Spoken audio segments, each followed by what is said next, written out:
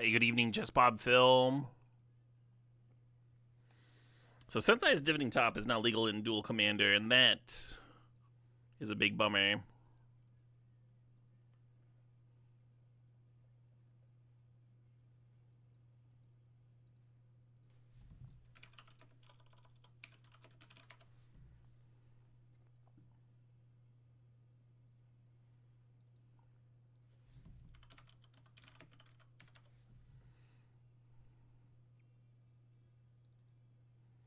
One Time, one Flooded Strand. Aesop gets dash. How's it going? How's your day going?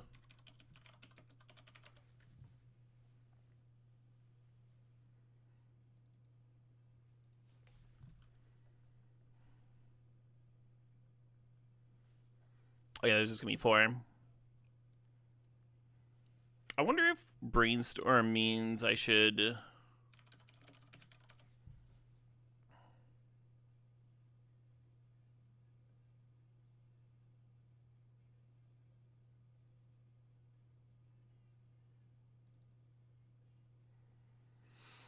get Vista in here too. I mean, I've got Scroll Rack. That's like reason enough for fetches. Yeah, Vista in. Fucking Lorien revealed, of course. Hey, John Paul. You're doing kind of shite. That fucking sucks. Hope stuff improves.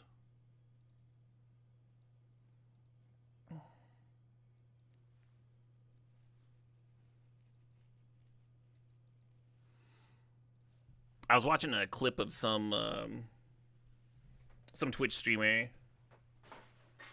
the other day, and he was referring to Twitch streamers that like ask how their community is doing. He called that the girlfriend experience, which I thought was hilarious, but I don't know. I think it's kind of polite to. You're spending like a lot of times, even if it's like, you know, we've got this internet connection separation. I don't think it's like weird to care. People are doing well or not. It seems pretty normal.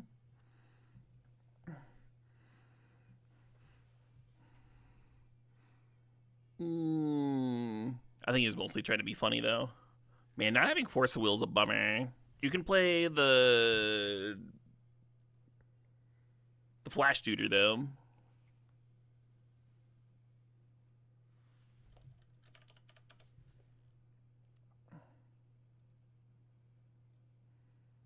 Yeah, subtle team. Am I saying we're dating now?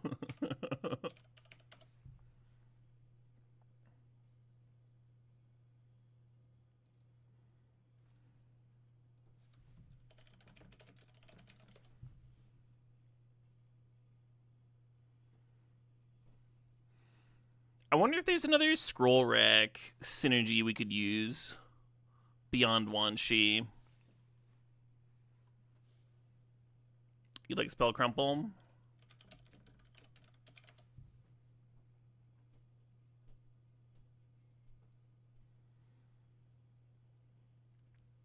Love it. I don't know. I don't know if I remember this card at all. You like Cryptic Command? Sure. Probably belongs.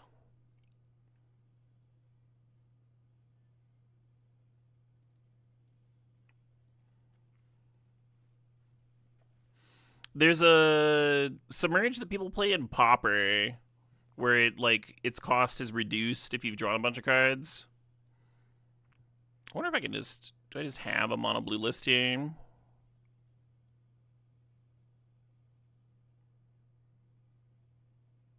Oh, this is a fucking boomer list. This is also a boomer list. God damn it. Neither of those are stock at all. Sensei's Top is not legal.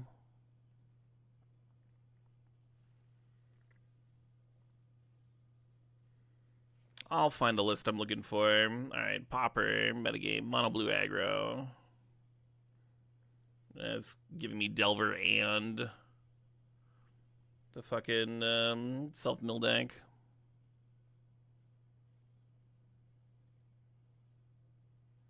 Oh, here we are. Oh, but it's running Boomerang. God damn it.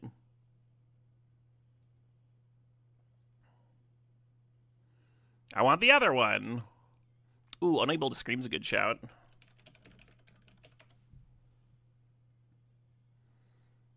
Does Mystic Sanctuary count for one Sheem?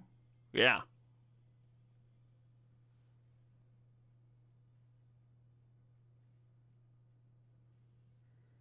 This list doesn't have it.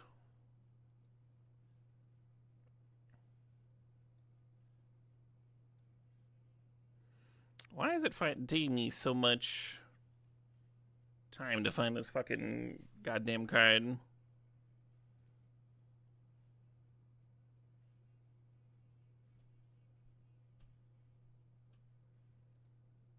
Demon Inferior.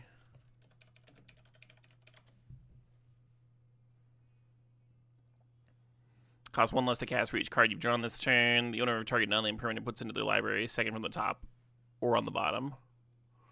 So if you play a Brainstorm, it's a 1 mana card. If you activate Scroll Rack, it's a 1 mana card.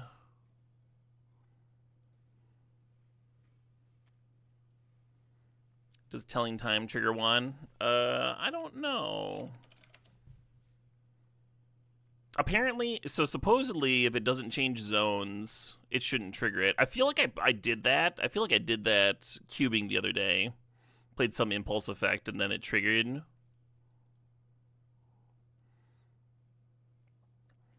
Yeah, so Telling Time says look at, so it shouldn't, right? You're not changing the zones. It's just shifting around.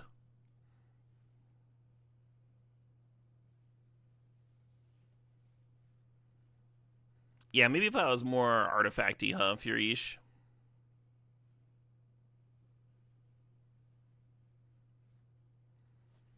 Sol Ring? You think Sol Ring's in Dual Commander? But yeah, Counterspell should be in.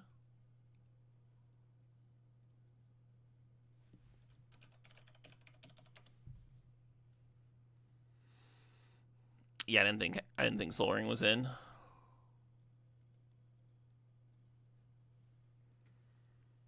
And then I wonder if we want like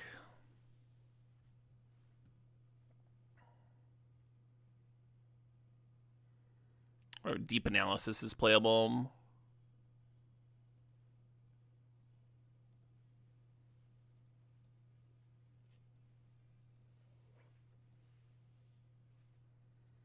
I wonder if Frantic Search is any good. Like Fact or Fiction. Do we want like actual card draw? Hinders another spell crumple. Is it? Not if I spell it like that. The Omen Dragons are probably good. Maybe.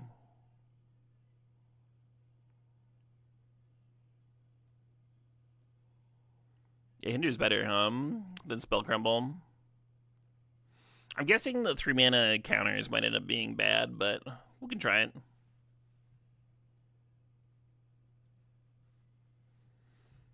Brain Surge.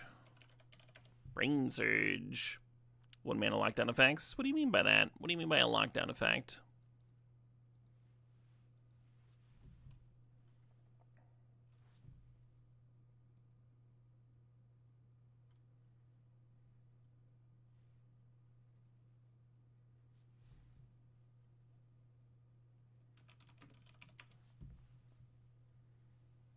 Keep something tapped. I mean, I've got an Unable to Scream here. It's a pretty good 1 mana removal spell.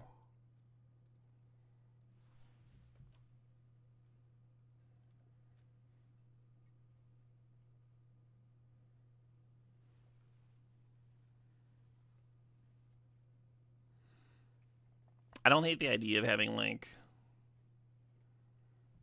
just some good early game blockers and such. I don't know if blue has any of those.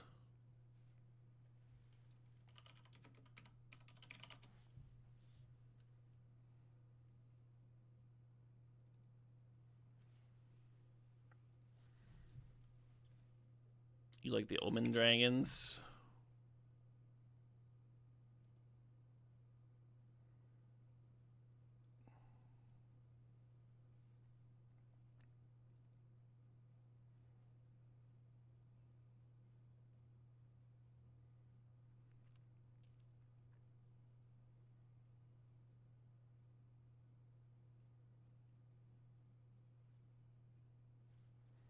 Heuristic Study is not much of a one-on-one card, I don't think. Holy shit, Michael Perlov. Throwing up 10 gifted subs. Congratulations to Steaks the Villain, Party RDGH, 80-ounce Arcade, Royal Platano, Kairati Pon, Appletoons 076, DD Wilder, Egan Mayer, Kate 2, and Marble Cake 1234. Hey, big cheers, Michael Perlov. Appreciate you. Happy fucking holidays.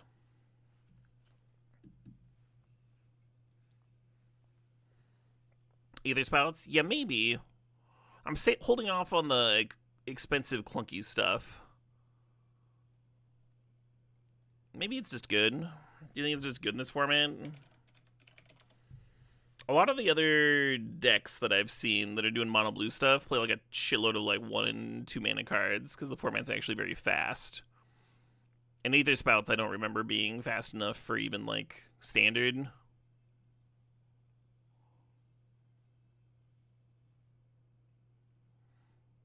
Is Vidalcan Shackles a thing? That's an interesting idea.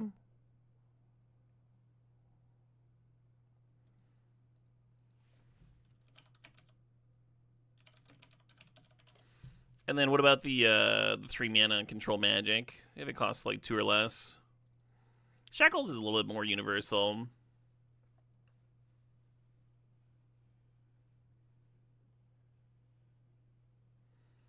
Threads. Yeah, I wonder if Threads would actually be good enough. I feel like it might not be.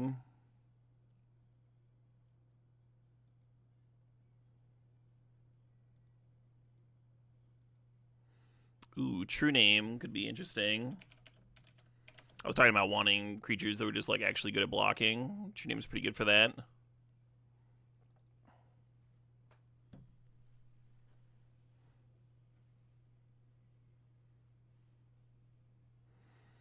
I wonder if Force Spike is where it's at. I'm looking over random lists and I'm seeing cards like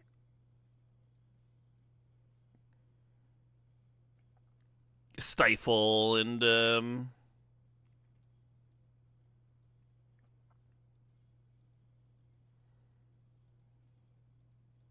Tail's End. Feels odd to me.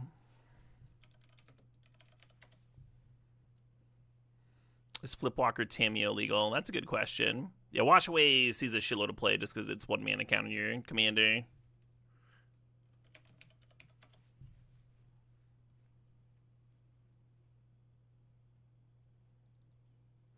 It looks like Tamiyo is not legal.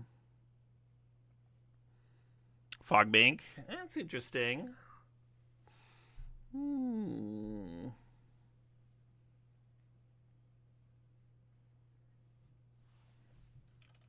Oh, Days makes sense.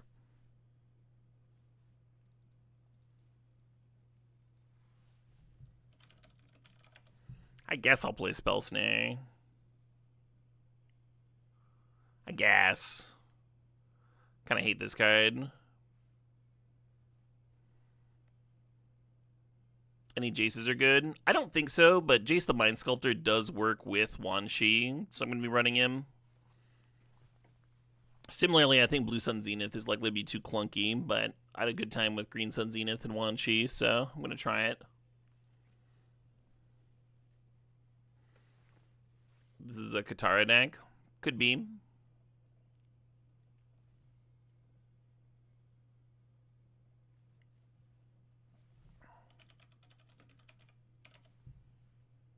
Hey, Old Man Kinzer, thanks for the sob, thanks for 71 months. Get Probe in there.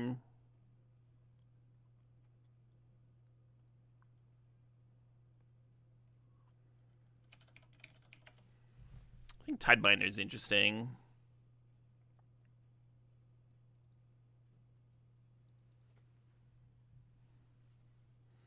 Force Negation is in.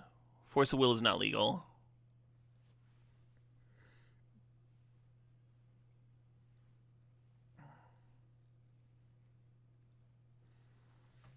Wish I could play like Dismember and stuff. Like cards that you could play in a mono blue deck normally. Right now, the best thing I have is Unable to Scream. Is Mental Misstep banned? It is not. I don't know if it's any good, but it's not banned.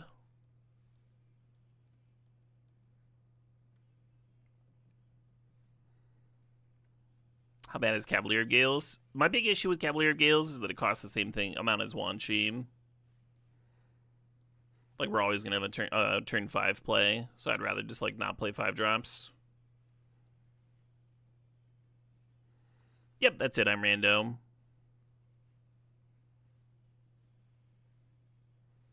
Latnam's Legacy.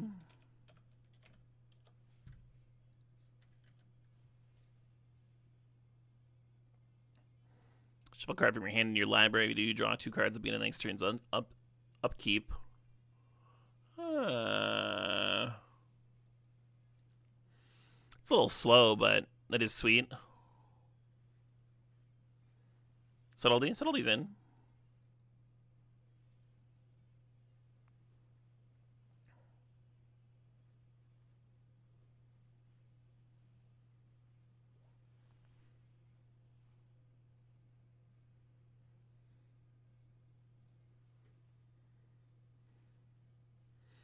Are there any artifacts that just, like, repeatedly submerge? Or creatures that when they come into play, they submerge instead of mana warring? Tombwalker.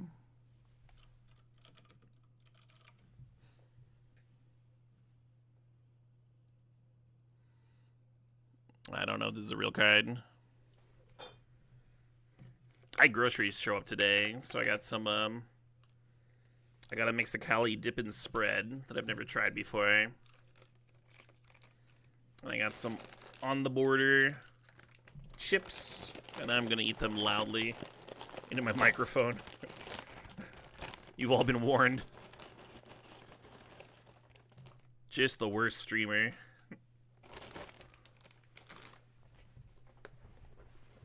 Looks fun so far. Yeah, we were playing this card.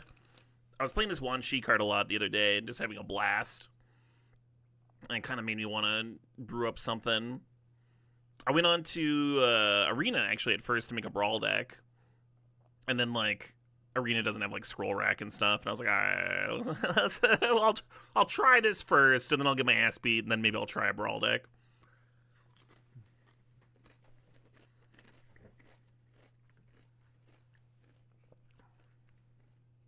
Hey, that's pretty fucking good. I kind of want to dump some salsa on top of it.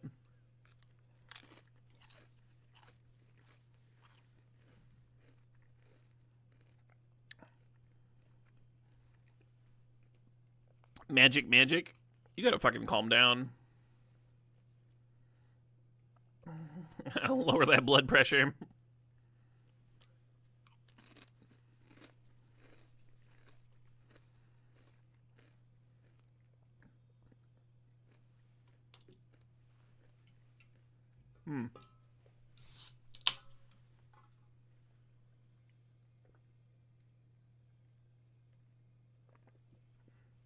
Whew.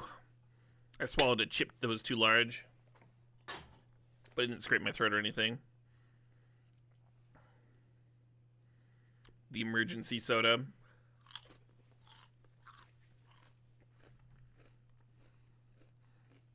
So we're kind of building around Wan Chi.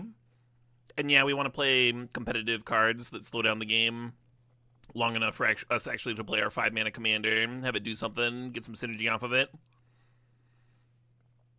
Which means that we're playing a clunky draw spell. We want it to have synergy with the Wan Chi, right?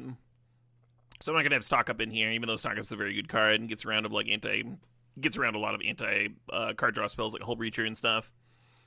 It's certainly a better card than Brain Surge.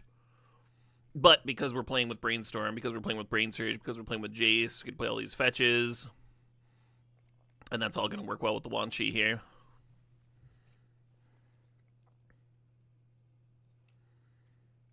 Whereas Stock Up does not. Anyway. Just too much competition.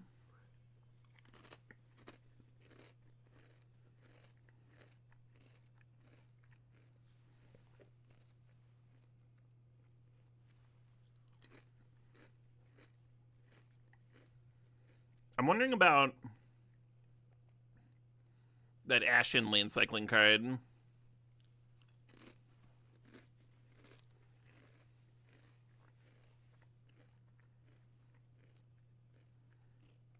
Chrome Companion, the 2-mana 2/1. That's a cute idea, but, well, I mean, an adorable idea. But a little underpowered, right? Snapcaster. Yeah, Snapcaster probably belongs.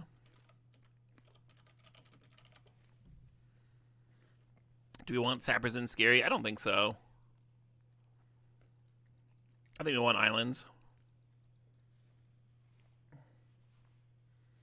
How many cards are these decks? 100 including the commander. Okay.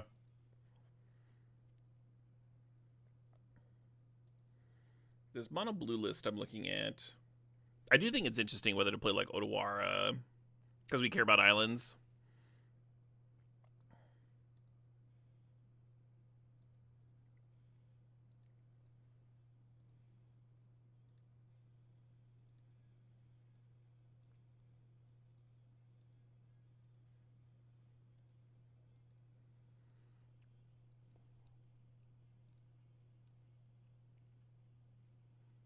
Site's moving slowly. Well, it's plugging along. I find it useful to look at like other decks that are already like placing within a format. Get an idea of like what looks competitive, what you have to beat, that sort of thing.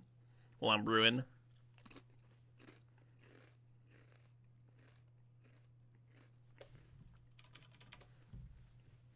Let's get the islands I like. While we're chilling for a sec. Set Adrift? That sounds like something I'm interested in. But give me a sec here. Don't let me forget.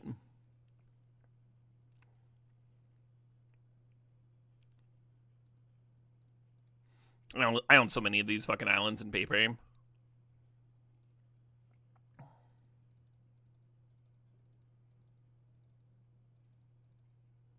I don't know how many lands I want. Ooh, 69.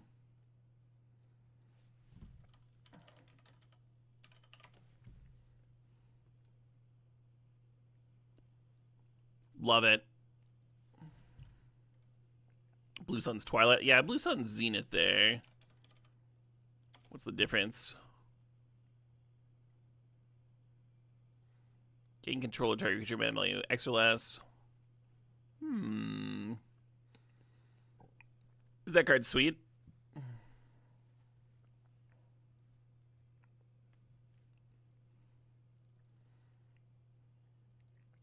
Click? Oh yeah, click triggers it, right? Because it brings a card from their hand to the bottom of the library.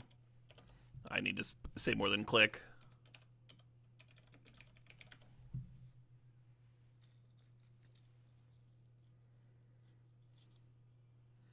That is some interesting art.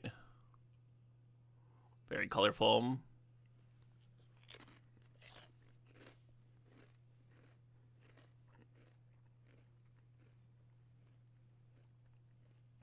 Do we want spirit payoffs? Oh, just just for the antheming. I mean, you could be mono blue spirits. I think that would look a lot different though.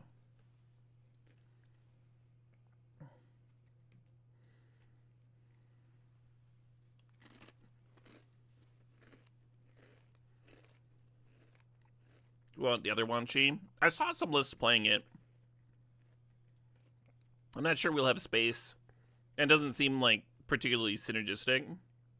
It looks like people have played it like as a commander.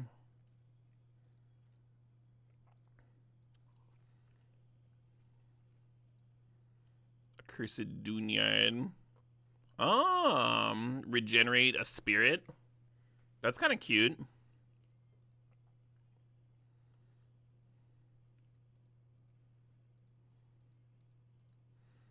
I kind of like Gemstone Caverns, even though I'm doing this whole Pile of Islands thing. Yeah, they're still playing Mystic Sanctuary and them Hall of Storm Giants in here. Temple of the False God seems kind of sick. Urza's Saga is really interesting. Okay, this list is a bit more... God, Spelljacker is such a fuck. I hate that card so much. Let's add it.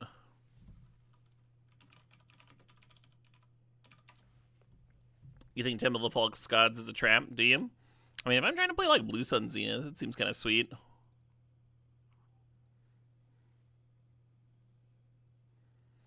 Into the Flood Maw makes sense.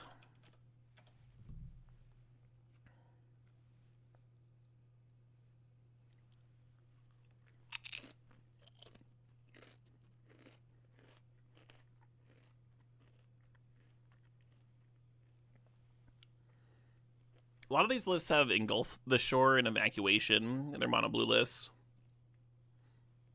Leadership Vacuum. The fuck is this? Returns each commander they control from the battlefield to the command zone. Draw a card.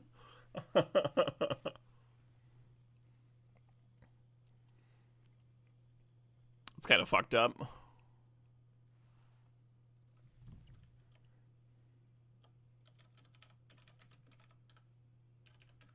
You like back to basics? That's a fucking idea. Let's take a look at the format real quick. Looks like Spider-Man is the most played deck. Seems like there's 11 basics out of 36. And then fetches. Looks like Cloud Mono White is one of the top decks. They played 29 planes. Ooh, City of Traders. I think I'm into City of Traders.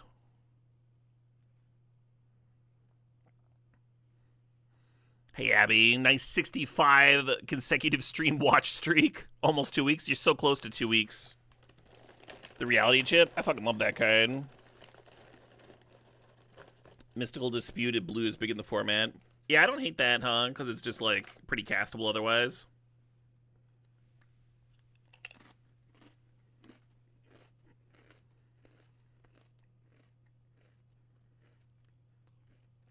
Yeah, I don't think Back to Basics makes much sense.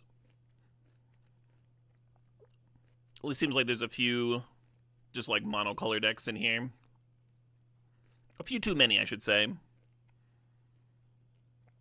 Yeah, I don't know if Leadership Vacuum's any good. We can try it. Copter. I don't know if we'll have the creatures for Copter. I'm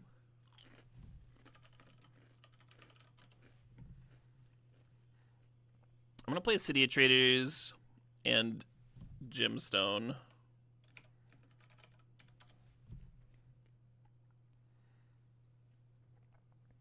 Skull Clamp for the idiots he pops out. You could. The thing is, like, your Clamp isn't doing anything until you've resolved Wan Chi and then untapped with him. So it's like a draw engine that doesn't do anything until like turn 6+. I'm mostly worried about like not dying, right? We have this 5 mana commander. We need to not die and then resolve him. And then all of our cards that prevent us from dying will then synergize with him. And that should be like sweet. It should be good enough to win. Oh, I meant to look at how many lands these mono blue lists were playing. Swan Shiton. This one's playing like 38. That's kind of what I was guessing. Yeah, I wonder if Urza Saga is something that I should be jamming. What are they even searching for?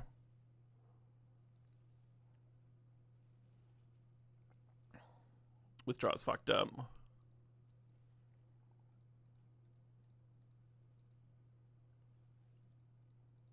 Ooh, Psionic Blast. Mystic Confluence.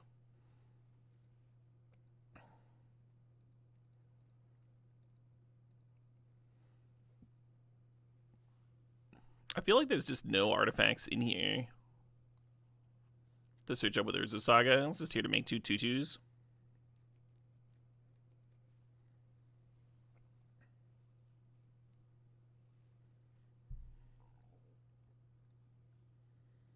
Hey, what about that 2-drop that taps for a blue mana on the opponent's turn?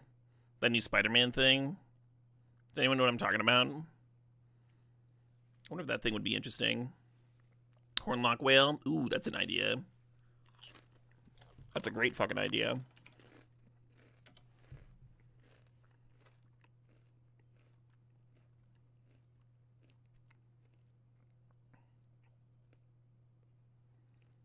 Yeah. That's a good ass submerge right there.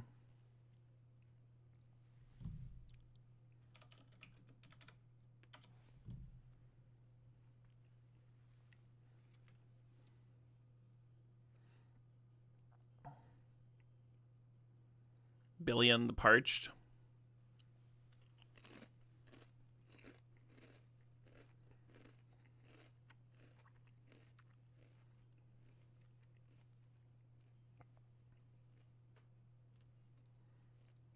What do we think about this guy?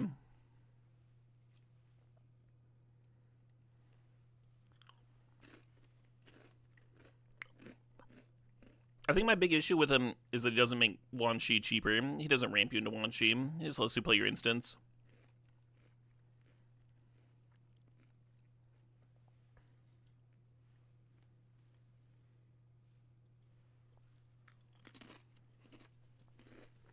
I have not won Batman.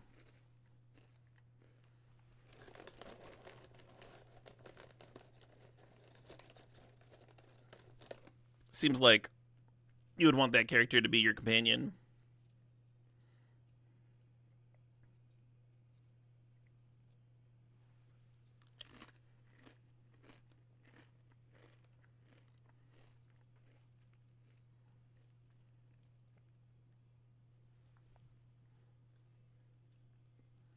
Engulf. Yeah, we were thinking about Engulf. And the 5-mana bounce all. My experience with those cards is that they tend to not be very good. But maybe it'd be okay to have, like, a answer to a pile of tokens.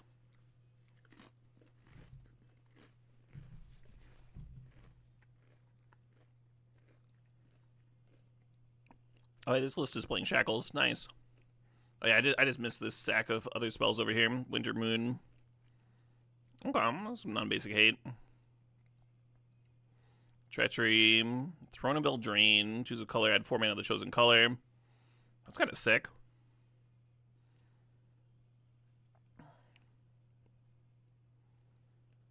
Oh, yeah, and there's Retrofitter in here. Fresh Start looks awesome. I'm unsure about the Urza Saga package, like whether I like it or not. Retrofitter's just like a pile of gas, though. Like, just having Urza Saga and Shadowspear and Retrofitter appeals to me a lot.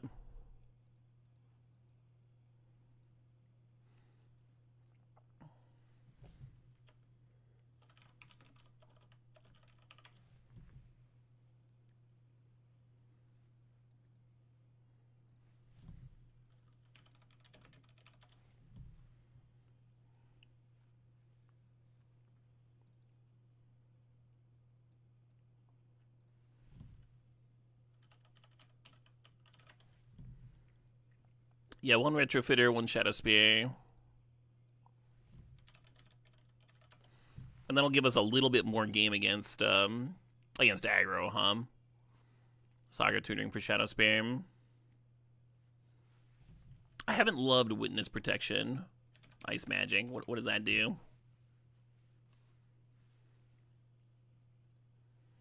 Bounces a thing. Could put it on the top or bottom of the library. Cool.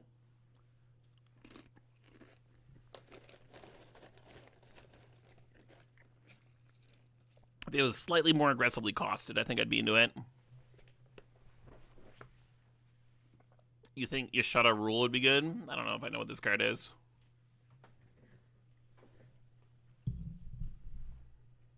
Six mana.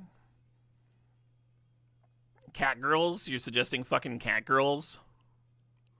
At the beginning of your end step, exile target creature you control, then return to the battlefield in its owner's control. As an additional end step. Why would you play this instead of just like the 5-mana artifact that just blinks at every turn?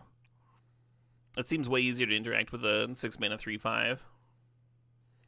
You're always suggesting fucking Cat Girls. Well, all right, phrasing.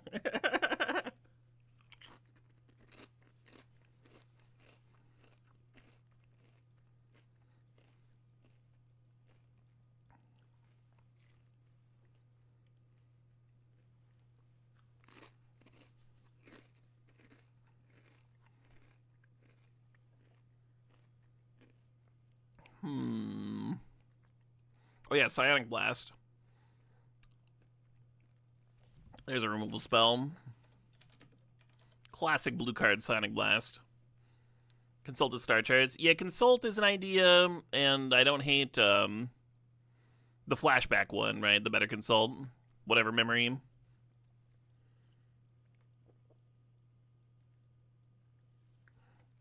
I said this earlier, but like those card draw spells are competing with Brain Surge and Jace, which are worse. Like they are just worse than those cards, but they have synergy with Lan Shi. Did they ban Rhystic Study? Well, this is dual commander, so in one-on-one, Rhystic Study's a lot worse, right?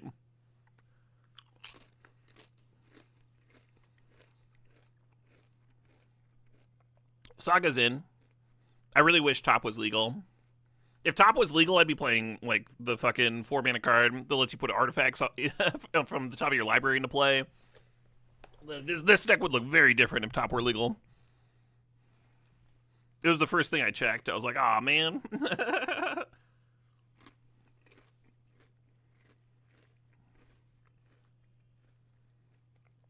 Midnight Clock. I almost like that.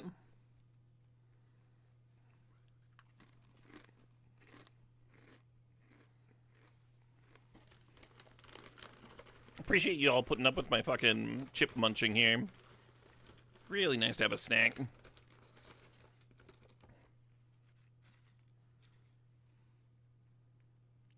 Also, this dip is fucking delicious.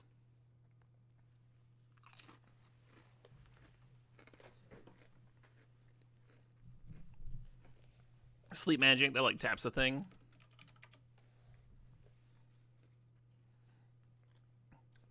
I recognize the name.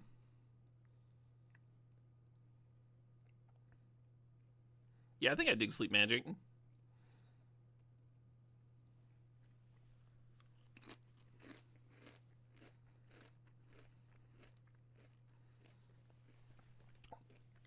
I like where your head's at with Thing in the Ice.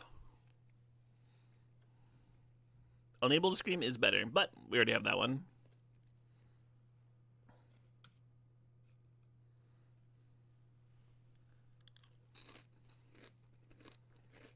Yeah, snaps in.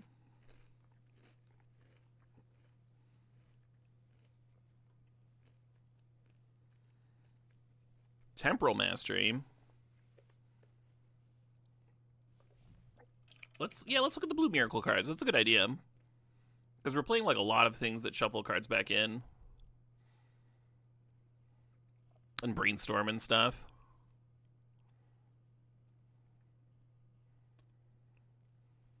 Temporal Mastery is a card that I got super fucking wrong when it was first printed.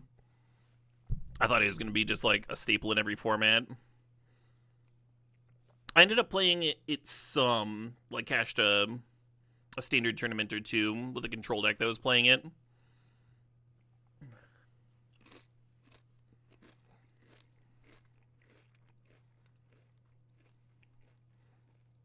But I thought I was going to see like a shitload of play in like Legacy and stuff. And then it turned out Terminus was the the good Miracle card.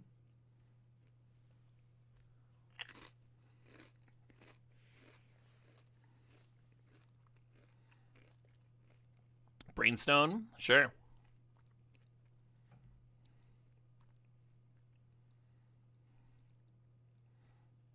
Was this shit just not legal? I'll try a different set. No, okay. Just a weird set. And Vanishment.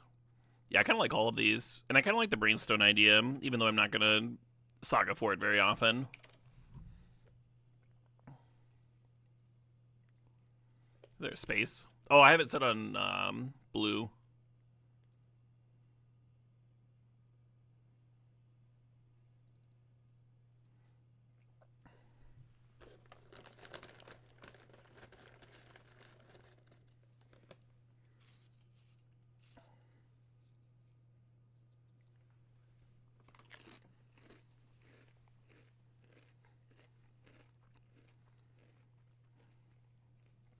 You just like Talrand for Flying Sky Pressure. Talrand's a good card. With Lan Shi as my commander, I'm not too worried about win cons. Like, I think the Birds just got it fucking covered. I almost want to play Cavern for him.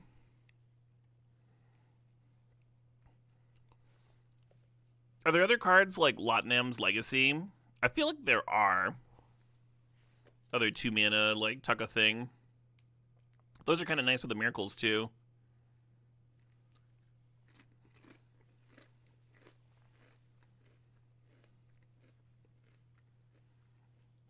I don't think we have enough artifacts for Moonsnare. I think CBion does that. Yeah, I think that's the card I was thinking of. Let's look at it real quick.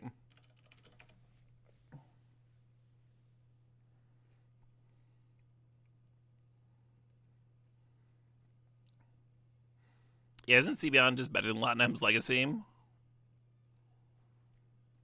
You draw the 2 cards, then shuffle a card in. Lotnam's Legacy, you shuffle a card and then draw 2.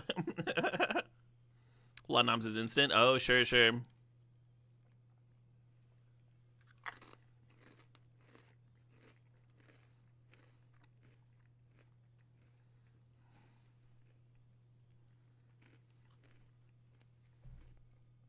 One thing about Watery Grasp that I kind of like is it lets the tokens from Wan Chi do something. They can all tap for them, the water payment.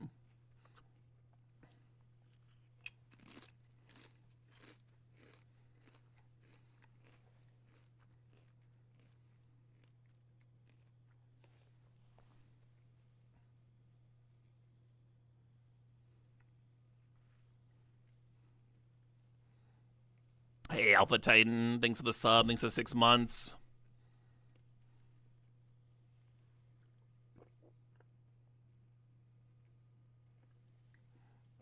Did I Navigator? I think if I was making a 4-person EDH deck with Wan Chi, Did I Navigator would be in there for sure. Do I have much discard? We're playing mono blue here.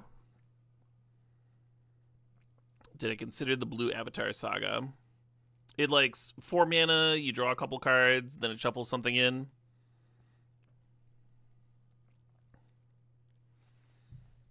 Legend of Kurik.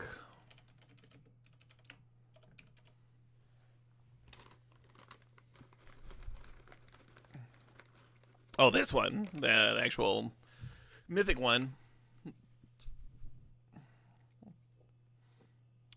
Maybe it's good. Could try it. It's probably just like too slow and clunky in a deck full of too slow and clunky spells.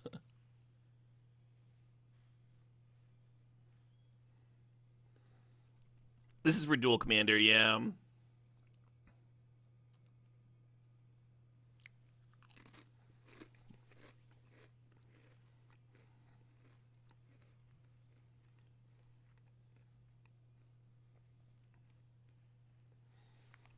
Washout. Like bounce a color.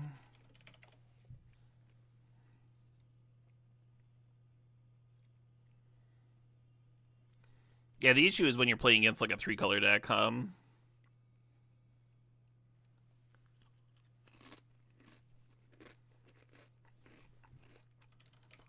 Ponder's another shuffle. I dig it.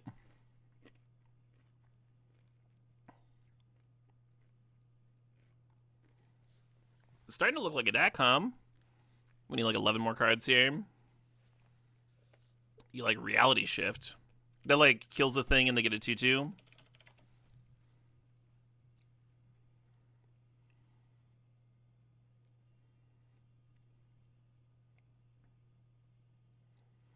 Okay.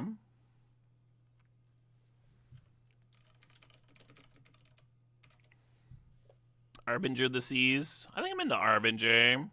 It's a little less. We were looking at other graveyard hate or other like non-basic land hate, and this one at least comes with a 2/2 body.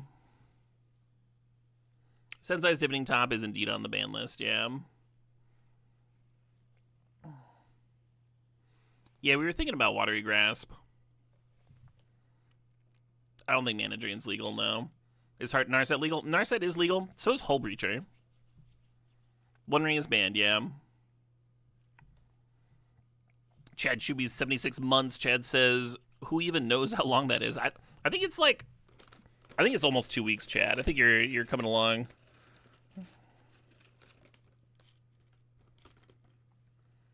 Bark Form Harvester. Doesn't sound good enough, but I'd like to know what it is.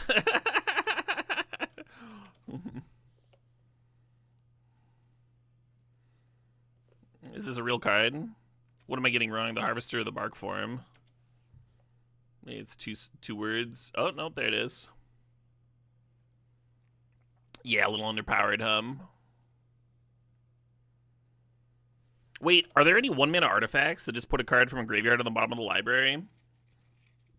I know there's a bunch that exile.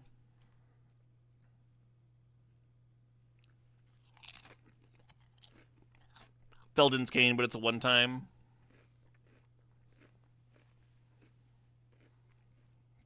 Am I competing in the Super Qualifier this weekend? What's the Super Qualifier? Is it a limited thing?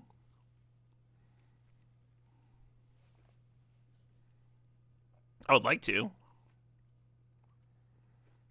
Tamiyo seems banned.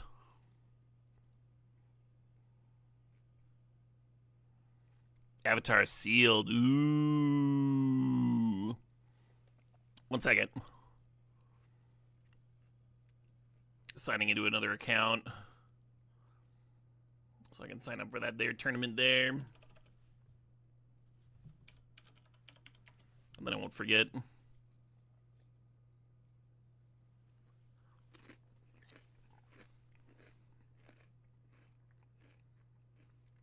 Tamiyo's not banned in the 99. I tried adding him several times. Maybe I got the wrong set or something. I can check in a sec. You're gonna steal my identity?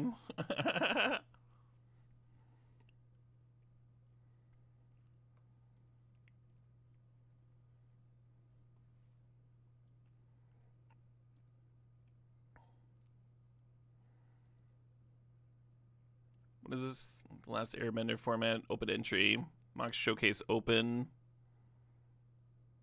3 days, 16 hours, and the super qualifier is 6 days. 12:30, 12:27.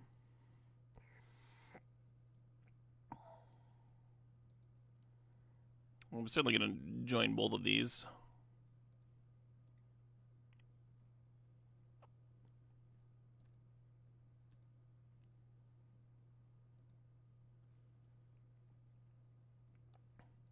Oh, Tamiyo's blue-green. That's why it's not letting me add it. Not because it's banned. Sure. I just assumed banned. Because I don't know the ban list that well. Chromox is banned, yeah. Tell Gillette Stylus is target permanent you own on the bottom of your library. That's close. If only it was very slightly better.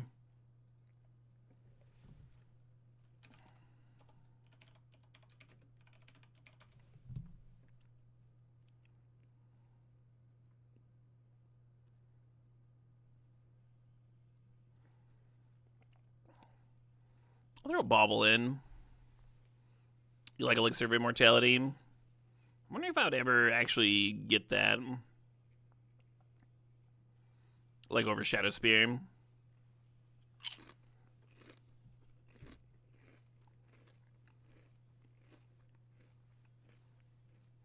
Yeah, I think I like Elixir over Feldon's Cane if I was going to run one of them. I don't think I want either of them.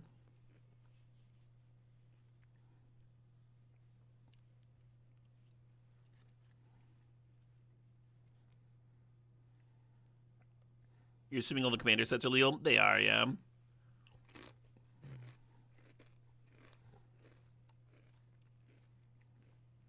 Someone else suggested an anthem for the spirit tokens, like the 2-mana Spirit Lord or something.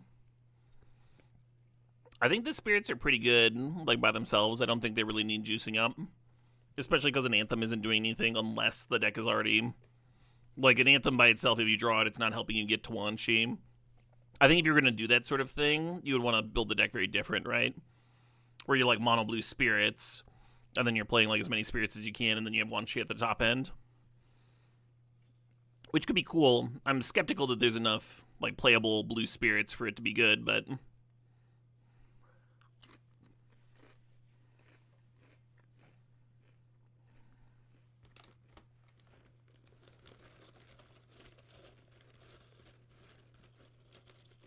monocolored 2-mana mana rocks. Like Mind Stone or something.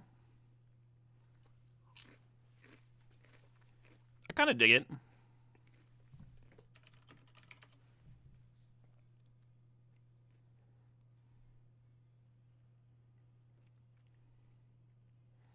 Oh, you want to turn the opponent's creature types into spirits so you can use them as chumpers? That's an idea. Or if you had like a Goblin Bombardment type card.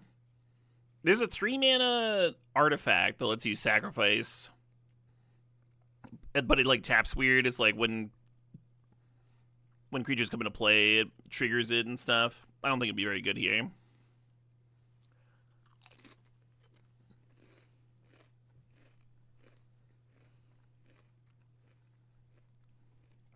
Cheap flicker effects to protect Wan Shi.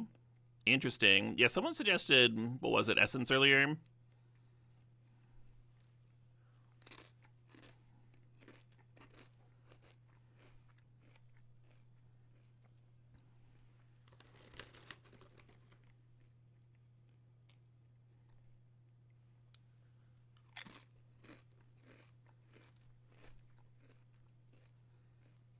Vehicles. Yeah, a lot of those cards that like make the spirits good are just kind of bad with the rest of the deck. All right, I should get away from these chips soon. This will be my last handful. God damn, that's good though. This is a good ass day. Learning a bunch of new cards.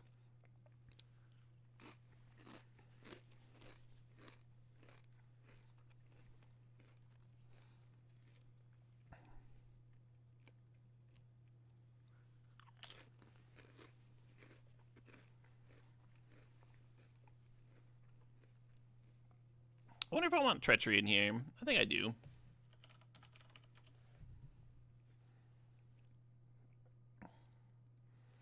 And then I'm just very unsure whether I want that single Cavern of Souls or not.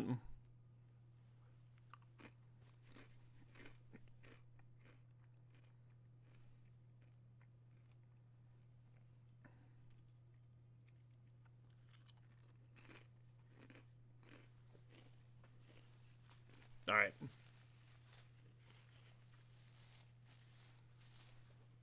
The only Spirit Tribe card you can think of is the Moz Wanderer. Yeah, there's a 2-mana Lord too. And then the 2-mana 2/1 that gives them all flash, and there's some. I just doubt that there'd be enough. Is why I'm not going deep on it. But we could maybe look at it later. All right, I'm gonna take a quick break here and go put this dip in the fridge and get these chips the fuck away from me so I don't eat the whole bag. I'll be back in a minute. Very close to firing up a deck, which is exciting. I think Puzzle Box is too cute. I don't know. You'd want to pair it with like Hull Breacher or something.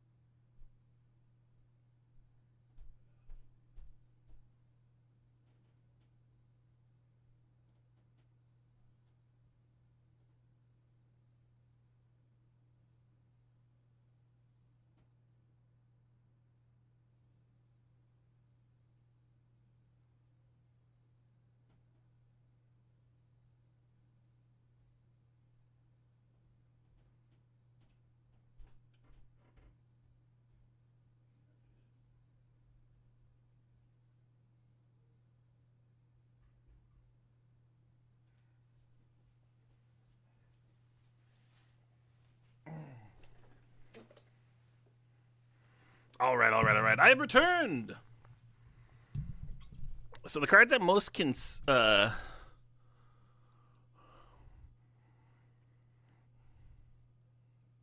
cards I'm most what's the word? Skeptical of are the expensive draw spells, like Blue Sun Zenith. Blue Sun's Twilight's not a draw spell, but it is expensive. All that top end clunk. I kind of wonder if I want more like 4 spike type shit just to just survive. Why no Force of Will? It's card disadvantage. We can't afford it.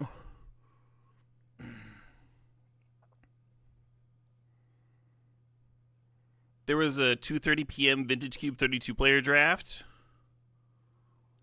32 player draft. Wait, what? I don't know if I knew those were happening. Why are they doing 32 player instead of 64?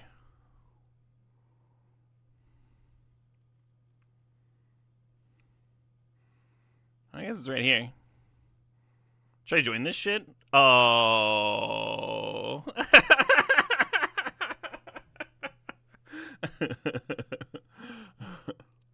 There was 4 openings. I was like, yeah, maybe. Like, I was just like hesitating.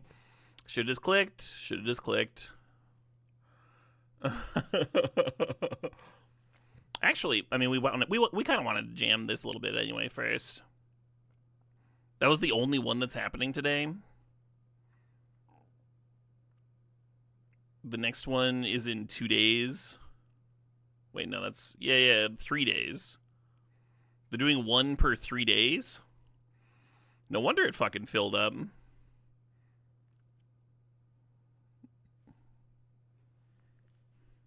Everyone else saw the message and was like, these are happening? Yeah, I mean, this one was probably full. They're, like, just doing them so rarely that they're probably just full anyway.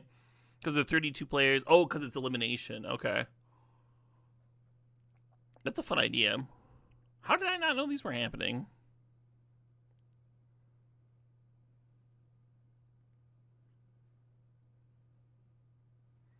Well, anyway. I should find another album to listen to. I kind of want to go from Elder to King Buffalo.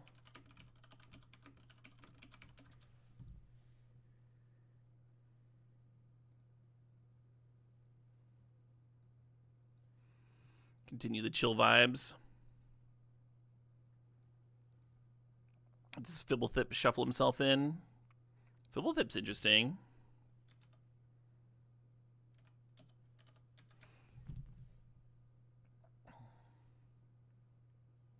I don't know how to spell Fibblethip.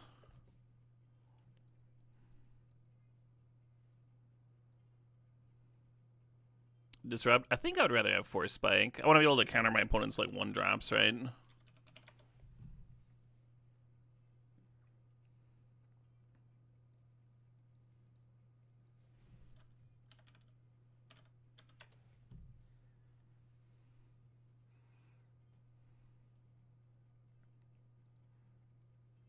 When he becomes the target of a spell. How often is that going to happen, huh?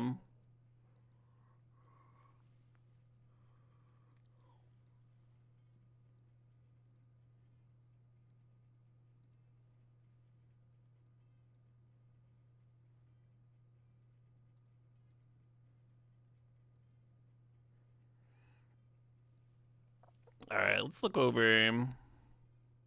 Make sure we're not missing anything obvious. Sinister Concierge. When it dies, when exile it, put 3 time counters on it. If you do, exile it to 1 target creature and put 3 time counters on it. They gain suspend. This is like kind of a sweet removal spell, huh?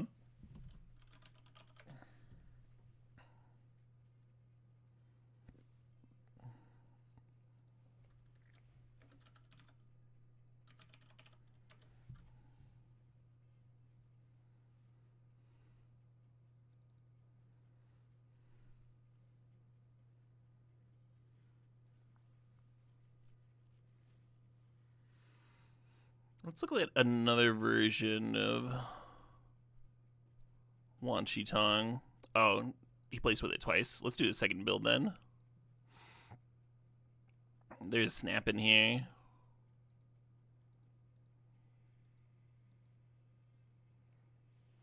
Amphibian downpour.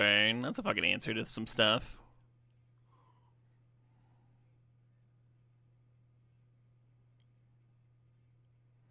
I've seen Extraplanar Lens in a couple lists. Kind of interesting. Frantic Search is in a few. Ooh, Hard Evidence. I like Hard Evidence. Just making sure you don't get rolled in the early game is Blue's like biggest concern, right? Exchange of words. What's that?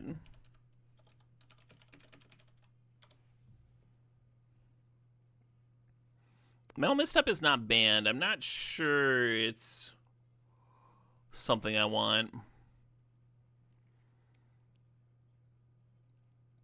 I guess I'll play it.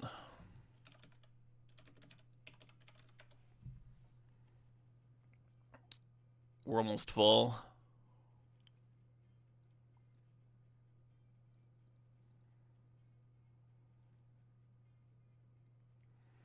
Pact of Negation is interesting. Yeah, everybody's playing Stifle and Tail's End. I kind of wonder... We got Emrakul the Promised End in here? Jesus.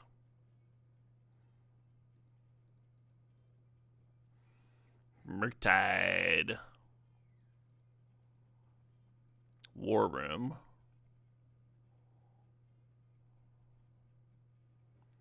Oh, is this 3 tap, pay a life, draw a card?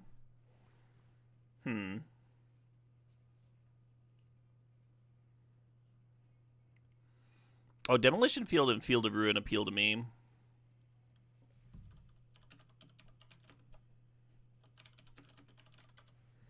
One more shuffle effect. Yeah, it is for shits and giggles. I was just having a lot of fun with Wan Shi yesterday.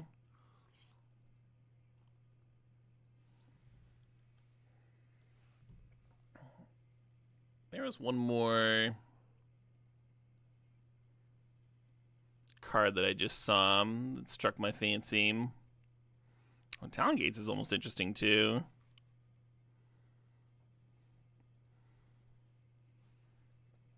Teferi's Puzzle Box. Yeah, Teferi's Puzzle Box works with stuff like Hull Breacher, right? There's a build there where you run it, and you run Hull Breacher and Narset, I think. If it works how I remember. Yeah, maybe I'll just throw the Stifles in.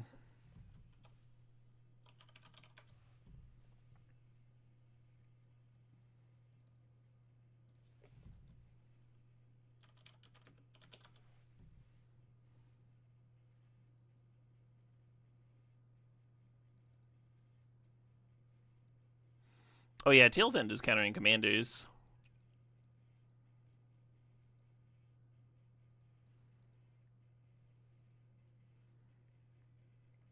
Tower of the Magistrate. That gives like pro colorless.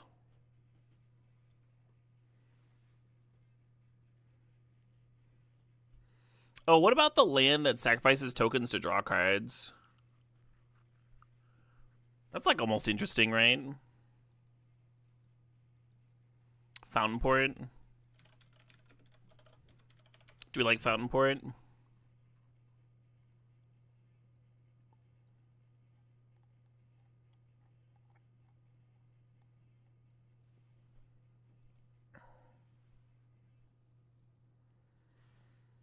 this person's just playing 40 lands straight up.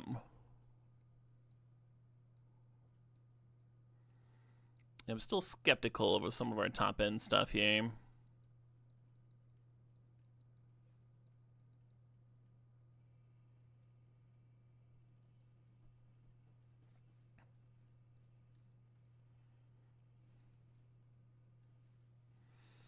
You like the Engulf the Shore of a Blue Sun's Twilight? My experience with those kind of like mass bounce spells is that they suck.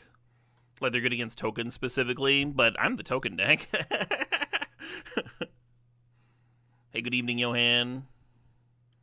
Is Vista worth it? Well, we're playing Brainstorm, fucking Jace. We're playing Scroll Rack. I think so, yeah.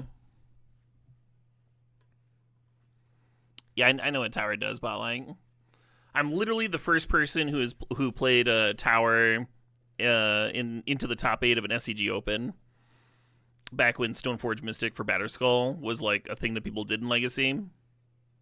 I was playing another Reliquary deck, and my buddy Mark's son was like, "Caleb, you gotta see this tech, Tower of the Magistrate for Batterskull," and I was like, "Hold on." Mark, I need to borrow that card. Won me a few games. One of them was against like actual mud, and I tutored for it up against my opponent. And they saw it, but they didn't like ask what it did or anything. And they're like, okay, yeah, some garbage land, and like served in with their creatures. And I blocked fucking the 6/6 worm with lifelink and death touch, and then gave my creature pro artifacts, pro colorless. And my opponent was just like, hold on. And then he read the land and he was like, I knew it did something weird. I didn't know it was that good against me specifically. I was like, yeah. I don't think I ever used it against a Batterskull, but I did use it to win combat versus Mishra's Factory against Blue-White later that same event. Cool little bit of technology.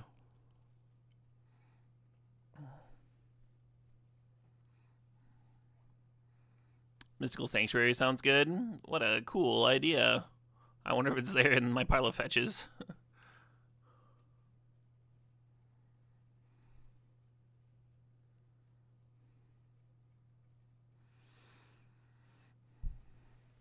Let's give this a spin. Let's see if we can dredge up a match. I should probably export it, huh? You want to play Dreadnought in here?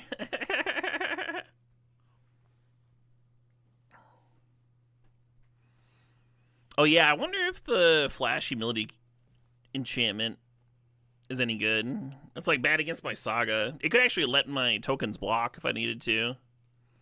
What's that card called again? I kind of want to make room for it.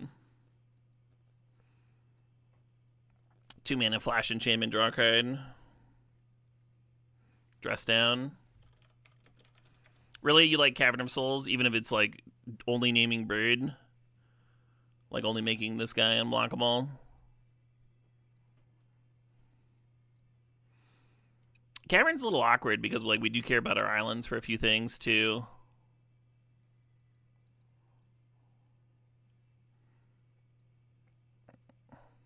Yeah, I'm gonna play Dress Down. I'm gonna cut something on the top end.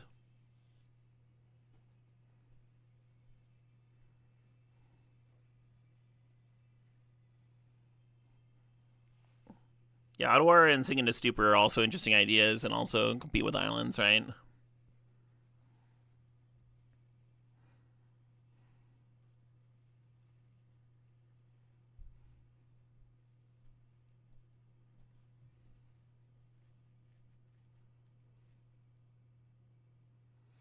think I'm gonna cut Twilight. Alright. I didn't want to tell Gillette Stylus. No. The issue with Tell Gillette Stylus is it doesn't really do anything until you've got Wan Shi in play, right?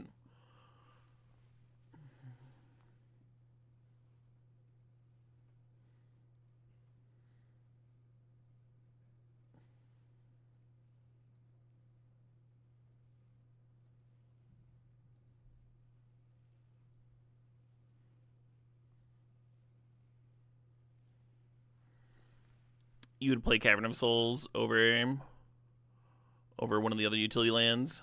Okay. Which one would you like it over? It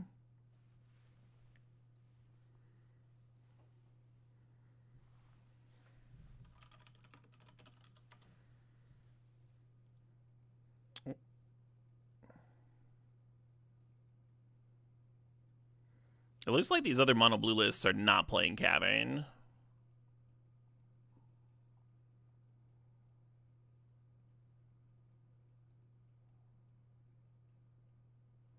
Yeah, also not.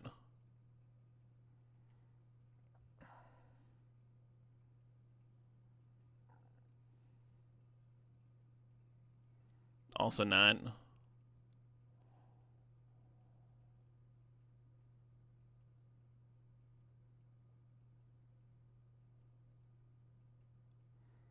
Which doesn't mean you can't play Cavern. I'm just like skeptical, right? Like literally nobody, including people that are playing other clunky, expensive ones.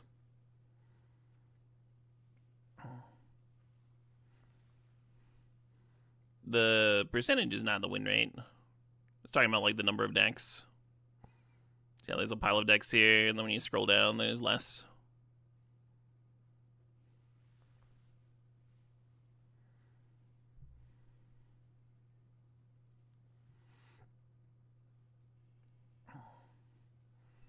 There are a lot of blue decks.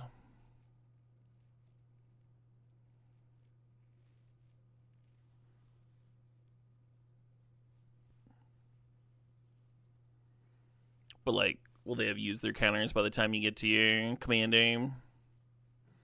If they counter it, like you can still play it again the other turn or whatever.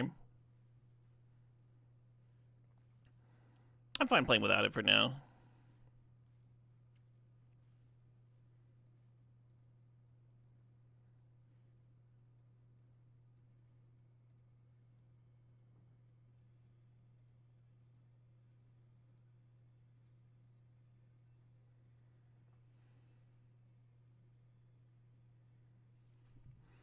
Okay. Got it in the overlay. Let's see if we can find a dual commander. Oh shit, they got pre-modern challenges up.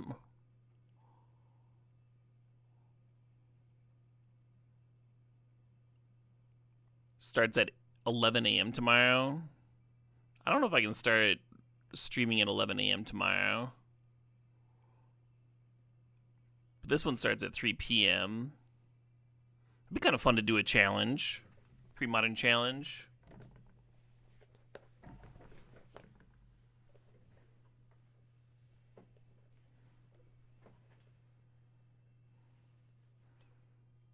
It is iced. What the? You just spend like an hour putting a bunch of like things that trigger it into the deck and tuning in stuff.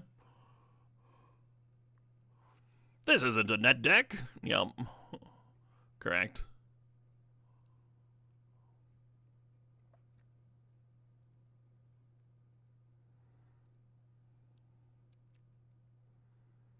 Dual Commander Trials.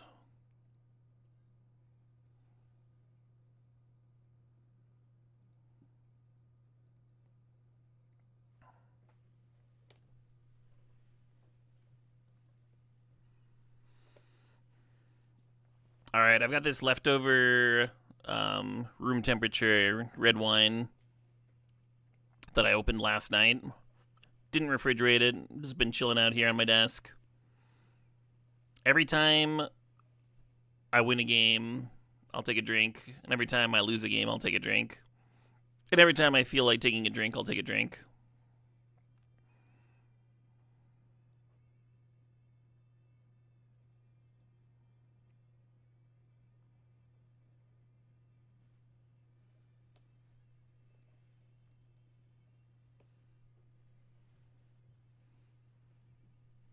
What if I draw? If I draw a game? If I draw a game, then I think I have to quit drinking, sell all my worldly possessions, move off into the woods.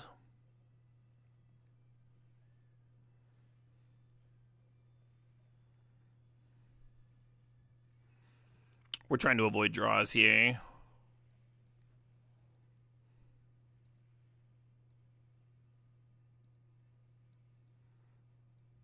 We had a big stupid bear spirit. Hey, we got a spirit mirror. When it enters, reveal cards on the top of your library to reveal a shrine card. You may put that card on the battlefield, then shuffle.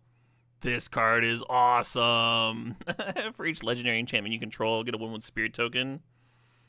We can actually block each other's spirit tokens. Both of our commanders make them. What were the odds, huh? What were the odds?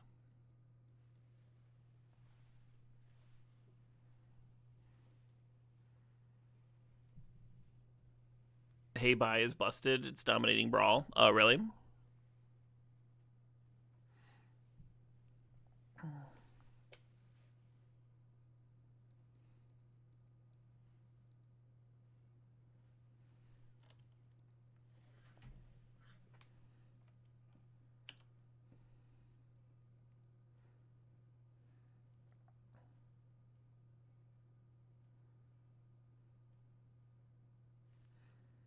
Oh, I just assumed that a lot of artifact acceleration was banned, like Mana Vault and stuff.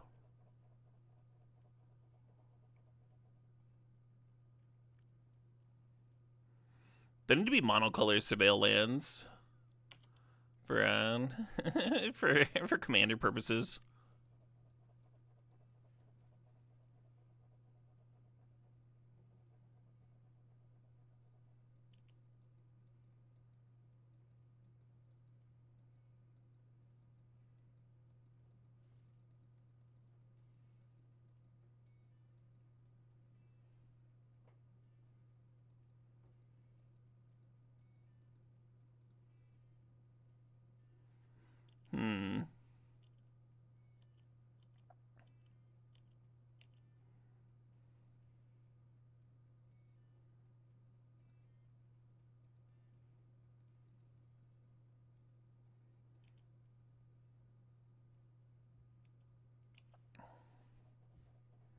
Ace up, baby boy.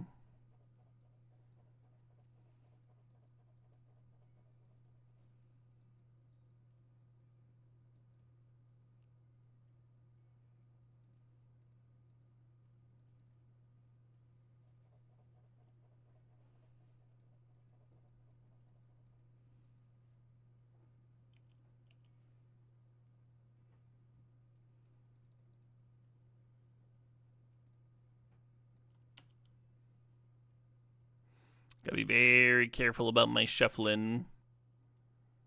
Ooh.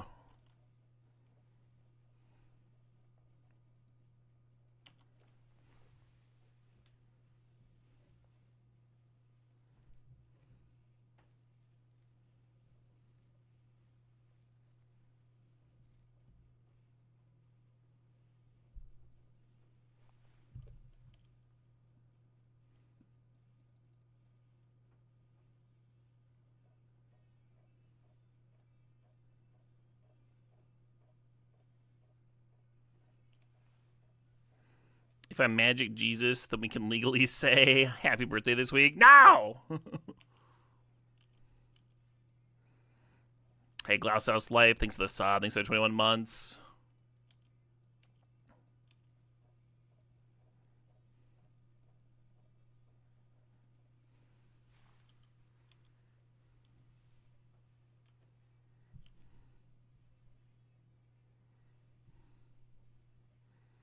Or matches in this best of 1 or best of 3?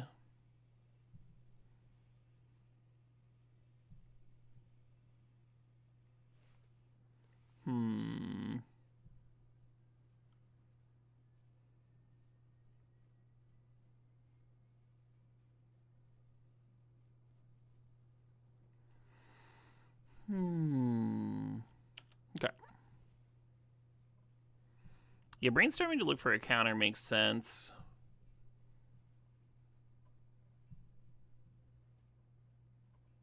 Oh, I don't like that at all.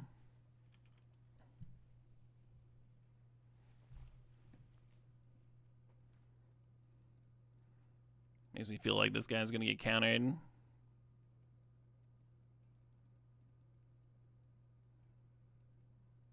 Yeah, damn.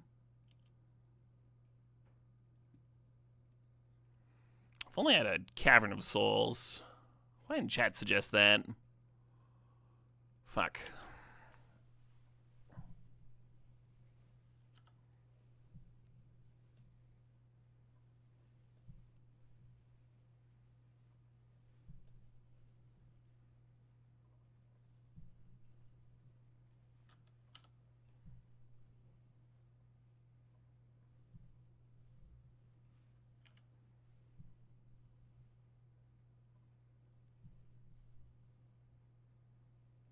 Makes sense to me.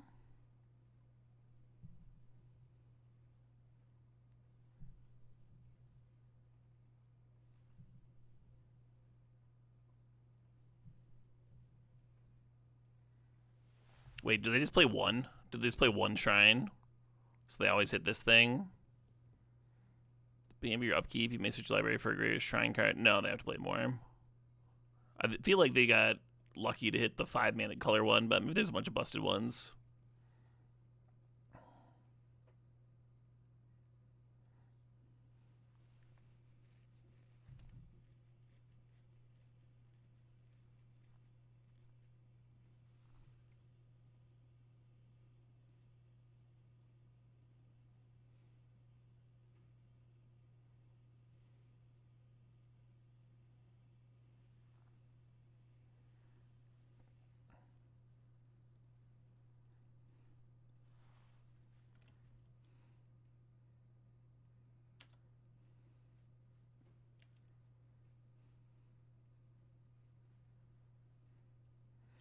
So the Wan Shi can shuffle it in, assuming we can resolve Wan Shi next turn. I wonder if I'm supposed to be firing off Vendilion Clique here to, like, see if the coast is clear.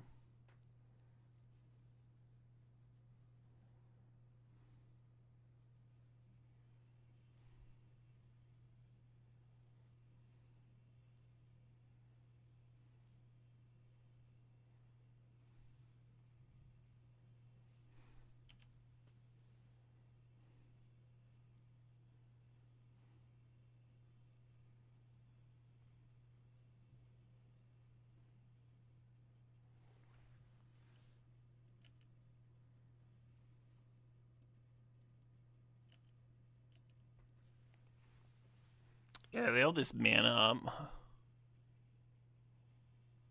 Sure.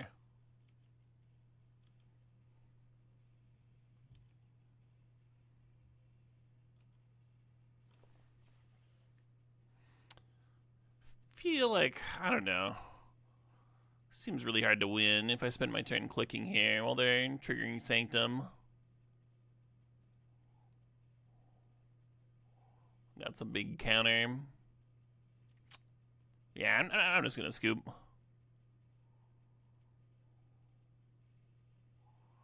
And then we have 3 minutes of sideboarding. Yeah, I don't know about that UI. I don't know about that UI. Someone decides to take a 3-minute break.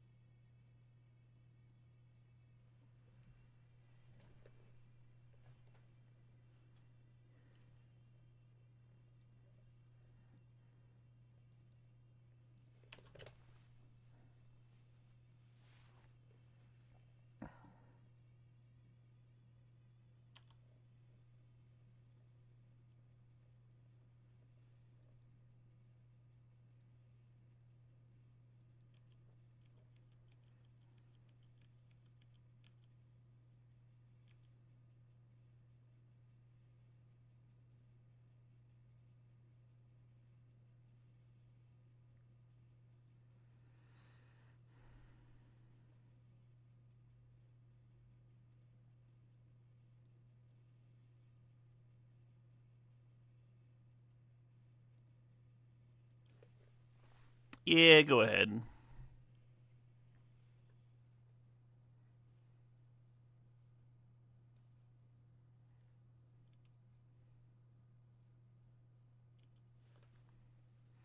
I was gonna do that brainstorm line on their upkeep.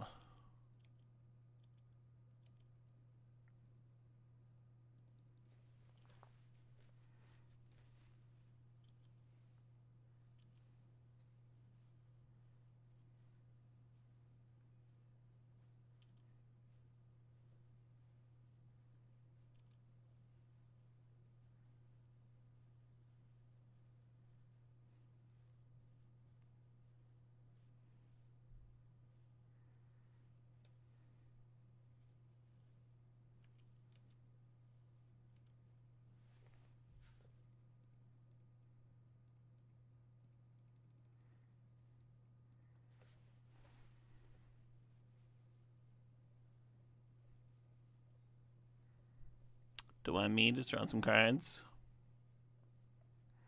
How many land did we end up with? Like 38.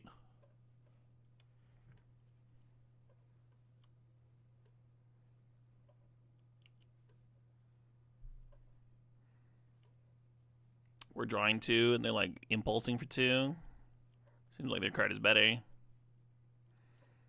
Fun change of pace. Glad you're enjoying it, Tyler Edders.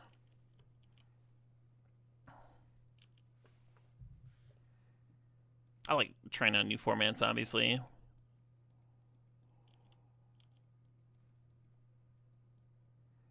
Sometimes it can be difficult to spend time, like, before stream building decks or brewing. I was excited to try out this Wan Shi game.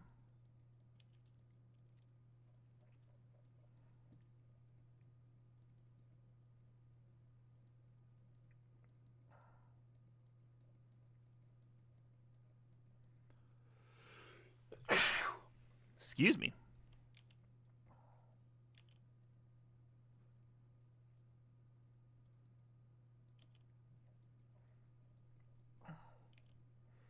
Good ass hand right there.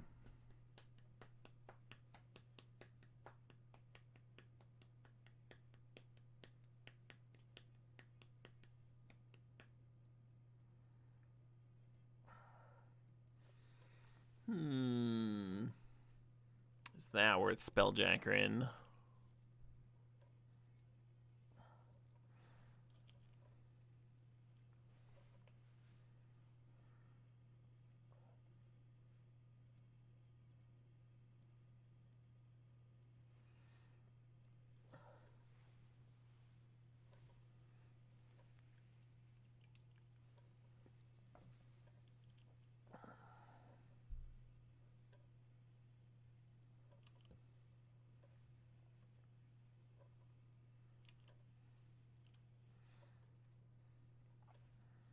Hullbreacher would have been really good.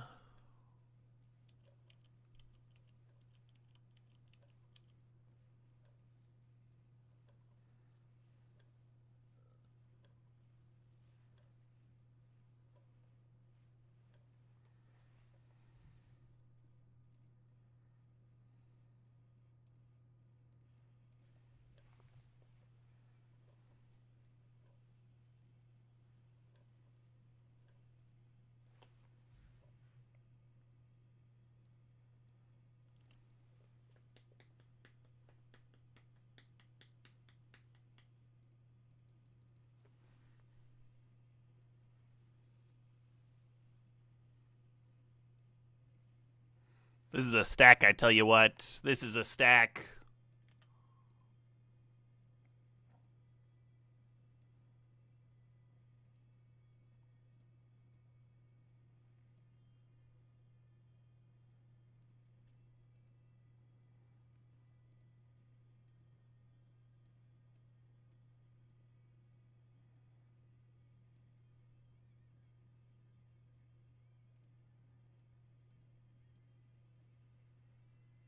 Quality stacks deserve screenshots. That's how I feel about it.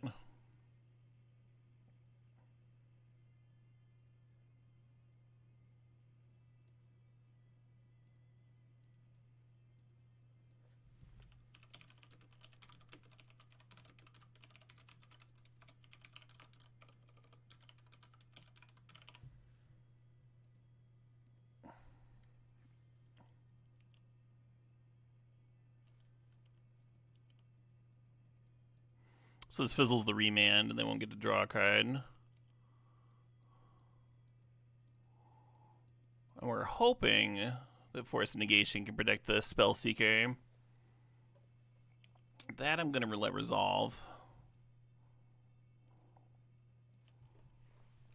Speaking of stacks, Forgetful Fish is super fun. Is that a board game?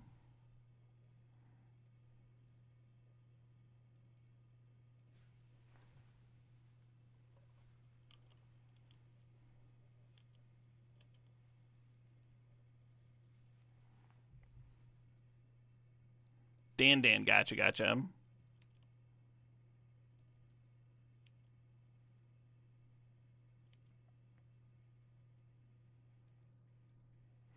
Now I get the Thoughtseize.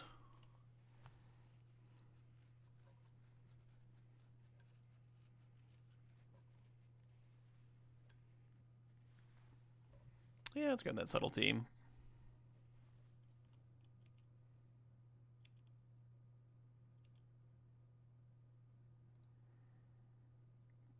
Target non-land permanent's owner.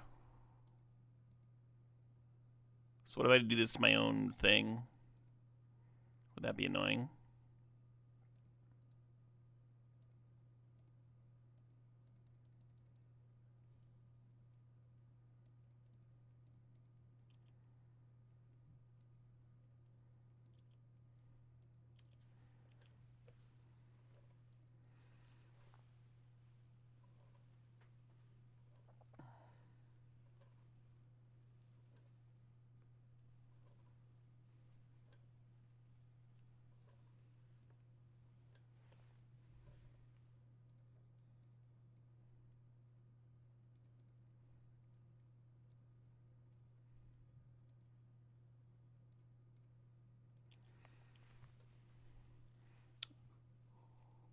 That's a bummer. The subtlety in the commander doesn't trigger Wan Shi. It doesn't like go to the library first or anything. Just go straight to the command zone.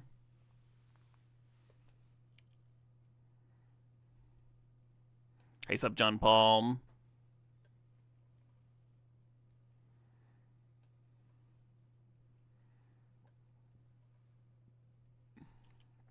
Are they going to exile a single spirit token? That's so good.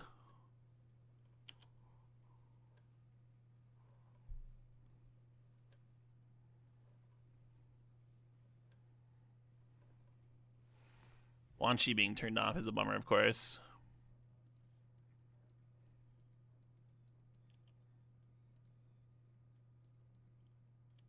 Man, yeah, if it hadn't become a 3-3 here, we were going to pop the fuck off, weren't we?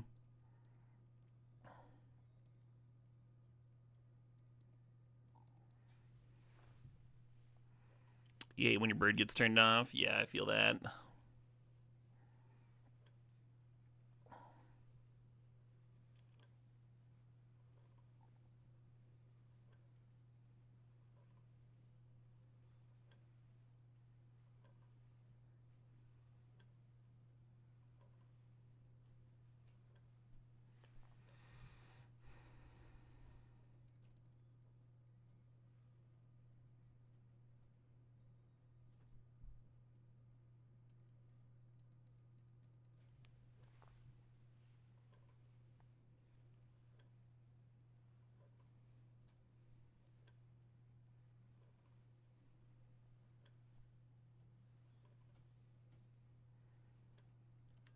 Combo you loves with Hinder and Spell Crumble was Tunnel Vision. I don't know if I know what that card does.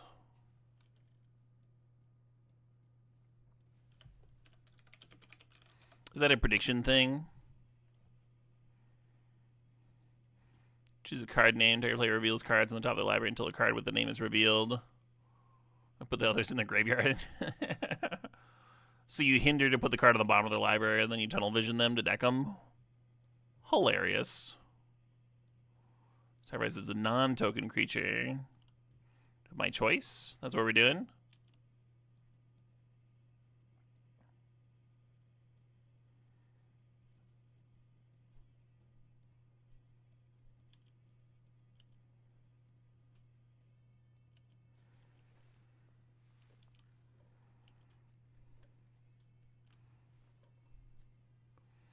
I mean, they know that I have Spelljacker in hand, so they might be trying to get me to tap down for the Wan Shi, and then they get to resolve their high buy, I guess. And we countered it twice, so now it's going to cost like 10 mana. 1, 2, 3, 4, 5, 6, 7, 8, 9. Yeah, they're going to have 10 mana.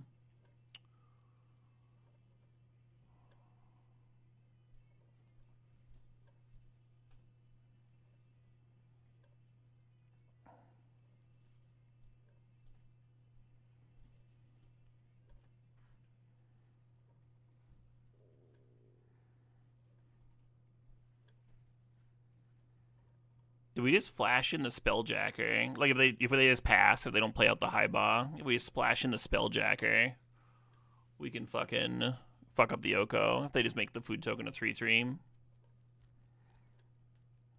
Should cost 8, right? 2 more each time. They've done it twice already.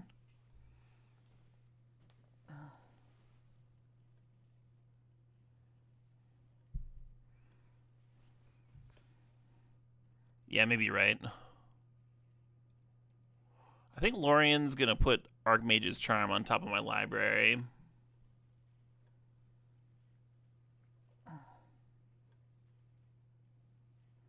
I mean, the Wan Shi can just shuffle the Oko in, but I wonder if the Haiba resolving is dangerous. Kind of wish I still had that removal spell.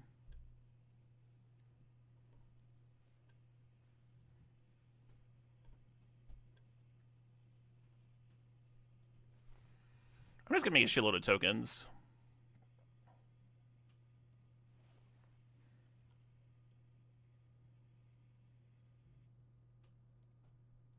Oh, wait, that doesn't work, because Wan Shi's going to cost fucking more than 5, right? Because he was in play already.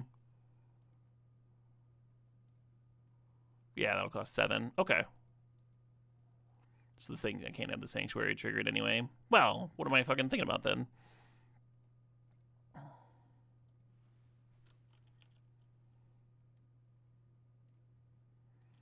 That seems good. Yeah, I'm sitting here tanking so long on whether I want to slam Wan Shi or hold up Spelljacker, and then I literally couldn't do one. This commander math is so new to me.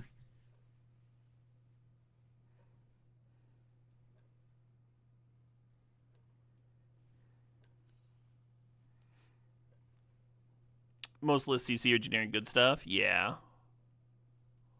Seems correct. One thing about this Wan Shi Tong that I'm running is that even if his ability doesn't like trigger a whole bunch of times, it's still useful, right? It's still a disruptive value thing. It's still like removal in mono blue.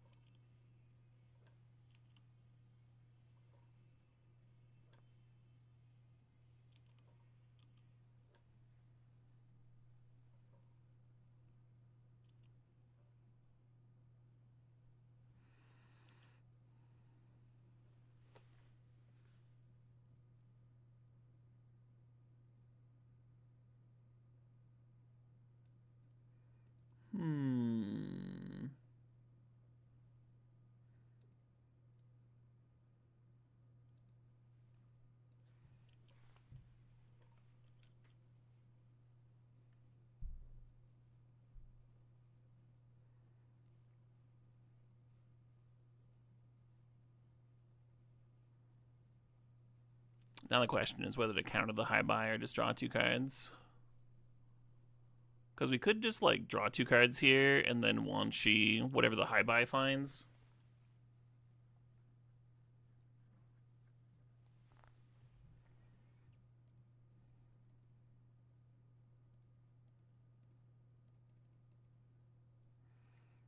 Maybe greedy on my part. Oh.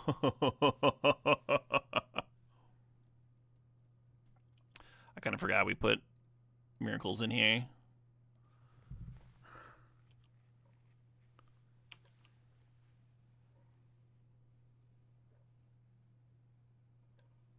Christmas Miracle Astra. It's a miracle!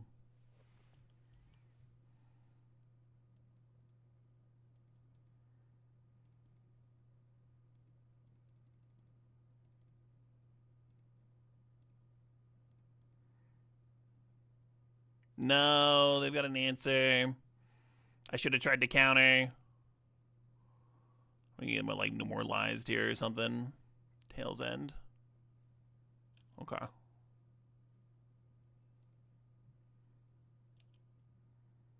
Yeah, Cavernous Souls would have been real good, huh?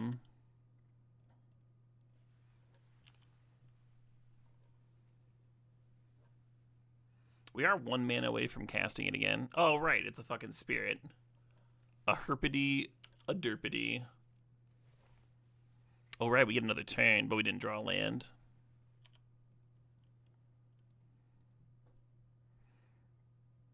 Obviously, I should have played this in Cranked and probably equipped my Shadows and thing, whatever. But for some reason, I was still F6'd. Fortunately, I had a creature, so I didn't time walk myself. Stone forgot about my extra turn there. Ooh, hello. This just like loots. Just doesn't matter at all. Yeah. Cool. Any events coming up in this format? No. I was just playing with Wan Shi Tong in the powered cube. Gonna give me some ideas for EDH type stuff. I was like, well, why not fucking brew it up?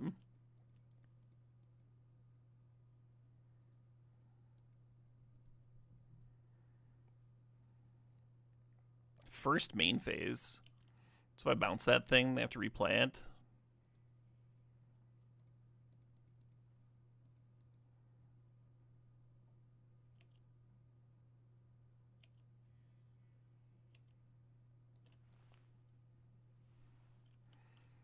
They're holding up mana instead of activating.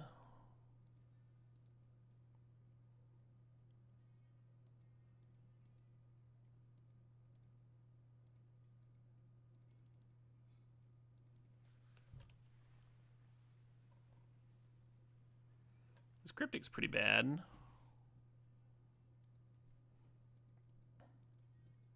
Because now I don't have a target for my Wan Chi. Well, even if I hit my land.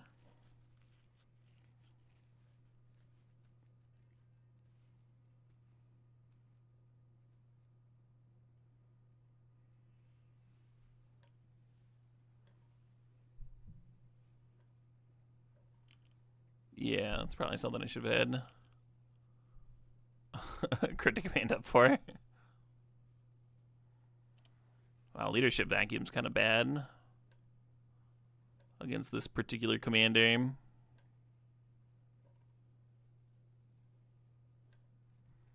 Do I play it anyway? Maybe on their end of turn.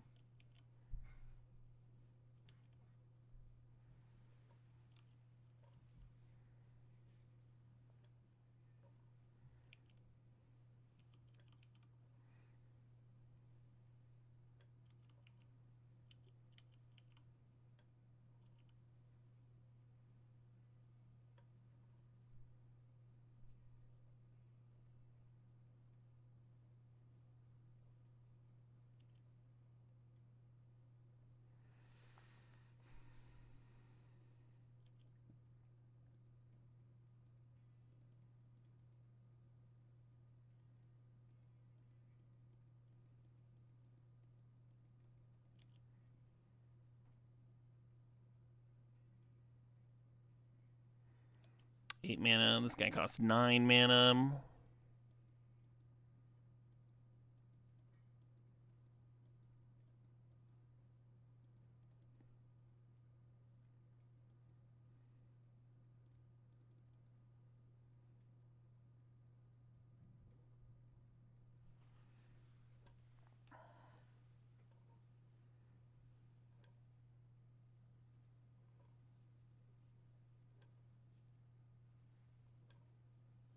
Hmm.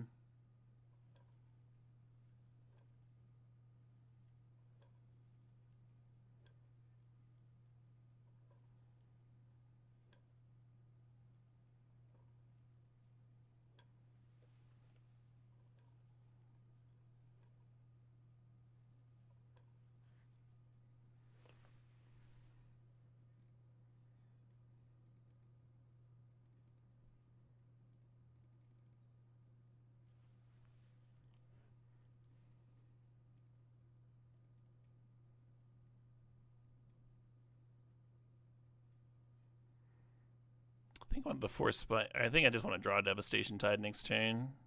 That appeals to me.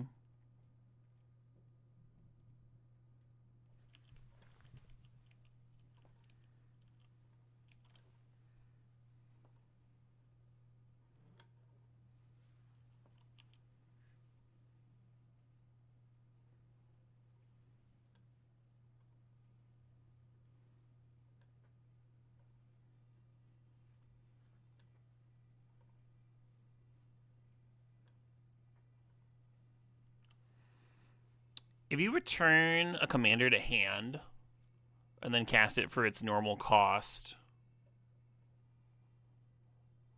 does that reset the commander tax? It doesn't, right?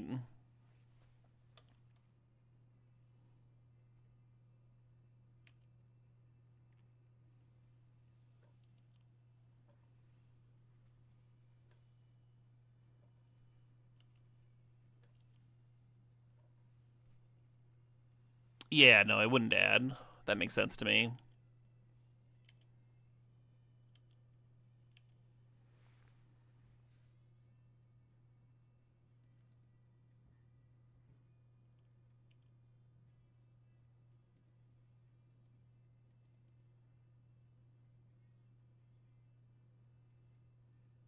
This might have been worse than just playing Wan Chi. I'm just like gifting them a bunch of.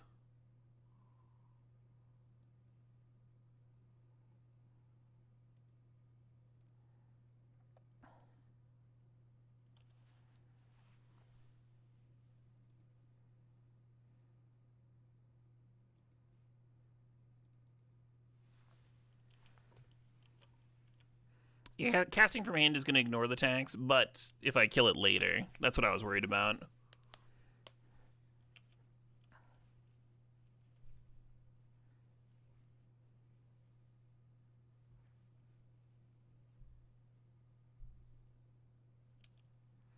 Rebind Demonic Tutor. Yes. Snare looking reasonable.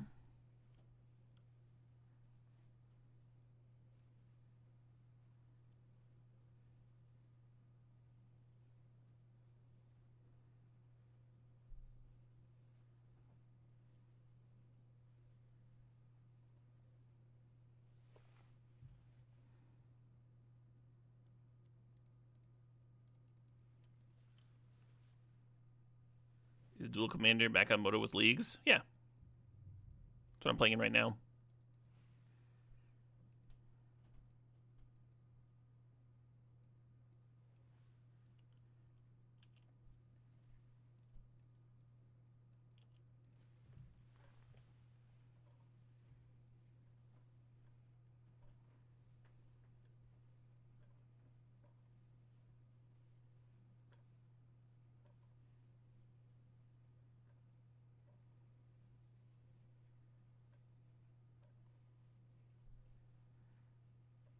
Almost like Force Spike in that. Oh, it just doesn't do anything. Yeah, we know what the last card is. This doesn't do anything for 2 mana, right? Yeah.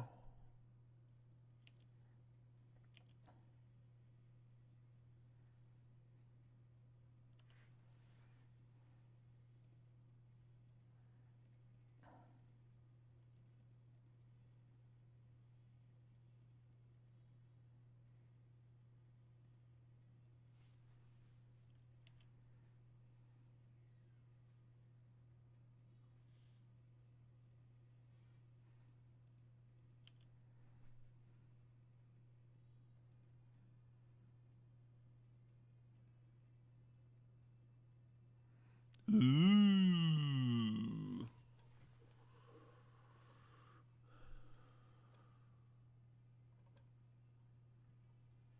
I guess I'm keeping Snap.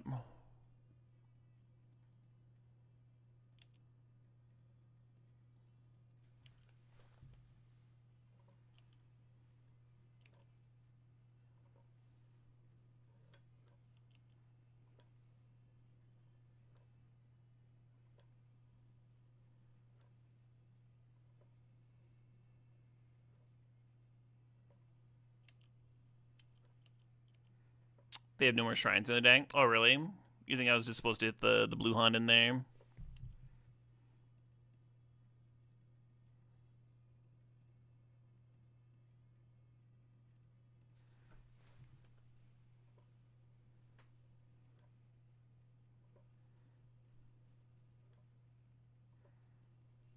Here I am, a mana short of my Snapple caster.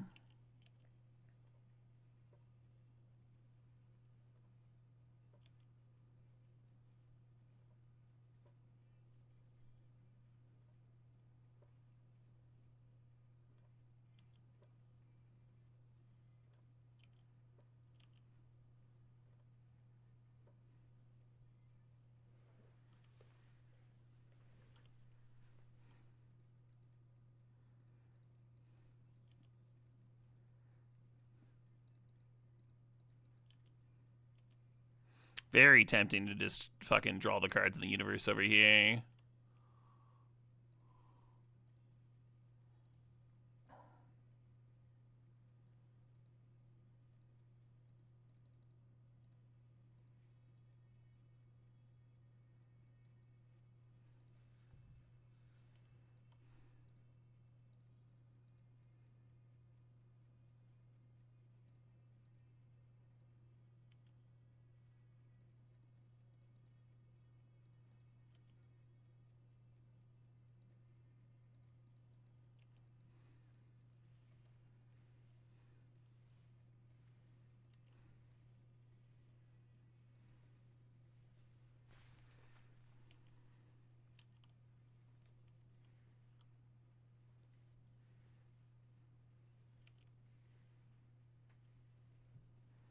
For sure, Web V.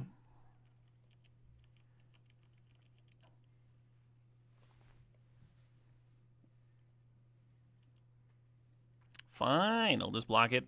Well, I'll do this again.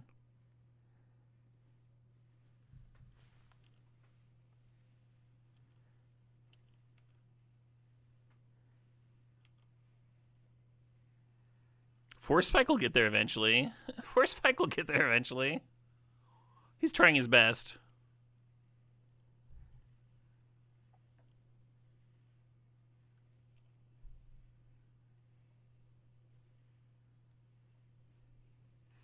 Yeah, killing the bear and letting them get another cast trigger is probably wrong.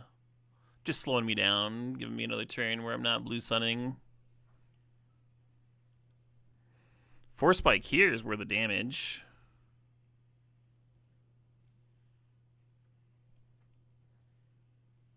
Oh, he's got a mana flooding. Well, they have a mana flooding.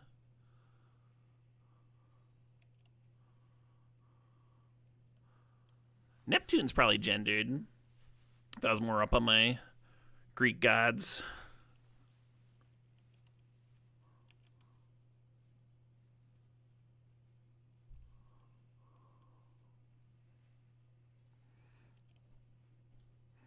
Could blue sun for one here.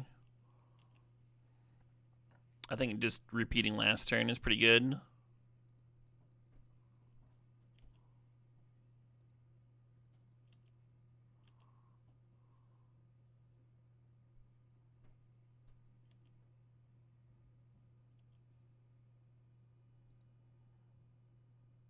Beginning of your upkeep. I'm just going to draw a bunch of cards.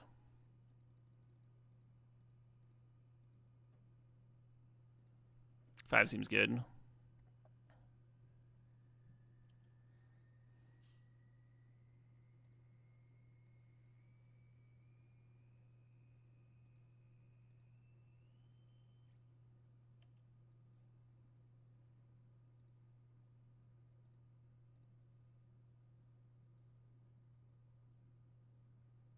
The region is cute.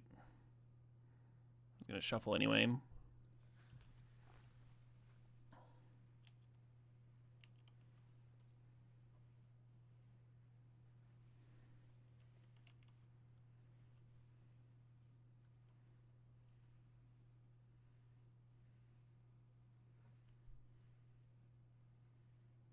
Still a game 3, yeah, if we win this. You're worried about my clock? I'll be alright.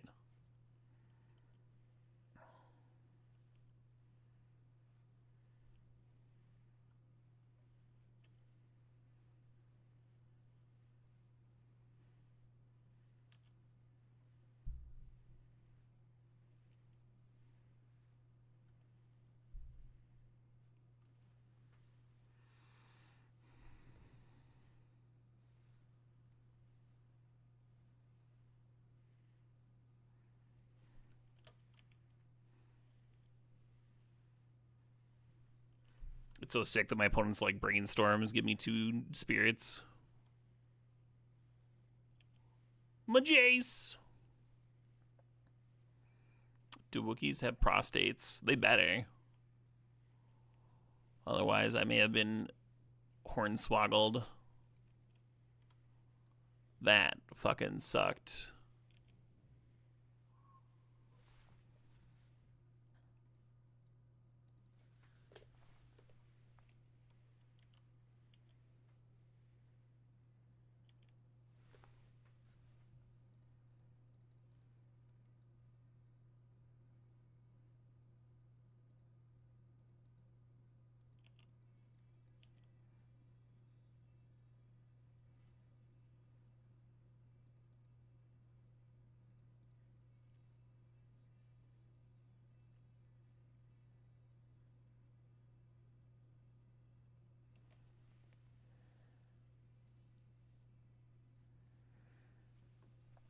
This Harbinger of the Seas seems good.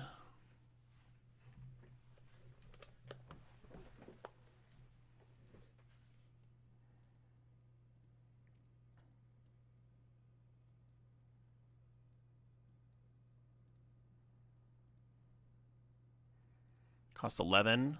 Leaving with 3 mana.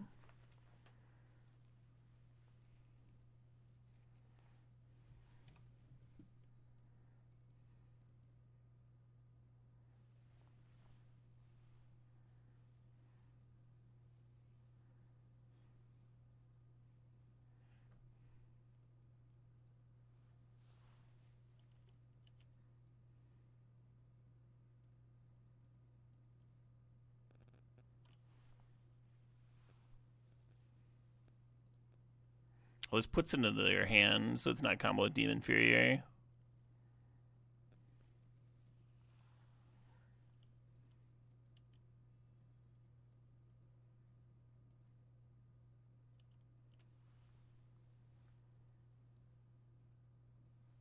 Yeah, I think we pass and then stifle the Haunting of Seeing Winds.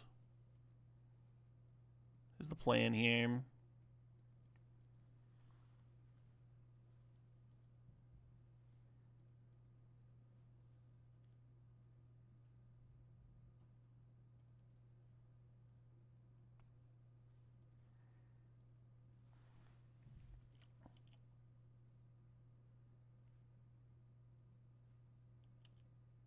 Sanctum of All is the one that scares Commander players. They don't have any other shrines. It's just these 3.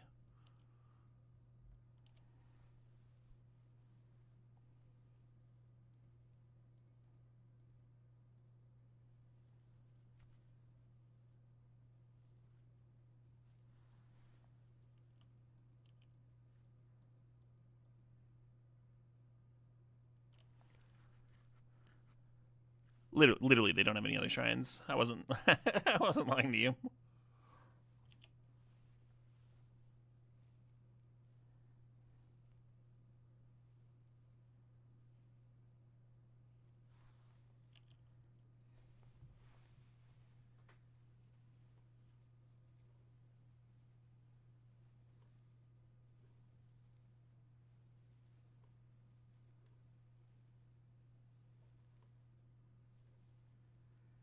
Snapcaster. So they can't Prismatic Ending Harbinger.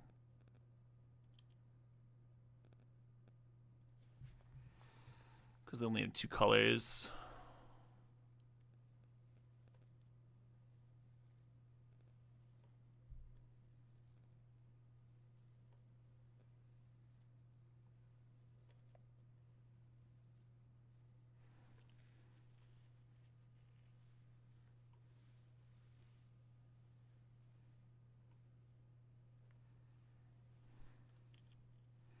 That's a real one. Verdict takes double white.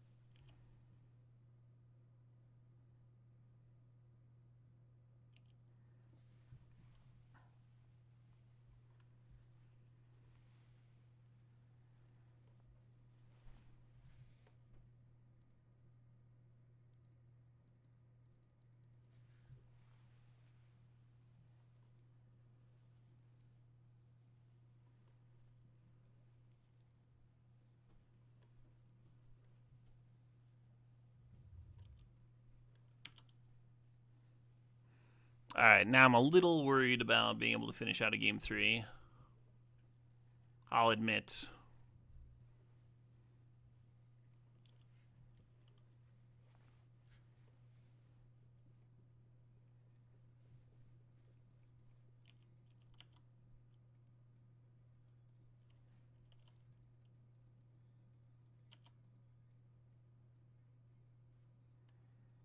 You thought I felt greedy to play Skull Rank? I mean, Trigger's my guy.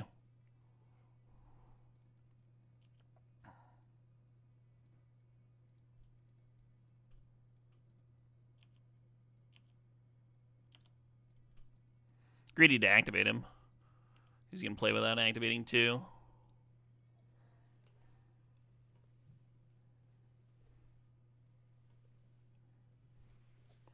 I think I should have restarted my client in between games there, just to make sure he was. I haven't like done much today even, but just to make sure there's no sluggishness.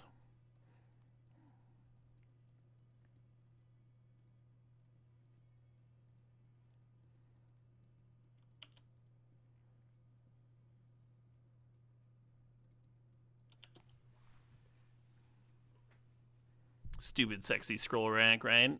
Scroll rack and Wanshi is sweet. You think Kurik's gonna carry here? Maybe. I kind of wonder if I'm supposed to slam Sapphire Medallion on too.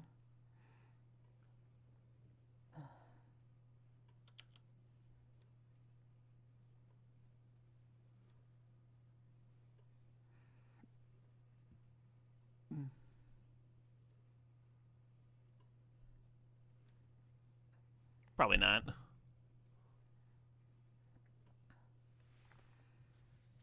Gotta make sure we don't get racked. Oh, we're getting Thoughtseized. Maybe I gotta play Sapphire Medallion on too.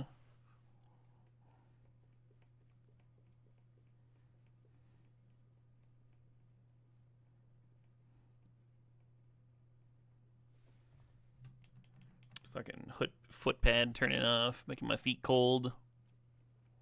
I really just gotta buy a new one.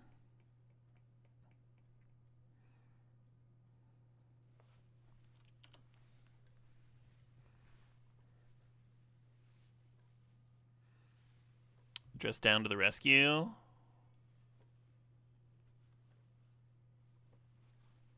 Oh, they're not slamming high beam.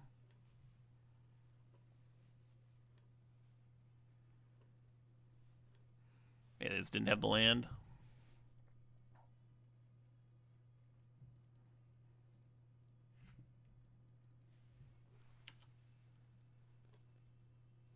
Yeah, the medallion play here might have been a greedy, as it were.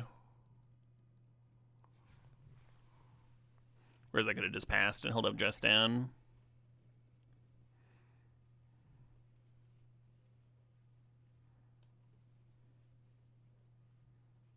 Which prevents them from tapping out for high buy, of course.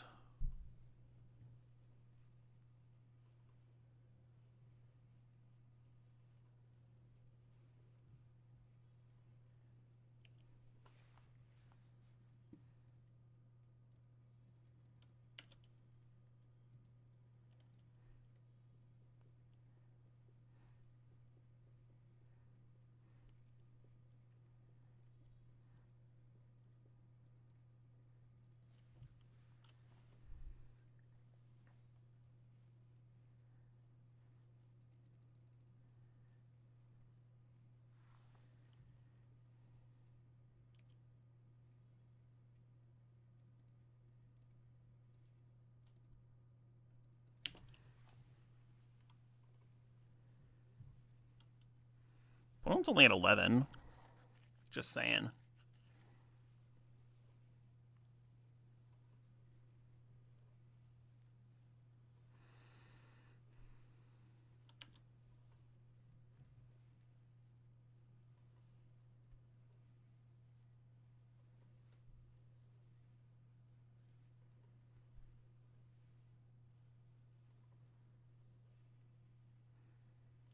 And we're hoping this gets the other blue one.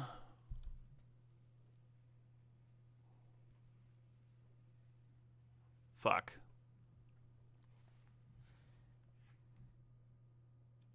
Oh, that's actually very good.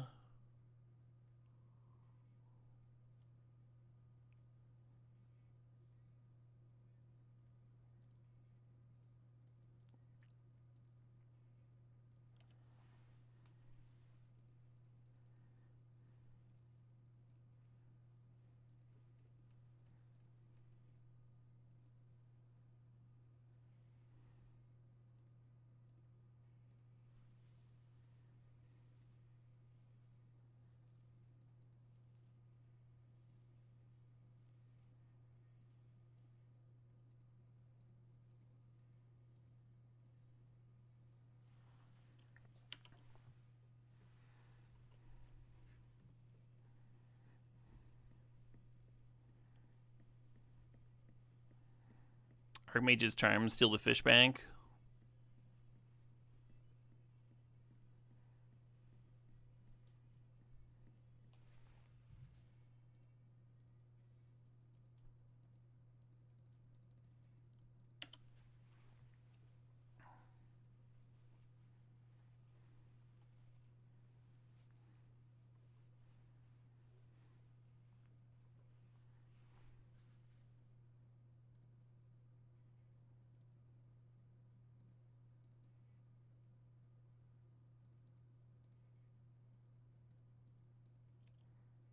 Jesus Christ.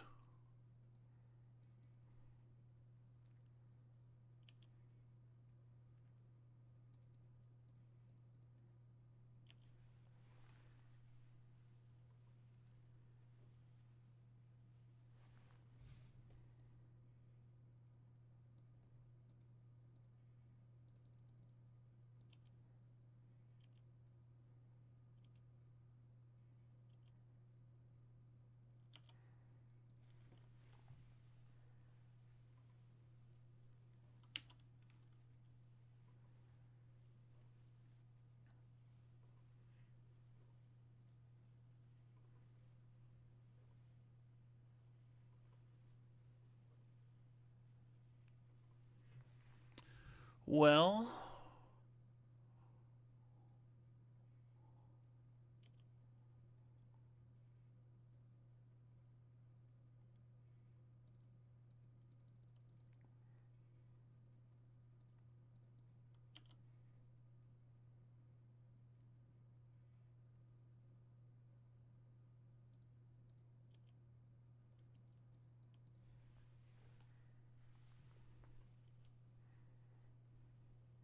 the Tameo uptick's good against 1/1s. Seems hard for them to flip Tameo here.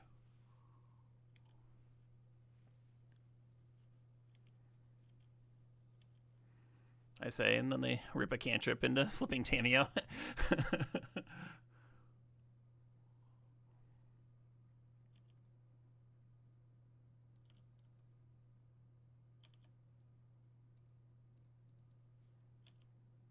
Annoying.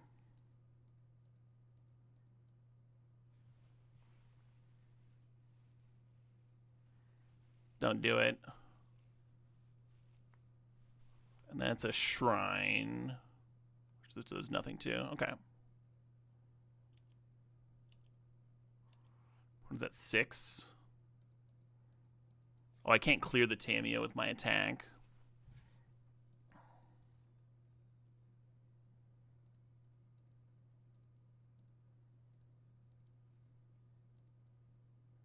Easy.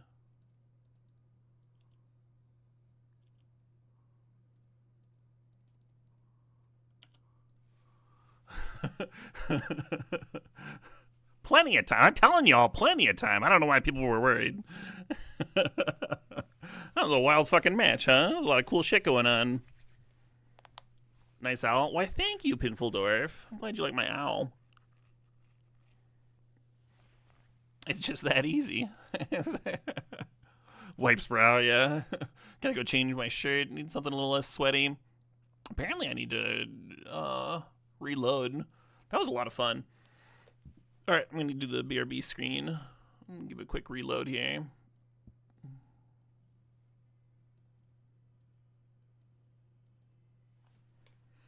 Owl knowing, love it.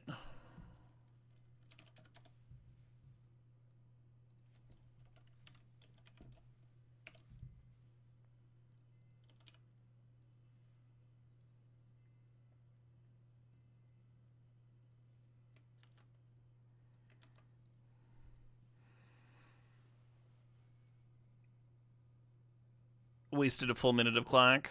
Activating the fucking scroll rack.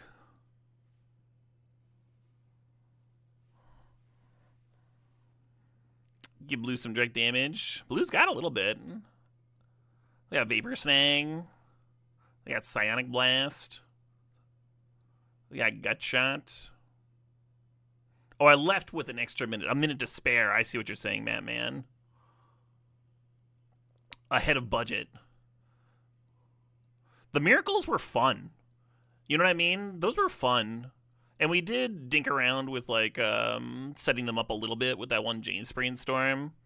But they were mostly just, like, happy little, like, oh, hoo, an extra turn. Oh, I dug that. I'm going to take a quick break here and go get some water. And maybe, oh, I've got to catch up on my wine, too. I've got to catch up on my drinking game. But I do need water. I will be back in a few minutes.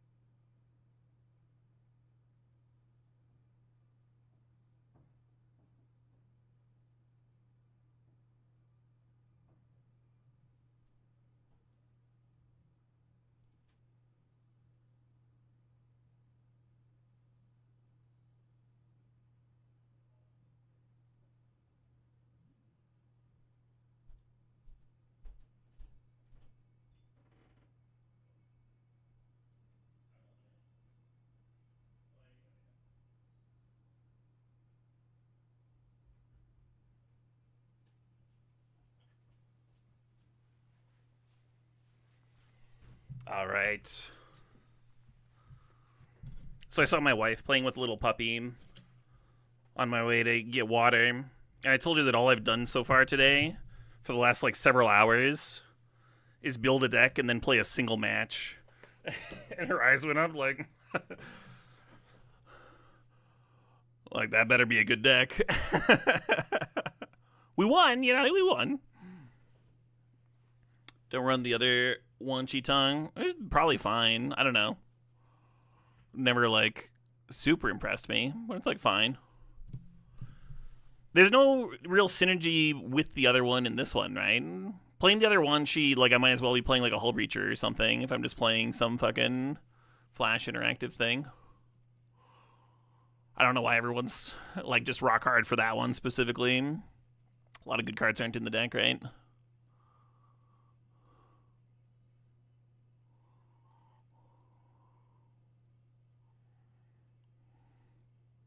Let's play another match. Exactly, 100% win rate. Is Twister banned? I assume. If you're going to let, like, Hull Breacher be in, you gotta ban Twister, right?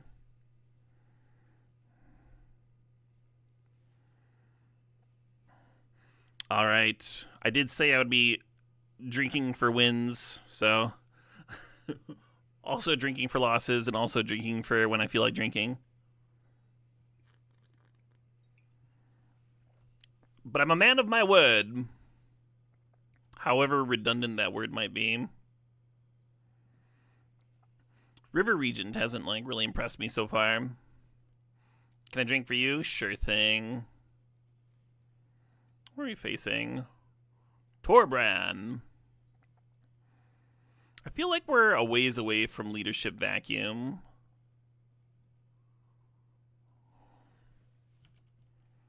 I don't know how accurate that is.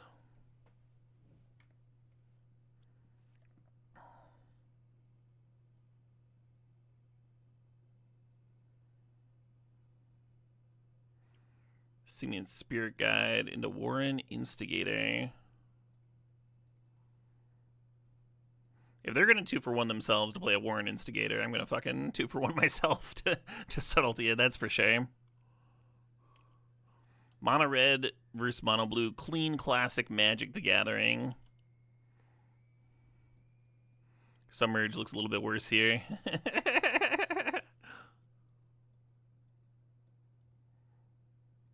Nah, dog. We've already been over this.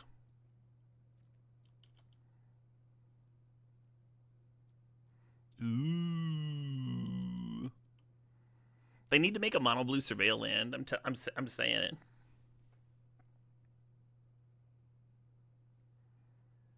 Opponent tried to kill me. I think they are. I think they are trying to kill me. All right, that was 2 King Buffalo albums. Any requests? Let's play some King Gizzard. Something a little bit more up tempo. I'm gonna put Dragon on. I haven't listened to Dragon all the way through in a bit.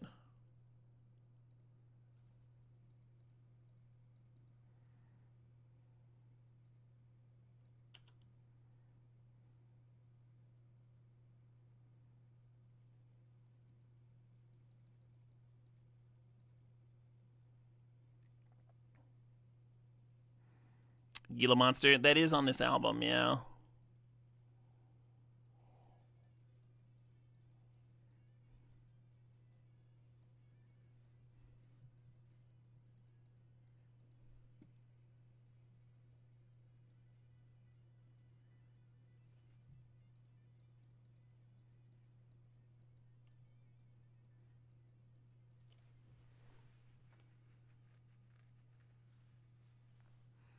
How's the vinyl collection coming?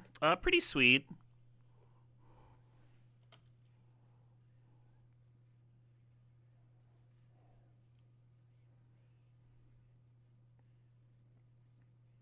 Do this while they're tapped out.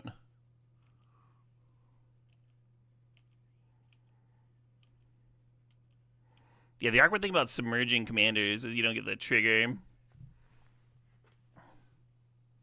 Yeah, I've scooped some signed vinyl this year. When I saw Kal-El around the halfway point of the year, they were all happy to sign a vinyl, which was pretty sick.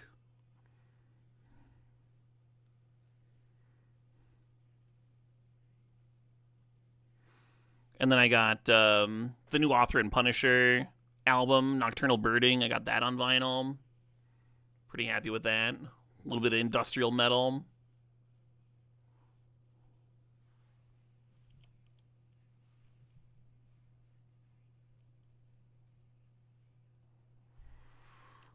Sure.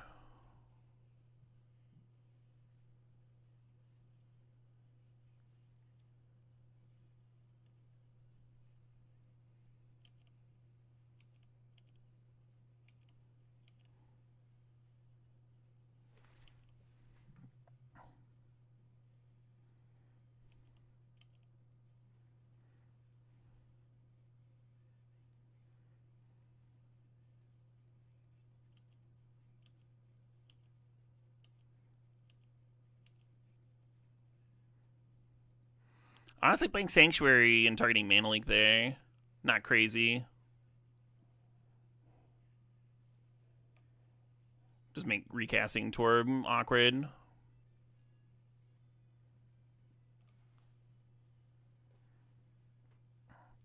You were listening to Haka in the Mountain driving around on your errands today. First heard Cockroach King on my stream. Yeah, that was I first heard that as a song quest too. So same boat.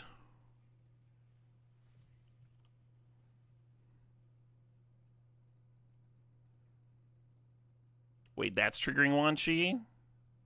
Why did that trigger Wan Shi? But when I submerged the Torb, it didn't trigger it? Does anybody know what just went on?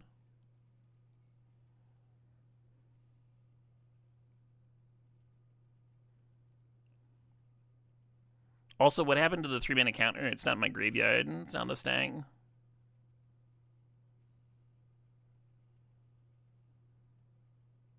Spell Crumple. Oh, Spell Crumple itself goes to the bottom.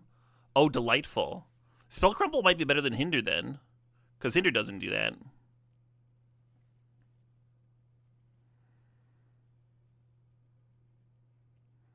So every other spell I've done that submerges a commander has not triggered. So I think everybody that's like they all should. Like either there's a moto bug there or there's just like a lot of people in the chat that are super wrong.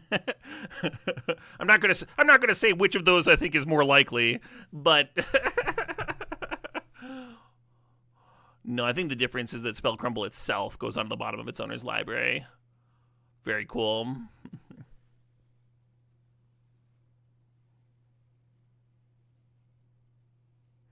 Would that be 1 or 2 Wan Chi triggers if it countered a non-commander? Oh, that's a good fucking question.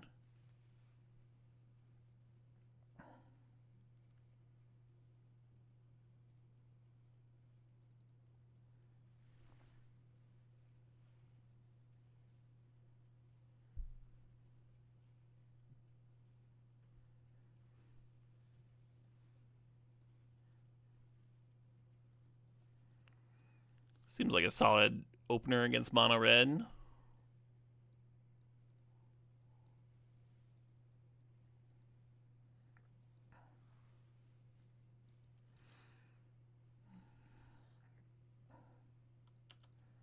All right, Arbinger, not the best draw.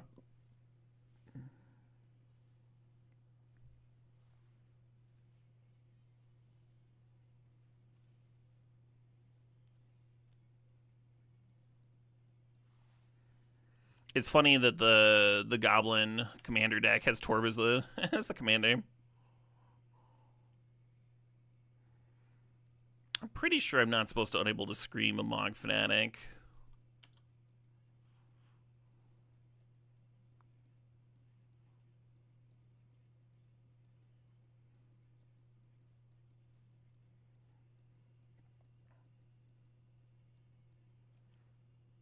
Sure. Now that one's worth an unable to scream.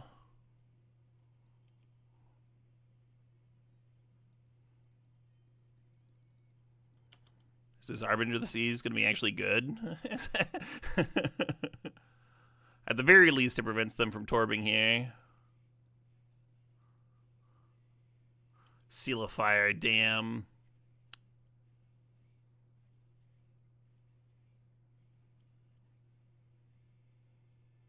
Oh, it's a good ass turn.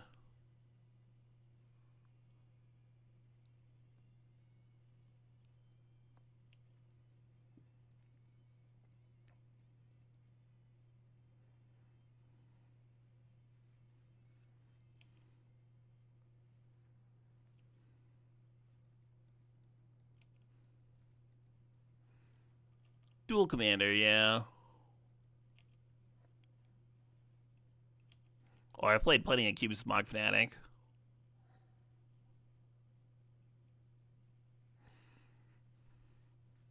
Particularly popular in old school cubes and Pauper and Peasant. By old school, I mean I should say old border cubes.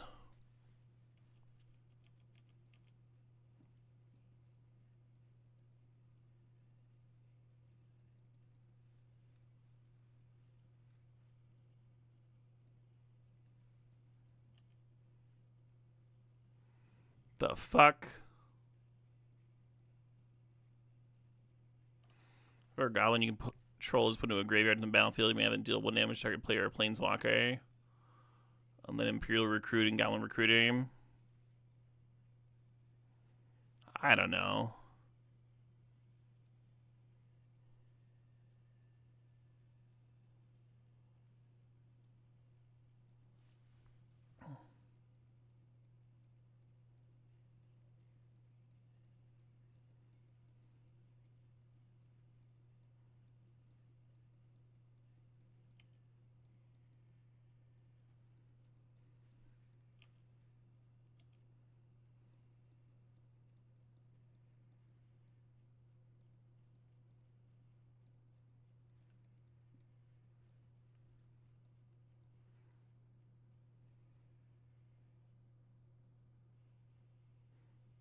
Yeah, sagging Crystal Vein doesn't seem amazing if they want to play that Torb soon.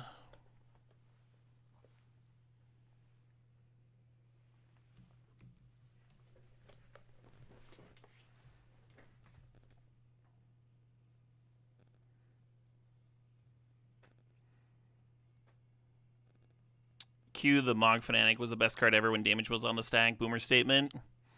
Damage on the stack? You fucking kids. Gather round and Grandpappy Caleb's gonna tell you a thing or two about batching.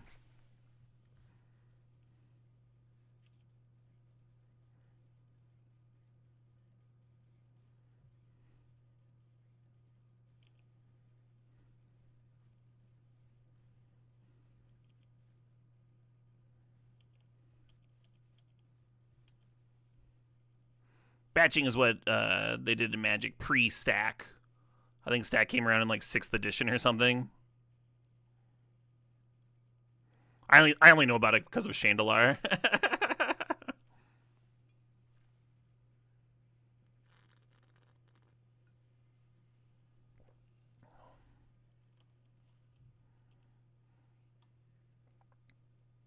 This is probably way worse than just untapping and casting Subtlety, like hard casting it next turn and having the Subtlety as a blocker.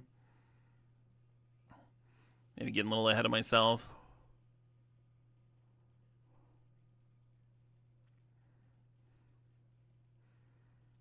I do get spirits though.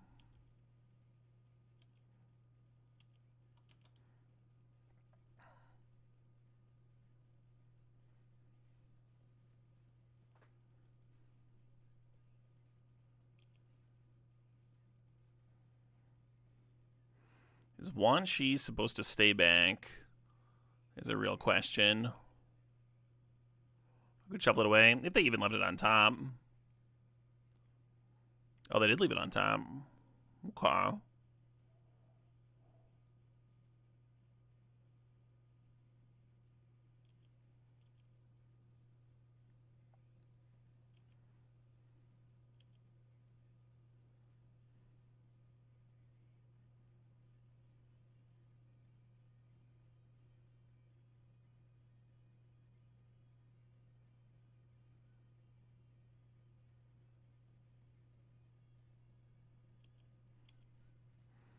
Is Star Wars a Christmas movie? The holiday special is.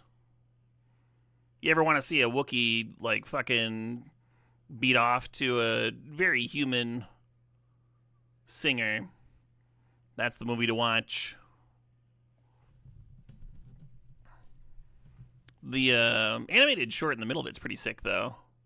First appearance of Boba Fett.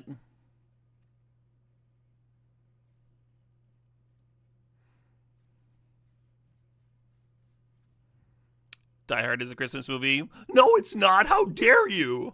How dare you say Die Hard is a Christmas movie? $40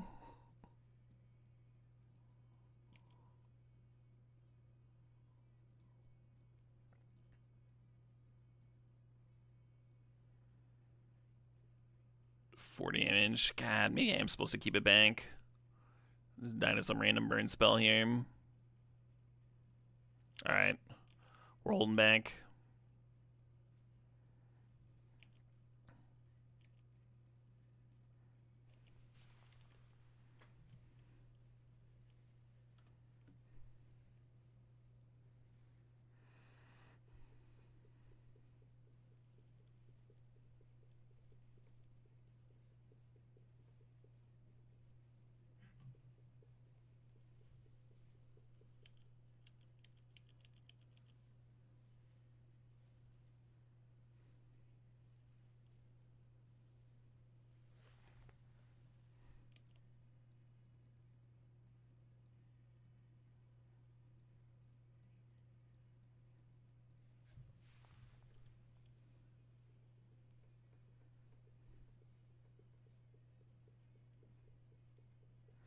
I win! Well, that's a win. That's another drink. Cheers, everybody.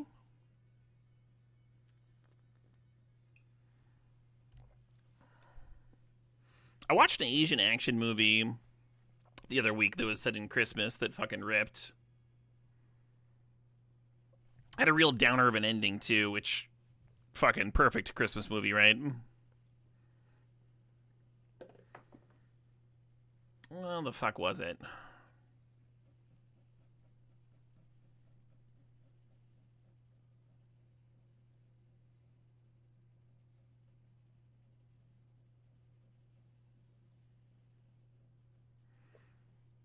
What I'm learning right now, scrolling through to find it, is that I post too much on Blue Sky. That's what I'm learning.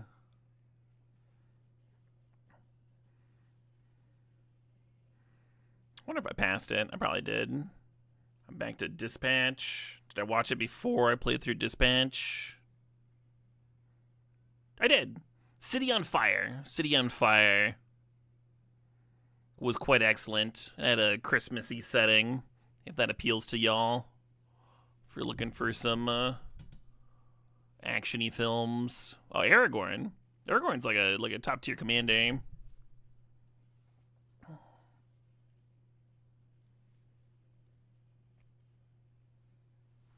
Hey, Daniel Talk Thigh. Thanks for the sub. Thanks for 65 months. You can't think of anything clever this month. Thank God my holidays just started. To the holidays. Cheers, Daniel.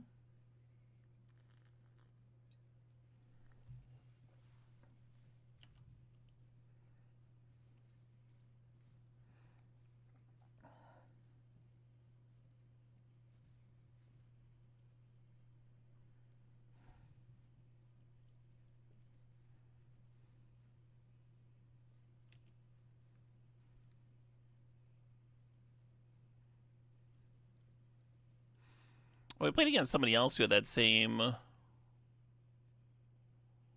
Yeah, I think Neptune had the same avatar.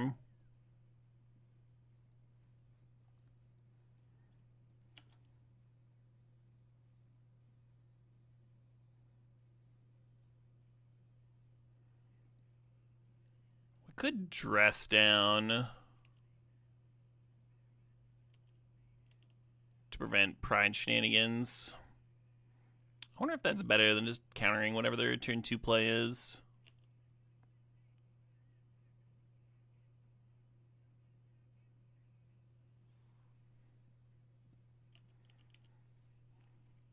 We can let them attack first. We're going to take a damage either way, so it's like, who cares if they gain a life? Care about the trigger. Yeah, they're passing. Okay, I'll dress down then.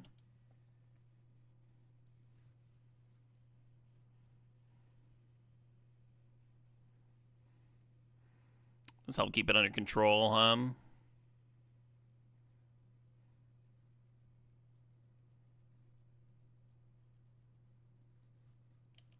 Yeah, one thing I don't like about Spelljacker is that it does cost the same amount as Wan Chi.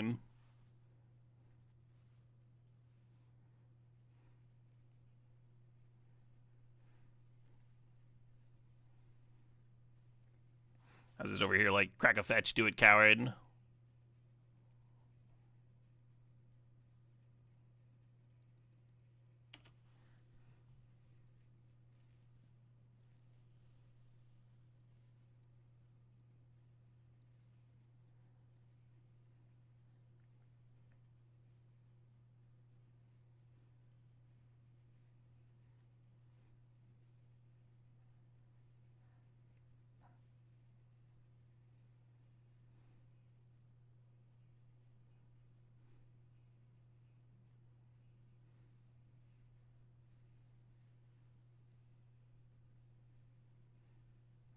Y'all ever converged before?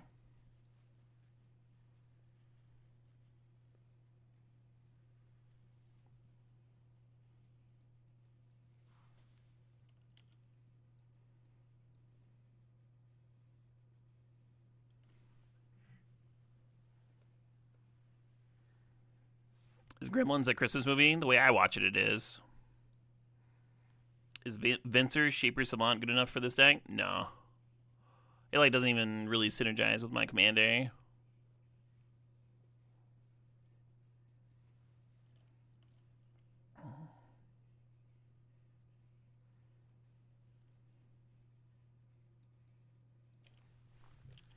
Cracking on my turn to make sure I'm not getting stifled. If I crack on their turn and they stifle, then I don't get to run out this Retrofitter. But if they stifled me here, then I could still play the Retrofitter.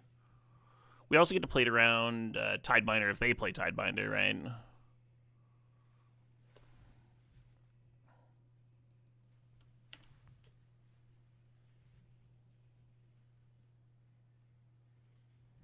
Opponent's got a shitload of cards over there.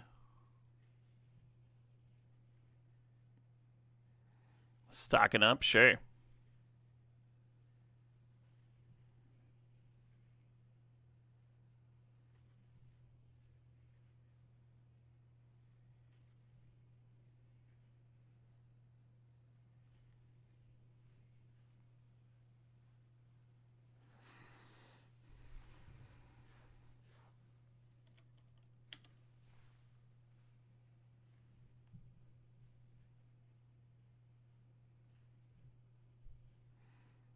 The blue decks in general tend to play a lot of stifles in this format, Vonde. I think it's because it like is just kind of good against a lot of the commanders. Like you come into play against the Monarch, that sort of thing.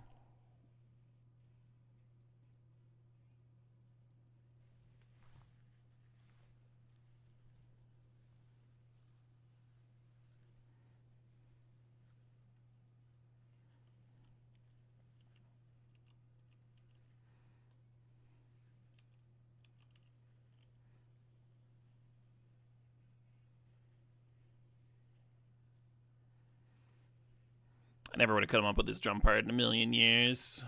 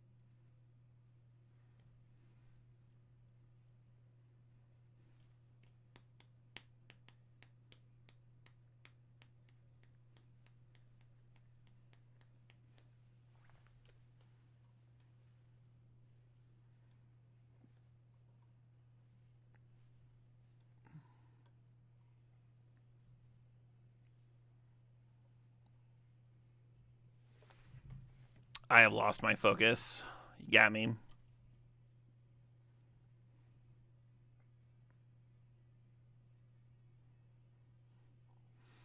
So the concern here is basically them just like having a sweeper, I guess.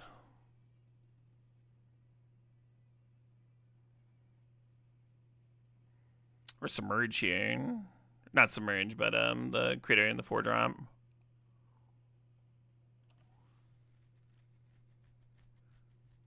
That'd slow me down a lot.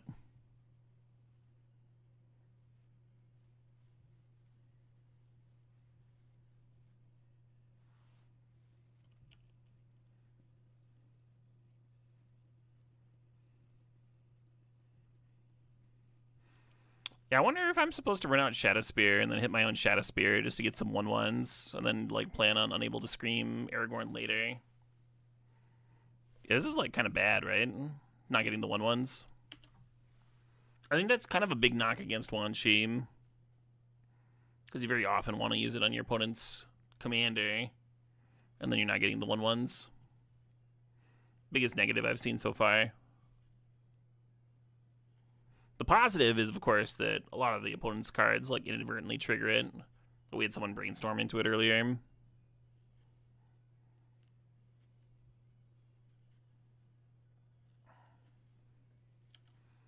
Ooh, hate that for me. Yeah, I don't know if we're ever beating this Monarch.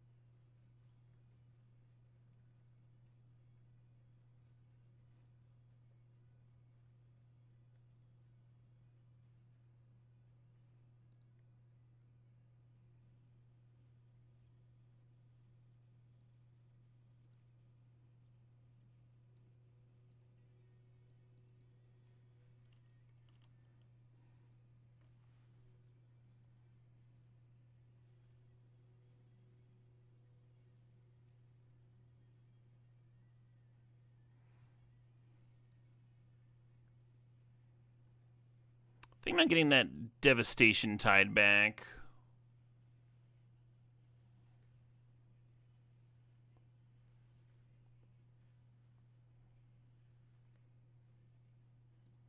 Might be bad.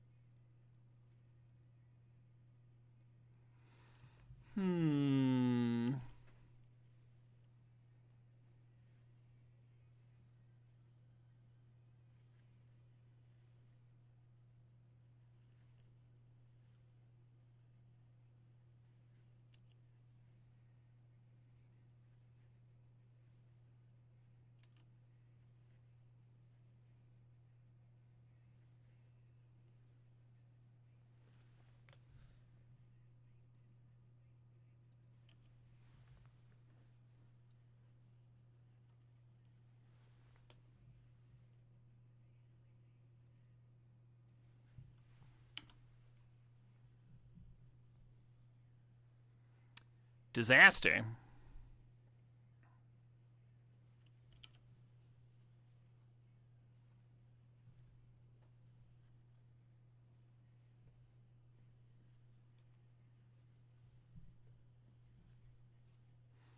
The bounce spell returning Parallax Wave is mighty annoying. They can actually use it to fucking just reset their Murktide too if they want.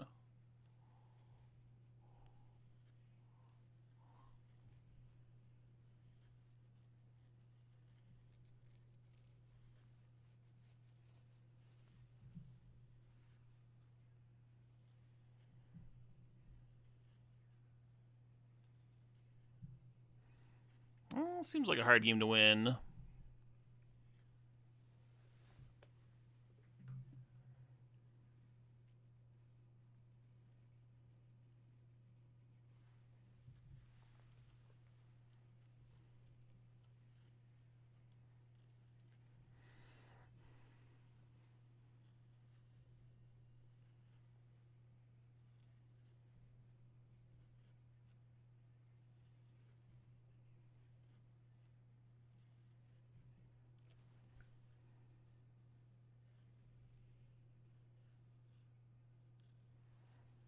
They can, Harmon, yeah. Real big bummer.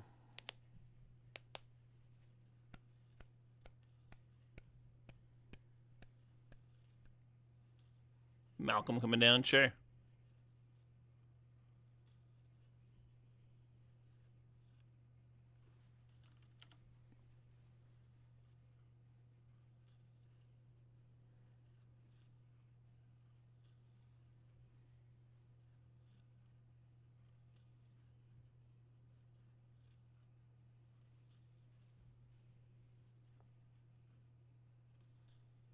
Yeah, Monarchy can be a double-edged sword. It was certainly not this game. I was like, yep. GG. We needed like a, I don't know, like a flash flyer or something.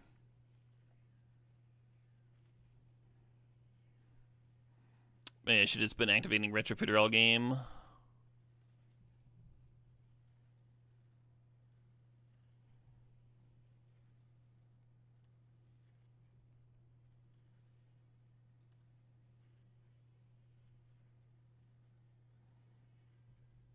Oh, do they got fourth in there? They do. Alright, well.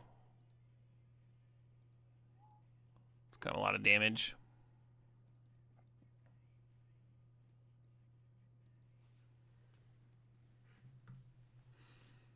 Dropped a game. Time for a drink.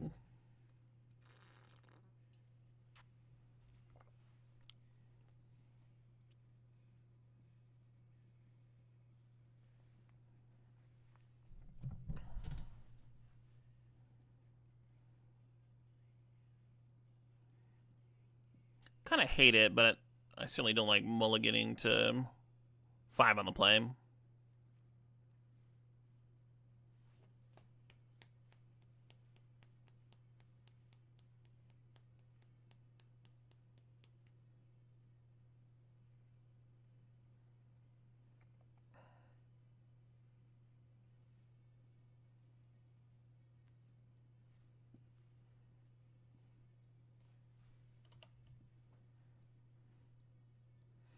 We just have like a couple shitty removal spells here and a couple situational counters.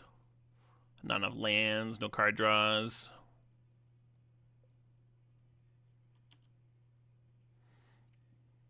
A lot of concerns. Brainstorm's interesting.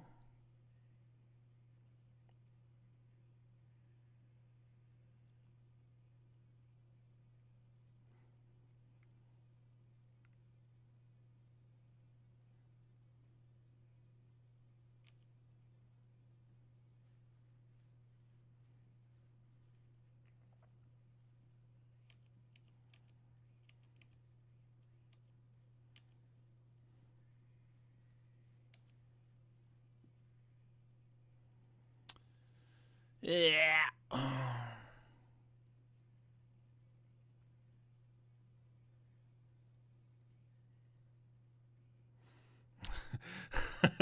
I'm gonna speed this up. Speed this up a little. Some good cards in that mess, but wasn't looking forward to not hitting land drops.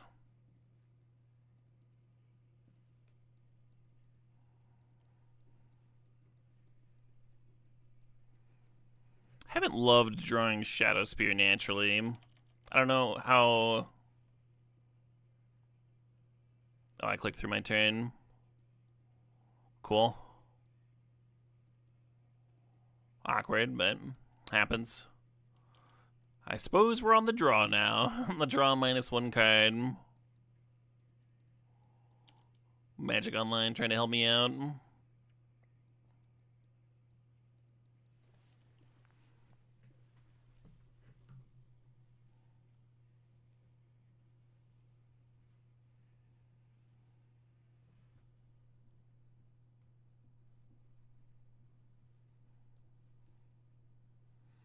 Yeah, I think I'm gonna cut the Saga business.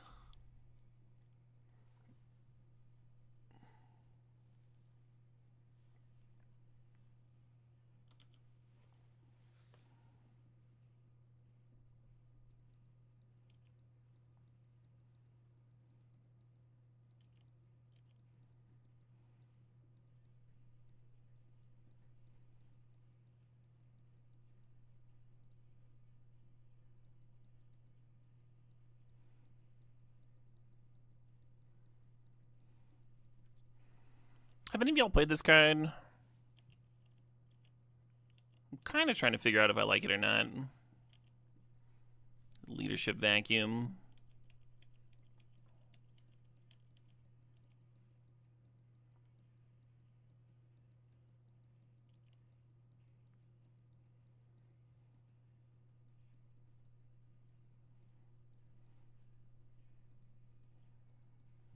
Hull Breacher would have been good in like pretty much all my matchups.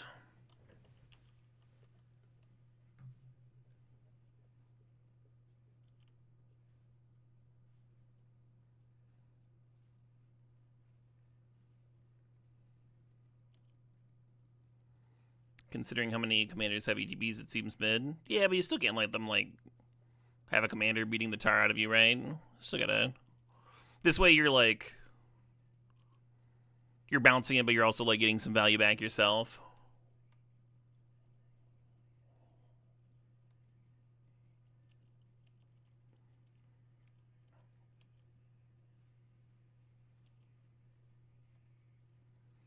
Like, it's certainly better than fucking targeting with Wan Chi.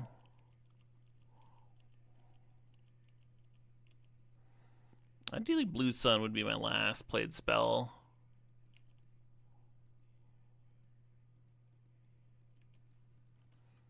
The Stifles have been great. We were kind of unsure about them in deck building. Hey, Lord Tyram, thanks for the sub. Thanks for the 9 months there.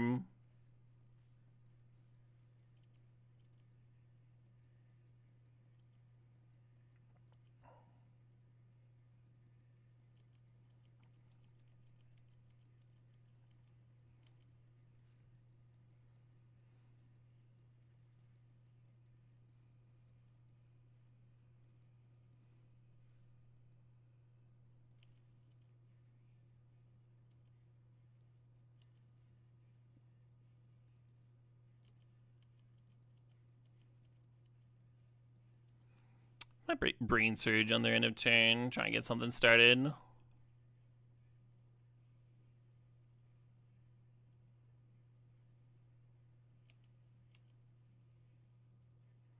Right, jealous of their temple here.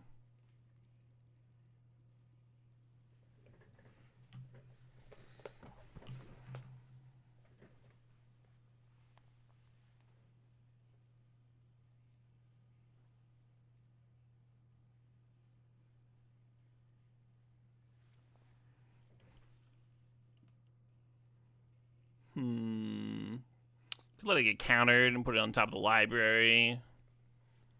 Could counter back. Let's do this.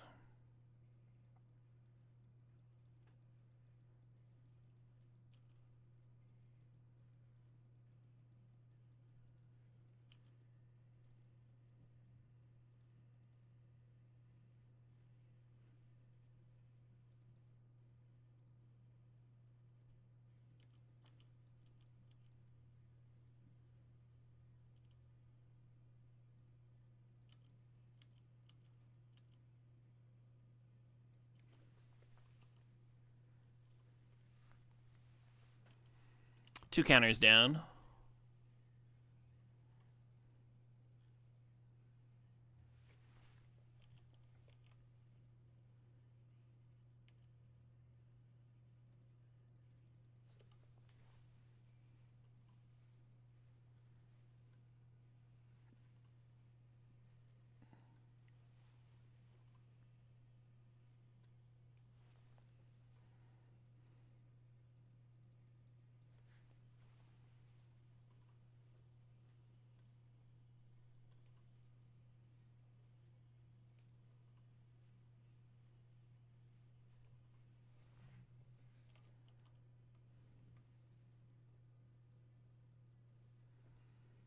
Does my divination resolve?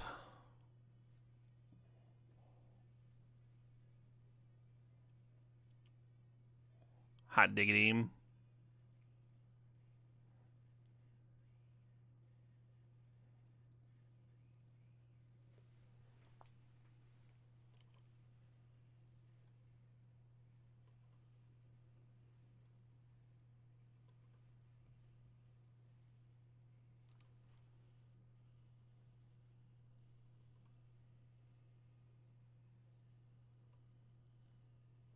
Sure.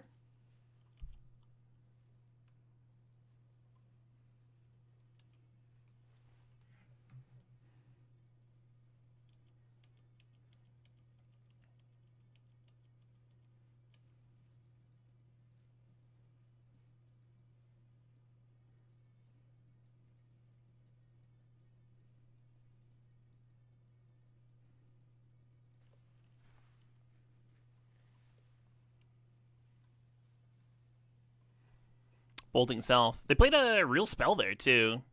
Like, just casting this is really good.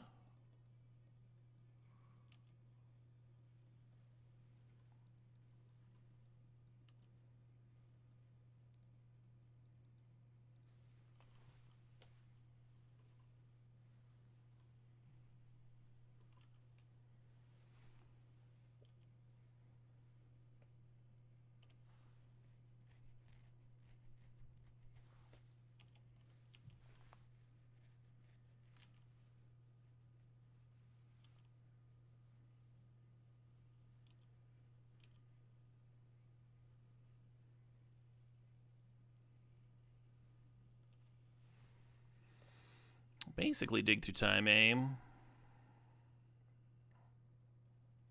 I would like to spelljack that while smirking, please.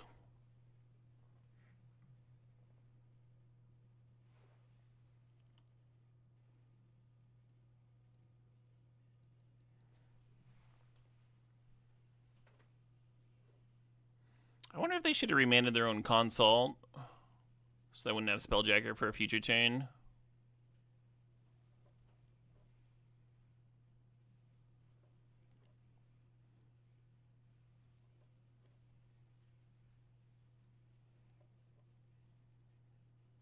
Oh, they're cleaving the washaway, I see. Okie dokie.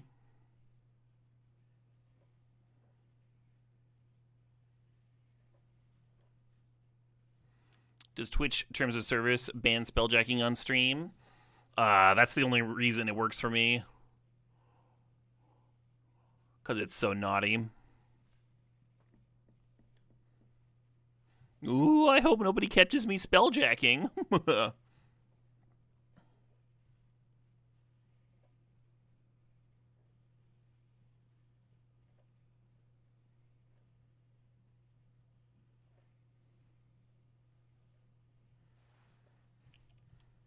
That is a bummer. But they do go to 10.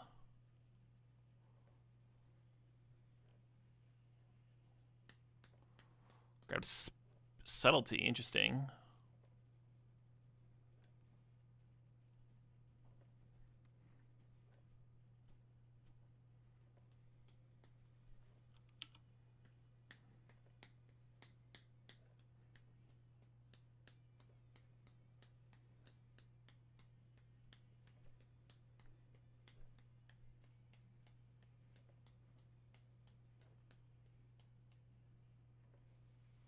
Immediately innocent blood.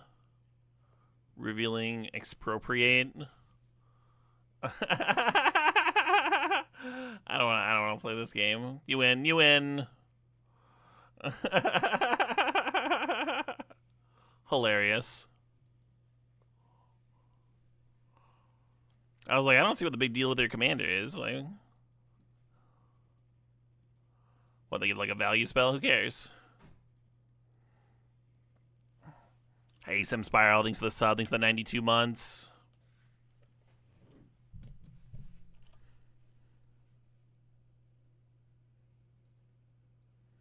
Seems like a very difficult matchup for me to land Wan Shi and get value out of it. Opponent's like extremely not permanence based.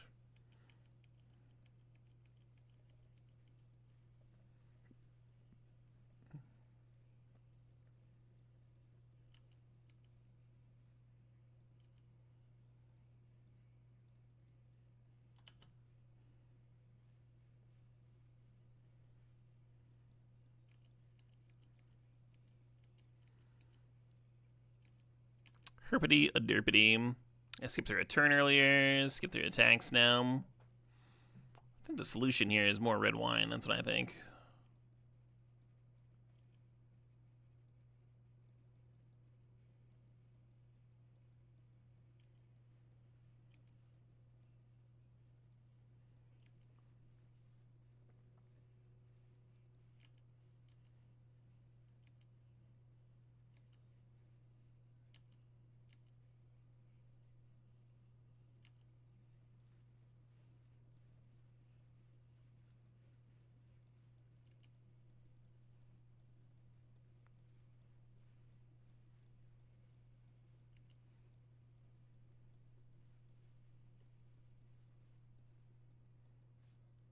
Just a very fun album.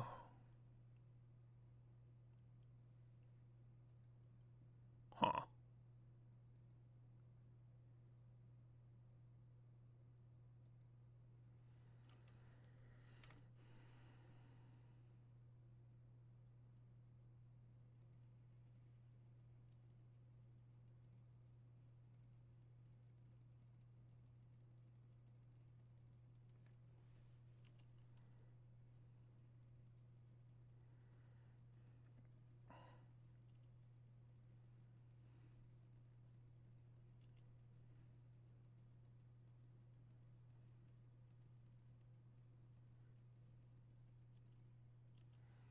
This prevents the 1/1 from getting bolted, right? How I held priority there.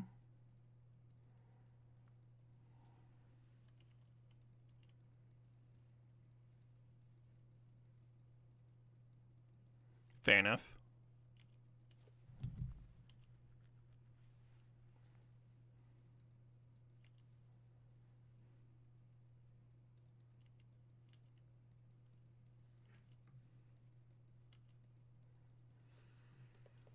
Things can be not literal bolts and still care about power and toughness. Real Milkman.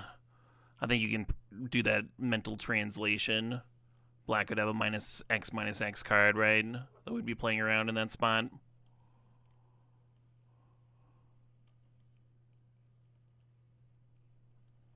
You're fine.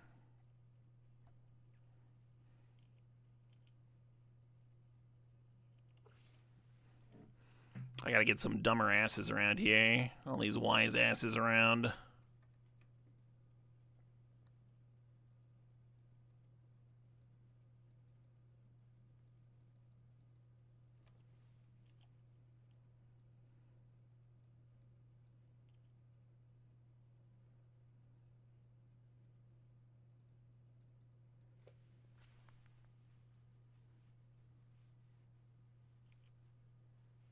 You're fine, Milkman. You're fine.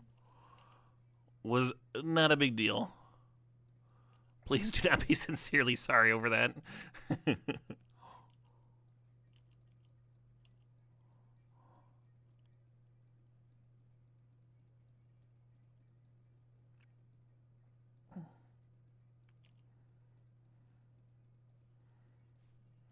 Day 230. Caleb's a little tired.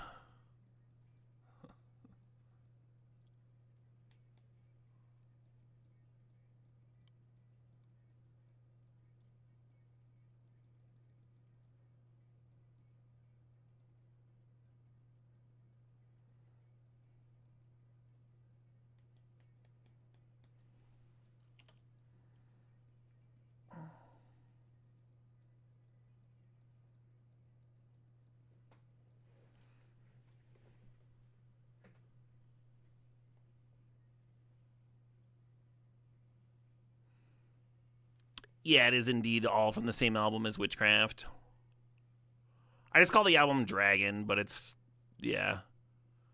Okay, I forgot the whole title and name.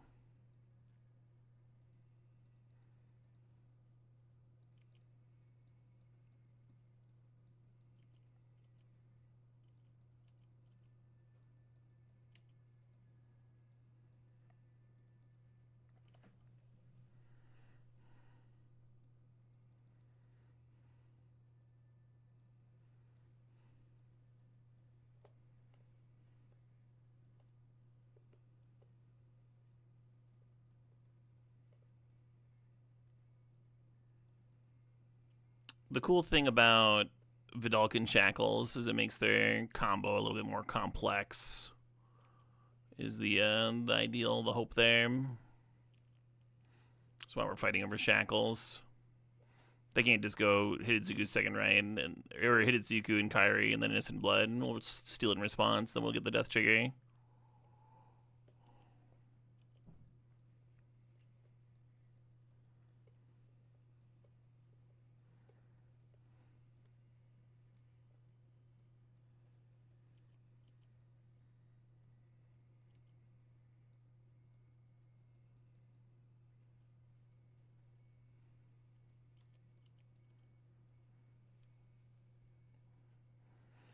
Interesting, no fatal push there. Well, we were tapped low. That's what I was expecting.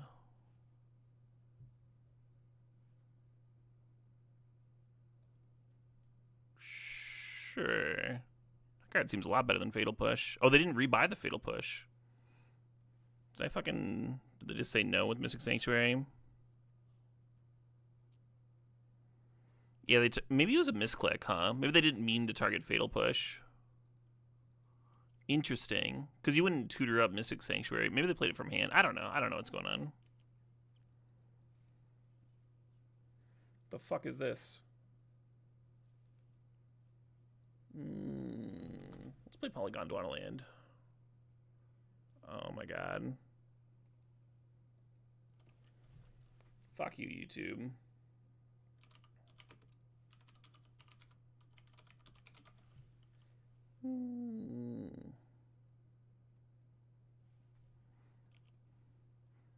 That was way harder than it should have been. Caleb just failing at technology over here.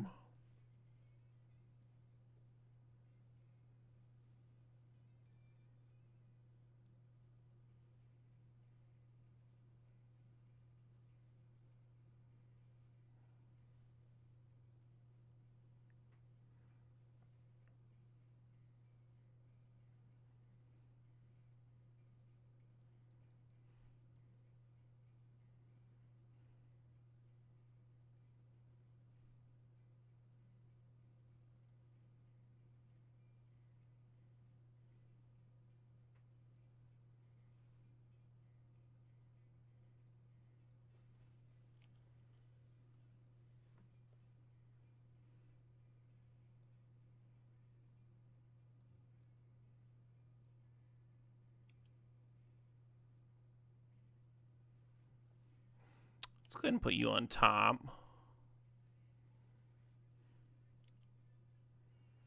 And then while this triggers on the stack, I'm going to go ahead and activate the shackles. See what they do.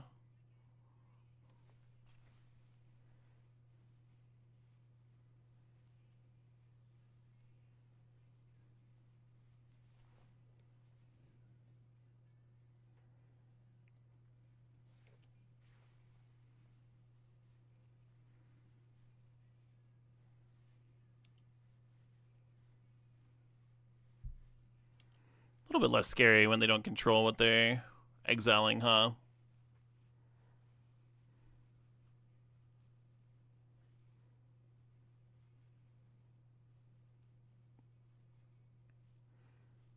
That is a bit of a bummer.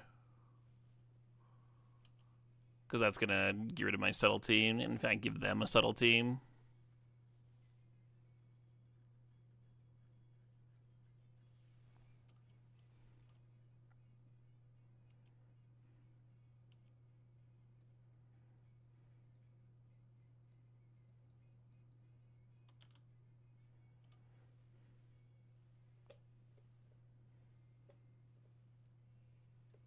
You may untap Vedalken Shackles. Okay.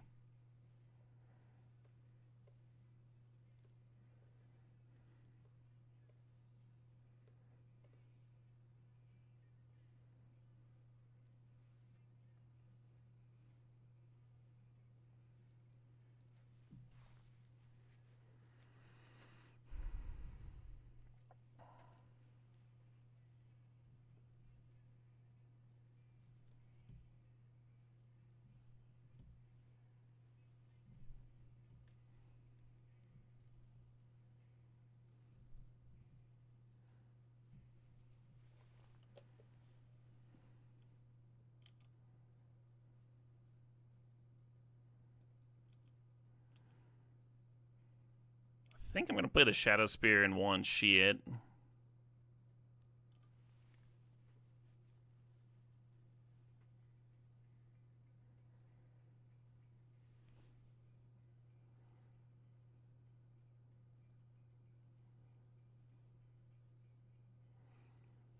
They can evoke that from the Siphon Insight. But they would have to pitch a blue card from hand. I think I'm okay with that.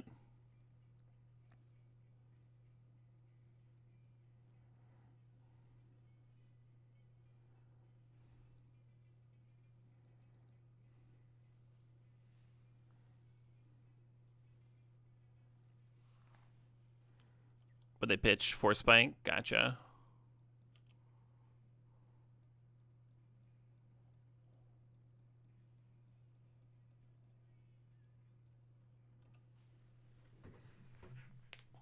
Well, what if I into the Flood mod the Subtlety? I'd be a little vulnerable to a counter spell, but I think that's fine.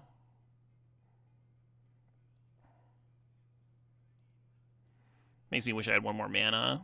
Guess I shouldn't have played the Shadow Spear.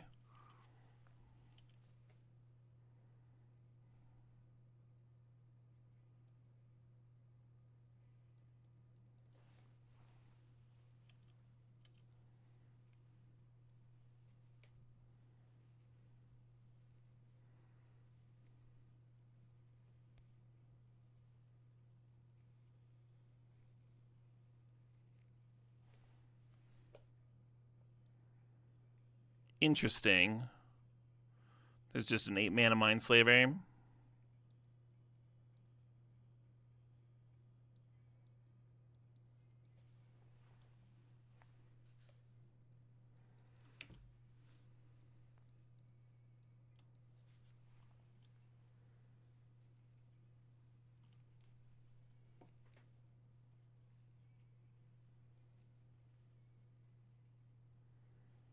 This isn't so bad. They crack a Vista. They tap me out. I mean, tapping me out might be lethal, because then they can hit Itsuku.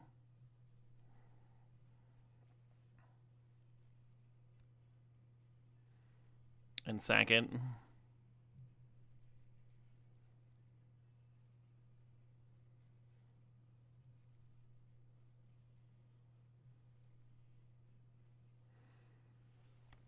Taking a gander. Soak it in. I know it's pretty.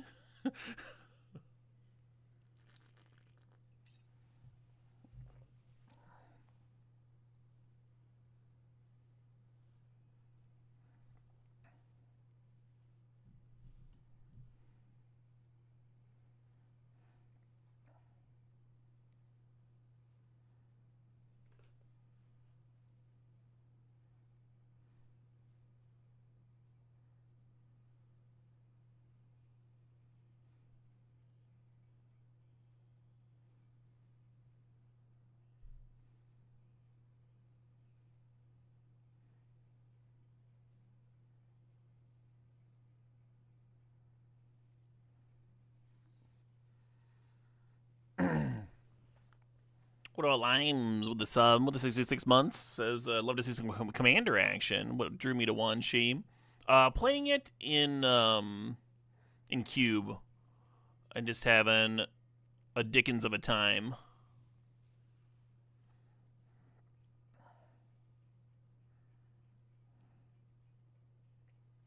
It just seemed like there were a lot of effects that you'd want to play anyway that just like passively trigger it. And it was cool having a big blue flyer that also acted as removal. One of blue's weaknesses is, removal. Well, time to see if we lose the game.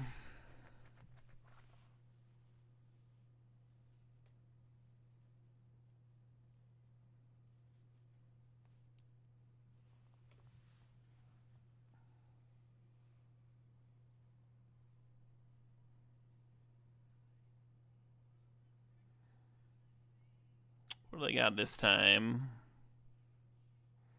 Rise of the Eldrazi. That just like spits out some tokens, right? No, apparently I don't know what it does. Can't be countered. Destroy target permanent. Target player draws 4 cards. Take an extra turn after this one. Exile Rise of the Eldrazi. Okay. Can I just say, I don't know if y'all will agree with me or not, but the opponent's deck is goddamn ridiculous. Am I allowed to say that?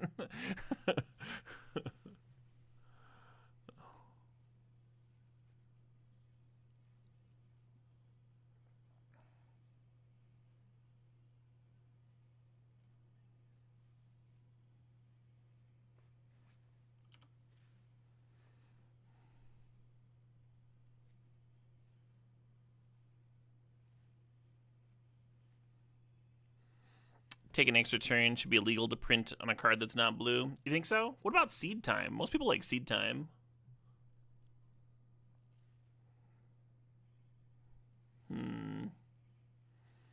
A fucking lethal time stretch.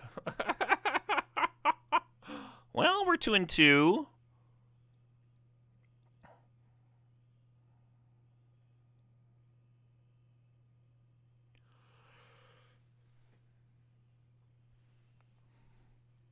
You're a Time Vault enjoyer? I am not. Time stretch is always lethal? Yeah, usually not so literally. Final Fortune? Yeah, Final Fortune's a sweet one, too. I always like that, there was briefly a modern deck that was playing, like, the Boros Final Fortune cards. And then, like, the Gideon that has the can't lose the turn. A bunch of Pact of Negations. That deck was fun.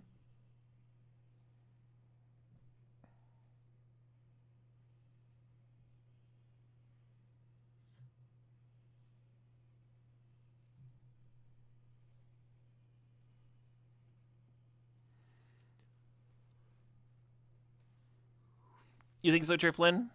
Do you not think red should get extra attack steps? That's also a basic turn action.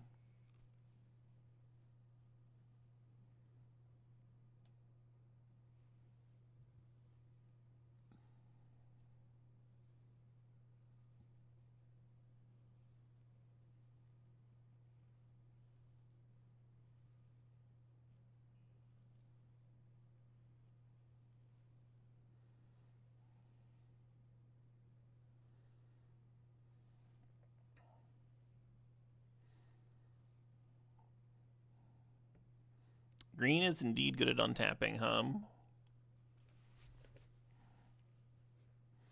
Even gets an extra untap step, but it's at the end of your turn.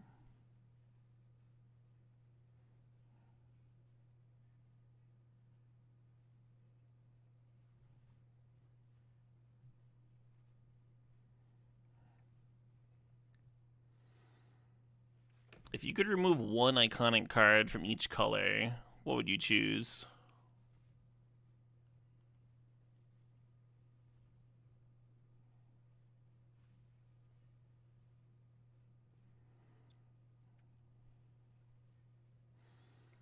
I think I'd remove Narset from blue. If Narset's like enough to be considered iconic.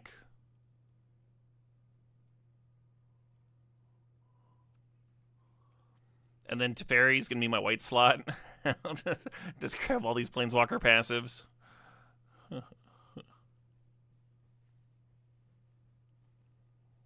Thoughtseize? I think Thoughtseize has been overall pretty great for the game.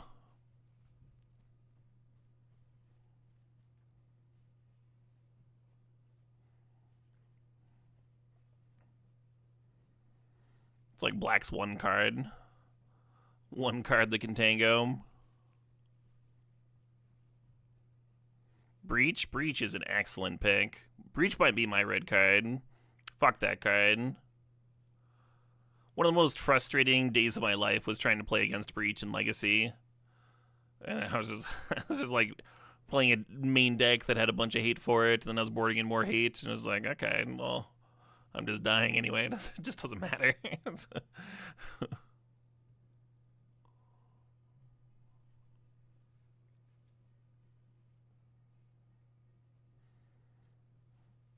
You hate Bowmasters? I don't hate Bowmasters as a pull.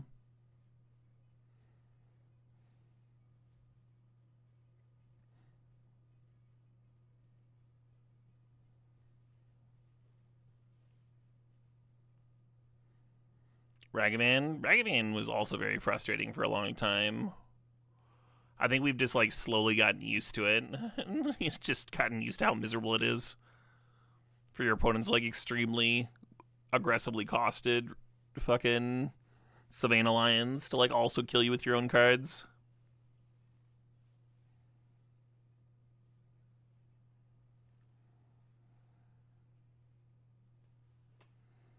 Which green card? Oko or Bird? Those are both good picks.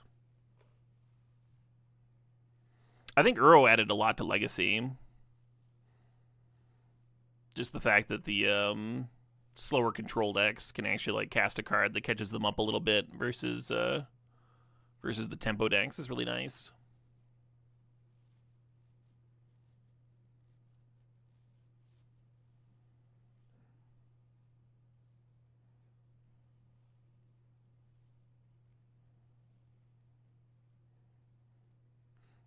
An Omniscience pull. Interesting.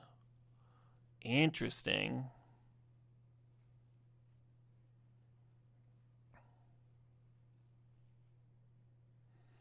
In your mind, Bird meant Nadu? I assumed it meant Nadu, yeah. You would remove Dried Arbor from green. That's interesting, too.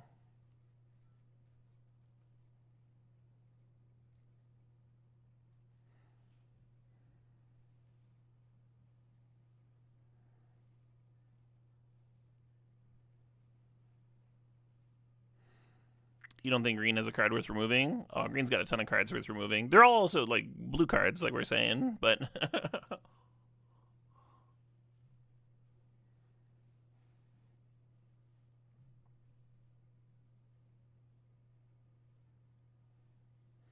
White Plume Adventurer. I think I'm with you, Eric. I think I'm with you. That card's miserable as shit.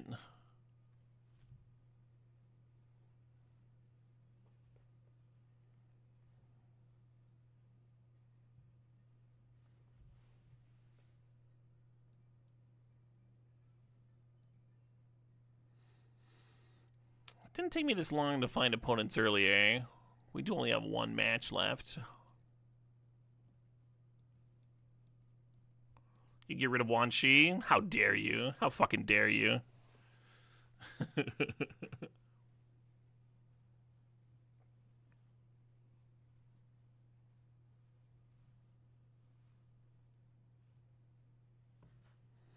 Oh, I know what blue card I'd remove. It has not been named yet, but I bet somebody can probably guess it.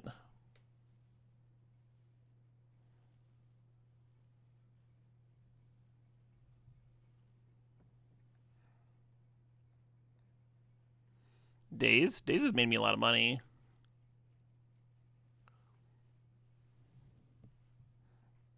Stasis is close. That's the closest guess so far. I think Oracle would be a super valid name, but no. Standstill? I like playing Standstill. No, Standstill's sweet.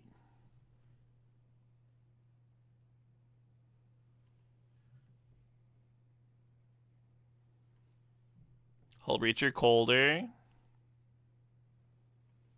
Energy field, warmer. Opposition, pretty warm. Scalding. True name, colder. I feel like if I give a hint, people will get there immediately.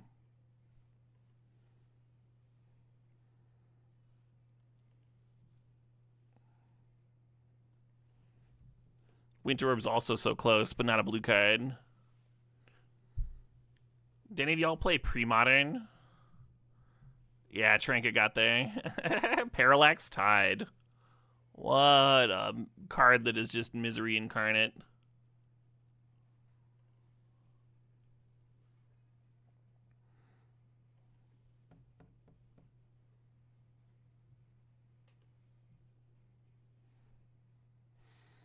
Yeah, in Pre-Modern, people do the Parallax Wave trick, but just like one-sided getting you.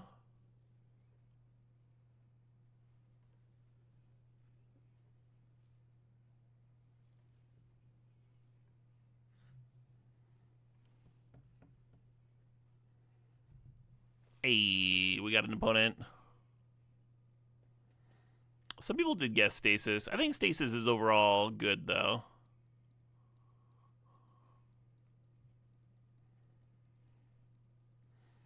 Yoda ass magic card. Untap your lands, you will not.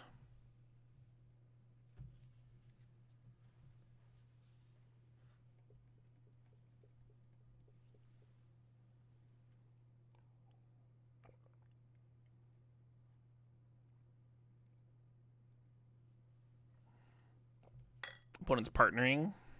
All partnered up.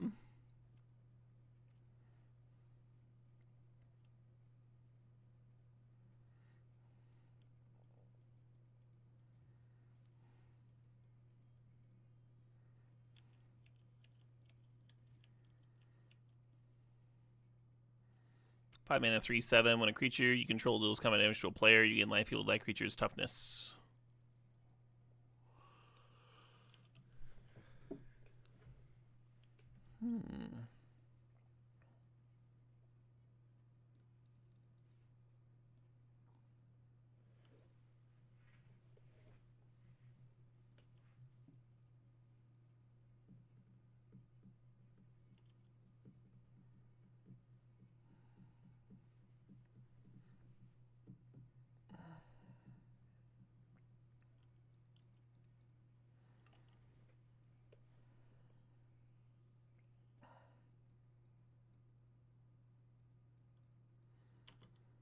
Almost like brainstorming here. See if I can find something that's a bit more reactive for turn 2.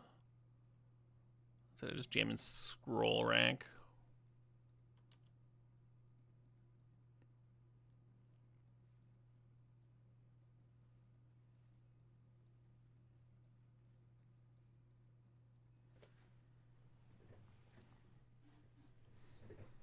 Do I want to know what they're playing?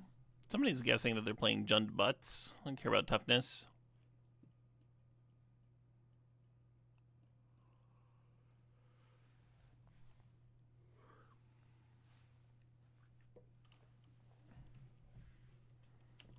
Kind of seems like some kind of combo deck.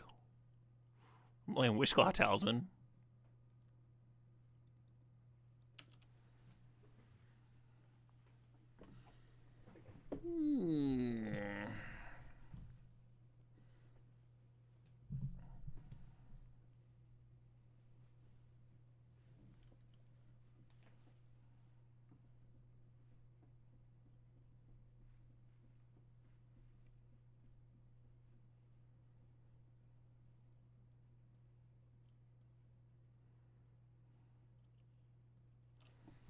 It'd be cute to scroll rack to brick that, but I want to leave the Archmage's Charm up.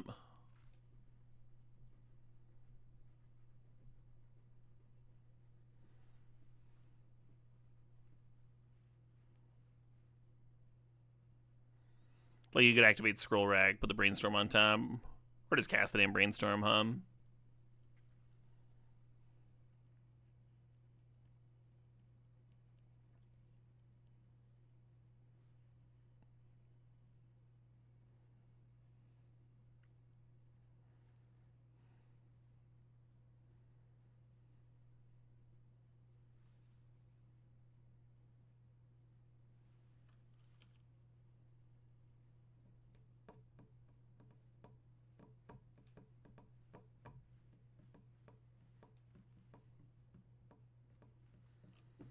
You get a Cursed Monkey's Paw in your first wish. Is to get a big butt.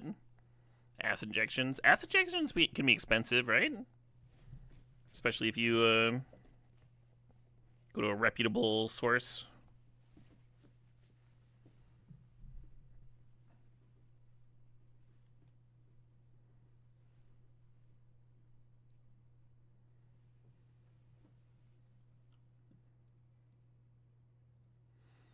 Normally you would counter the card that they tutor for, but I'm a little bit worried about being overwhelmed on a combo turn. I almost want to slam Legend of Keurig. It's probably wrong. Probably a terrible instinct. Sure. Okay.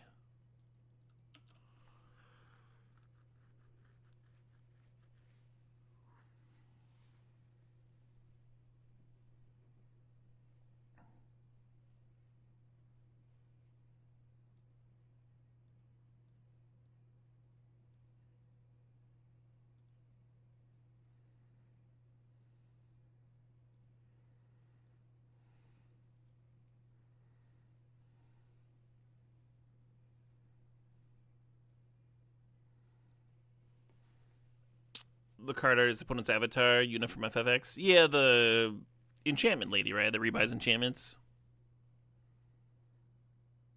5 minutes, 3/5 or something.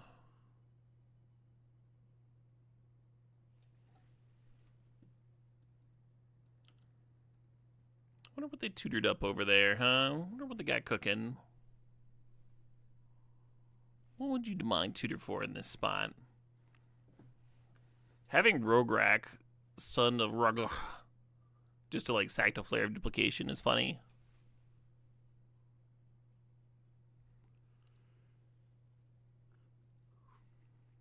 I was kind of enjoying my commander more when my opponents were like playing to the board.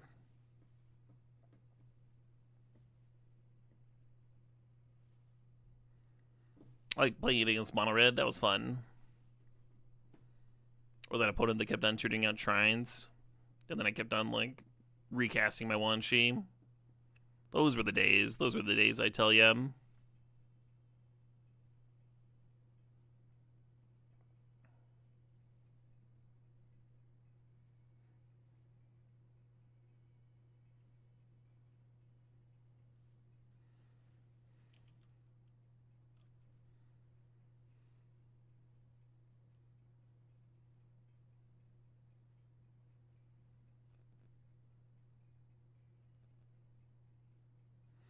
The spells that are free if you control your commander. Oh, sure, yeah.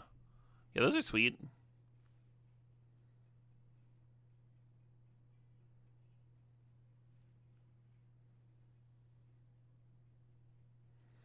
Yeah, I knew he saw play in CDH, but I didn't know why. All my CDH knowledge is peripheral.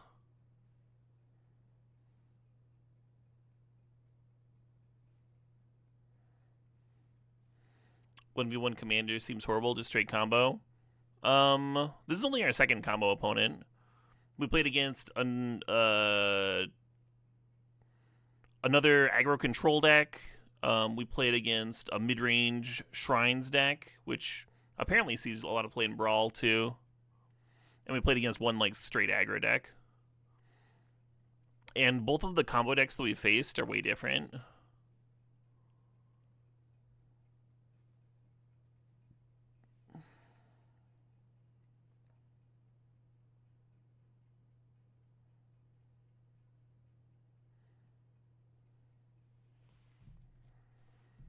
I guess we try to counter. Really possible I was supposed to be trying to counter the Cabal Ritual.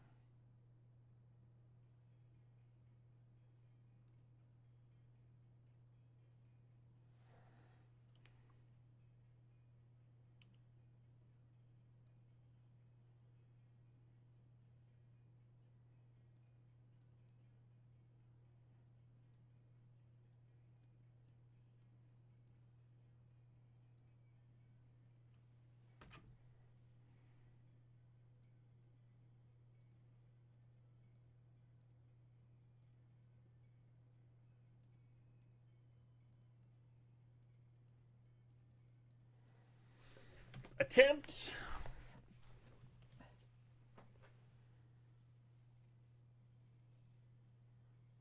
Oh shit, that resolved. That is very exciting. In that case, let's just fucking...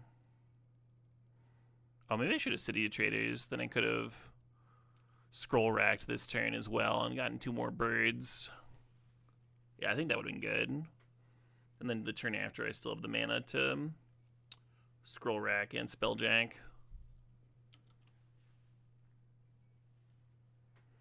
You didn't expect that to work? Yeah, right? I thought I was fucking dead. I guess they had just seen my hand earlier, and so they figured it was time to go for it.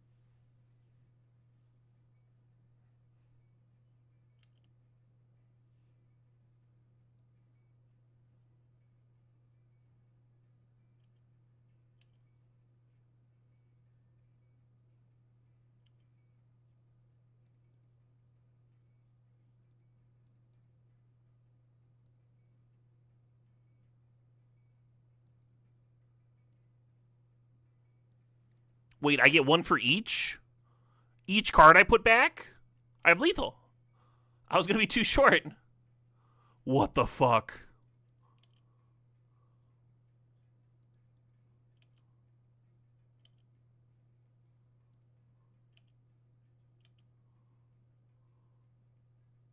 Oh. Is it supposed to work like that? I don't fucking know.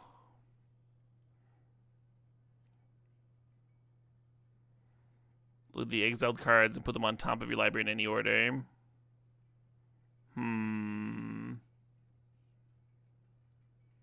Yeah, do we have a judge? Do we have a judge in the chat?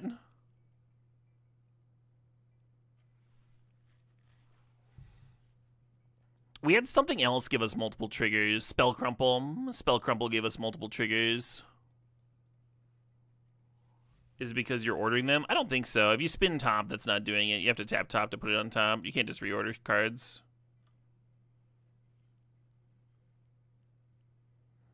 Yeah, and you order with Brainstorm and all that.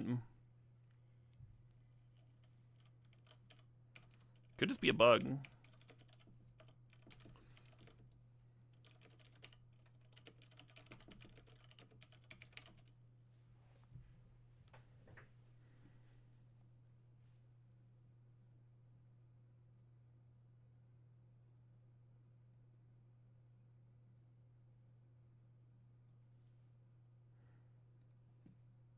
Exploit request a refund.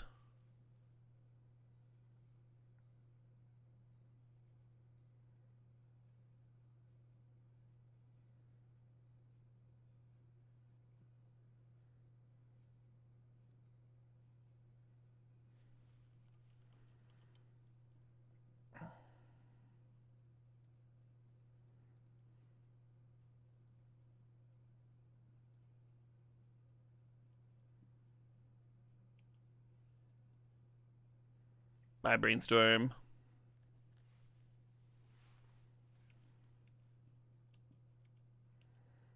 You don't think it's a bug? It says from anywhere. Yeah, it doesn't mean from library. It still has to change zones to be put someplace.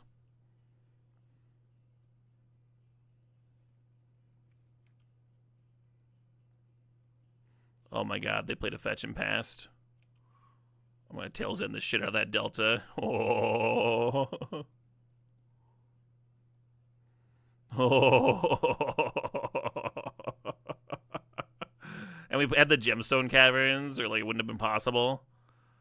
That's good stuff right there. That's good stuff. Oh my god. Just delicious. Just delicious.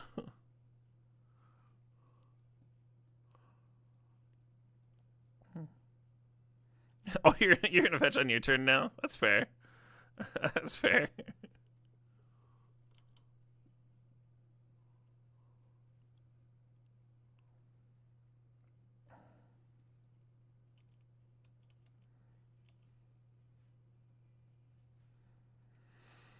Caleb, you monster.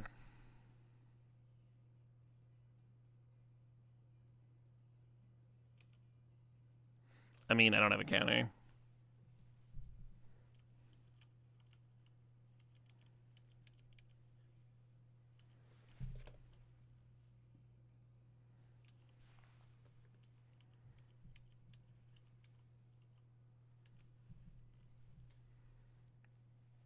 Menace Trample.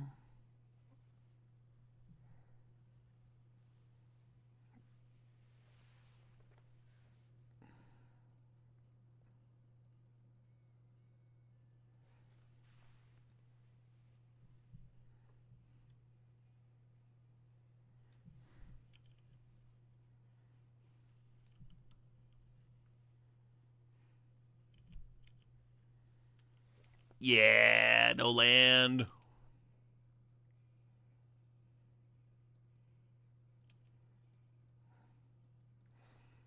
Yeah, no land, he cheers. Clearly the hero of the tale. I wonder if I'm supposed to be playing a 5-mana 4/4 there.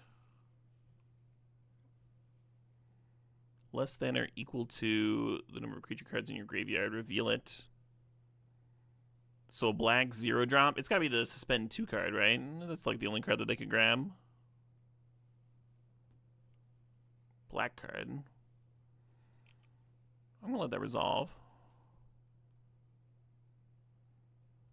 Profane Tutor, yeah.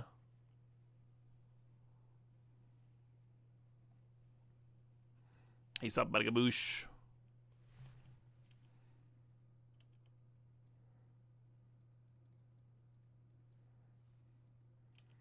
Tutoring for a tutor.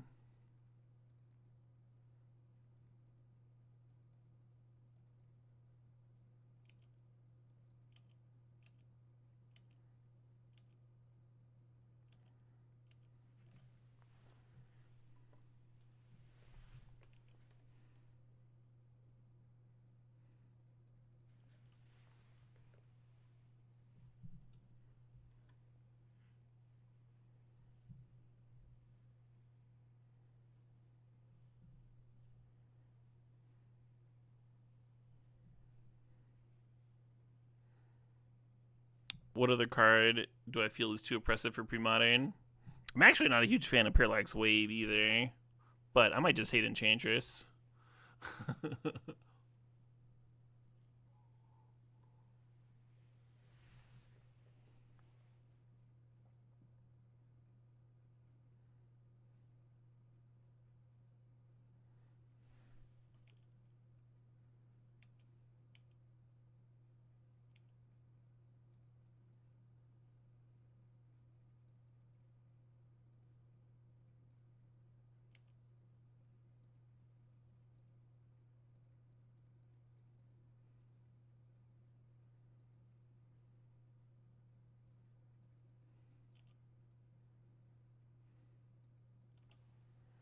Yeah, finding out the Demon Fury doesn't work with Scroll Rack makes me a whole hell of a lot less excited about it.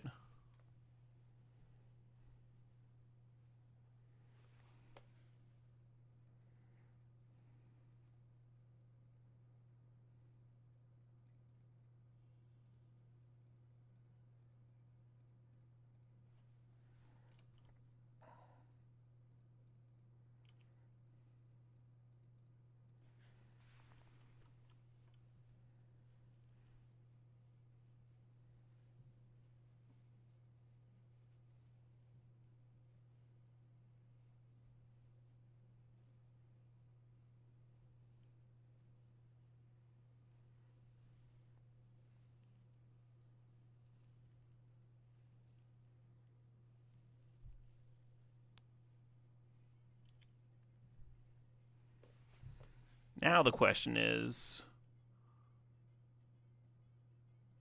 do you let them search for the Profane Tutor, or do you fucking stifle it? Because if we let them search, we get to hold up Mana Leak, and then we also have this Scroll Rack activation to make tokens. I think you're supposed to not let them search.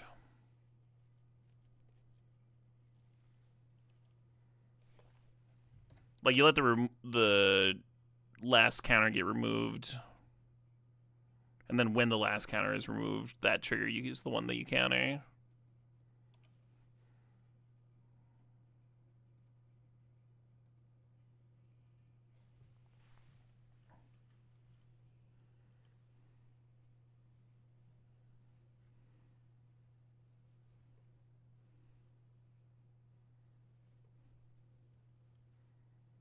Getting a lot of mileage out of this Tail's End.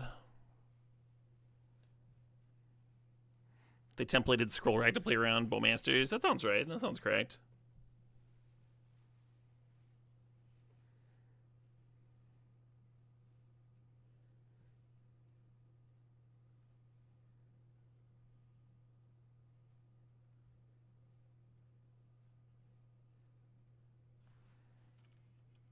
Shambling Ghast, sure.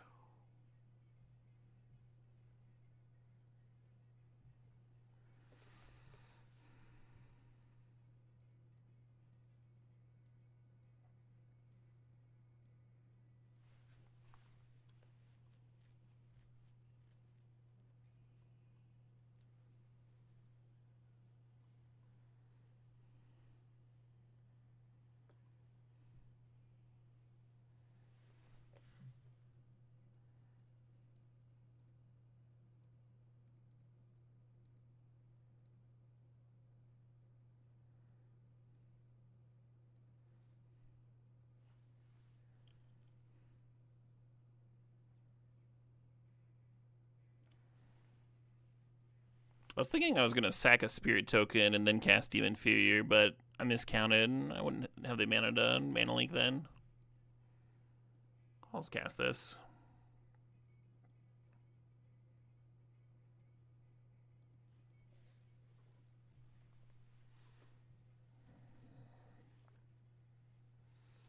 And they might sack to the tower, but then, like, they won't have that extra 2 mana on their turn, right? Totally worth.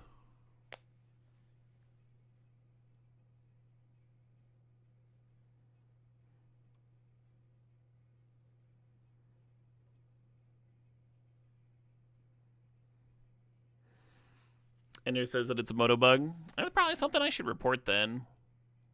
Because who the fuck else is going to report Scroll Rack +1 She triggering multiple times?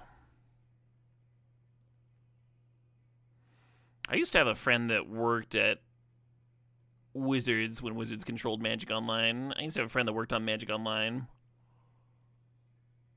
And when there was a bug like that, instead of filling out a request thing, instead of filling out a bug report, I would just PM him and be like, yo, this card. And be like, all right, thanks, Caleb. That was convenient, I tell you what.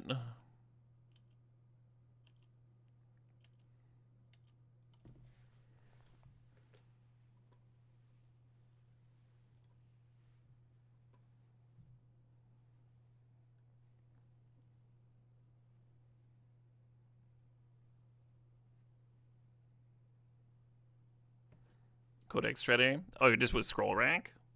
I mean, Scroll Rack's just a one of. You're not drawing it every game.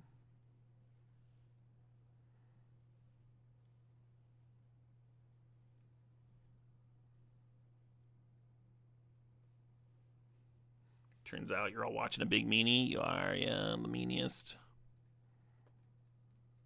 Too bad about Stifles, huh? Opponent finally drew another land. They have to think a bit. They're under some pressure. They're under some real pressure here.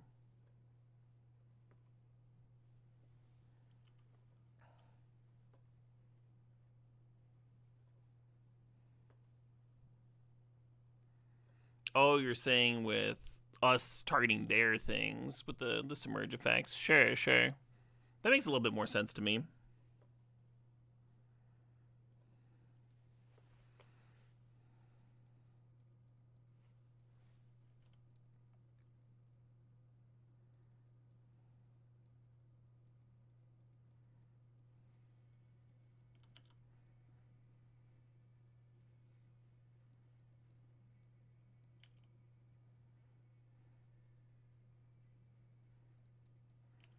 Step 1, attack for 8.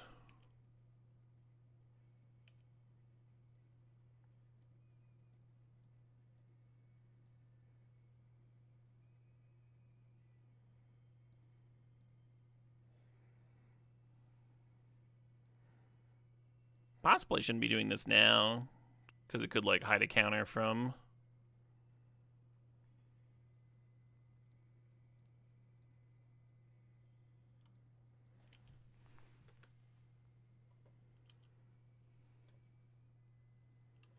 Fortunately, I don't think the extra tokens are going to matter this game. This Force Spike might. Now that Can It Win mentions it, Lelia Cascade is kind of similar. Oh, I see. So now the judge is unsure.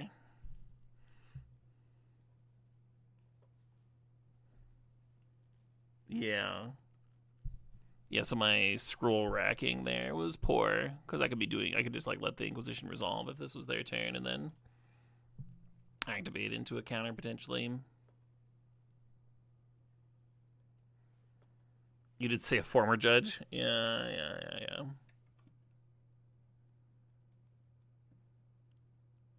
I win! Yay! Cool. This deck was a lot of fun. I might be dual commandered out. I might be done for the day. But this is a fucking blast. I almost want to switch over to the current sealed format, but maybe I should do that like right before, the day before, play some.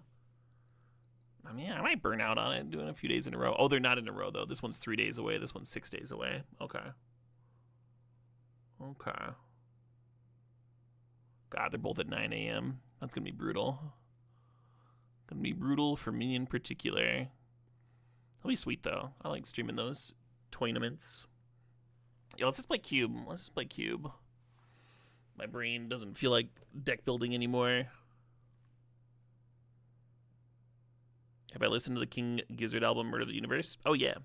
It's a top 5 King Gizzard album for me.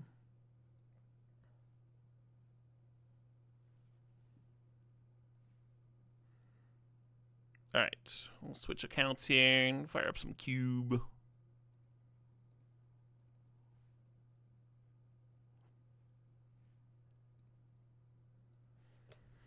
Definitive thoughts of the format? Oh, yeah.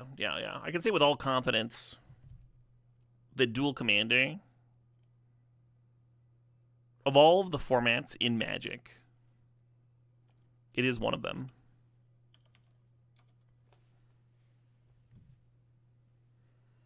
Listen to that confidence. That's a streamer that knows what he's talking about.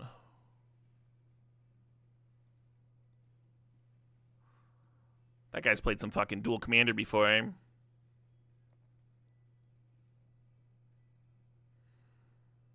I better retitle the stream, lest new viewers, lest those pesky viewers get on my case about inaccurate stream titles. False advertising. Fucking viewers, am I right? Alright. Merry Cube-Miss. And love for all. As even you.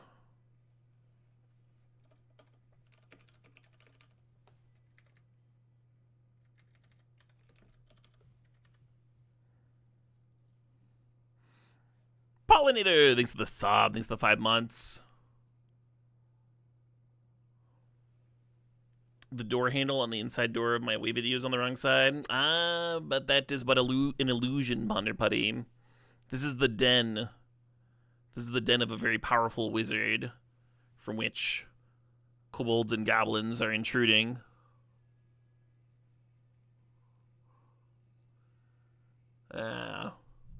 Yeah, do not expect to enter the den of a wizard and have everything be as it seems.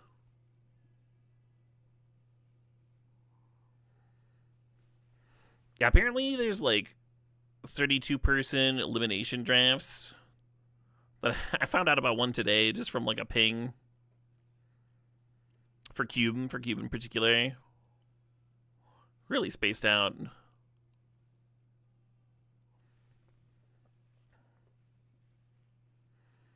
You couldn't imagine being a powerful wizard and not having a super comfy chair that's also a mimic, right? Yeah, someone manages to get through your whole dungeon, and then they make it into your lair, and there's just the most comfy chair there. We're all tired and bloodied up. Could really use a nice sit.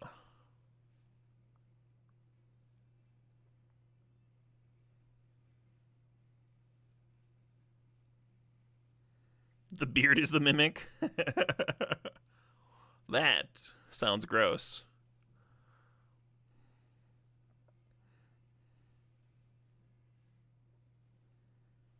Hot diggity. These are some powerful cards. I've actually had a few one-ring drafts lately, which almost makes me want to take Psychic Frog.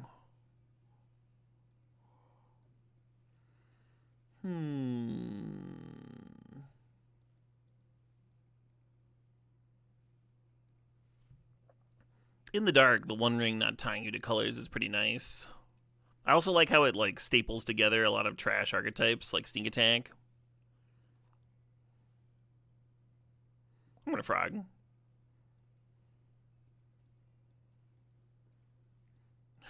Into Wanshi. I haven't played enough Wanshis today.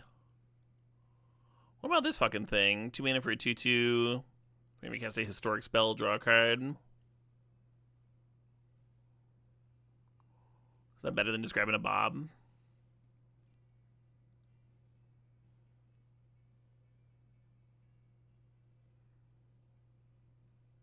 Are holds barred in this format? All kinds of holds are barred, yeah. A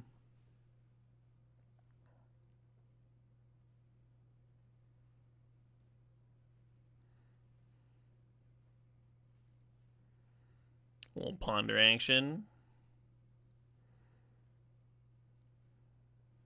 Are enchantments historic cards? It's just like artifacts and legends, right?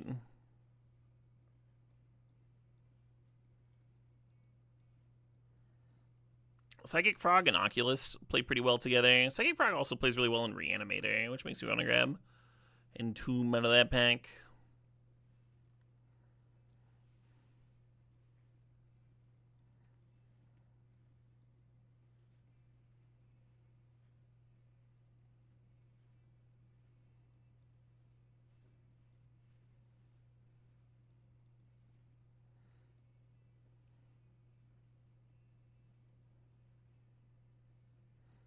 cast a historic spell, so ninjutsu won't work.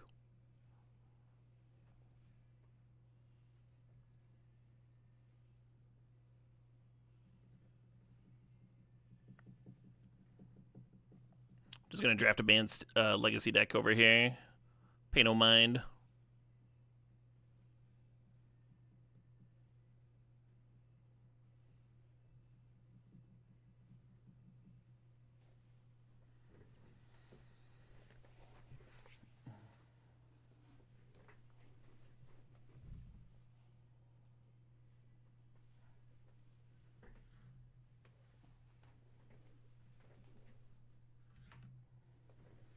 Are we drinking Applejack with $5 whiskey today? I've been pecking away at this this red wine that I opened last night. It was a $5 bottle though. Entomb's Banded Legacy. So Psychic Frog. That's why I said Banned Legacy deck. Mystical Tutor might be as well, actually.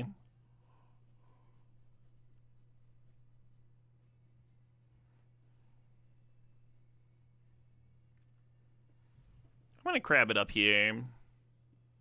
Card's fucked up.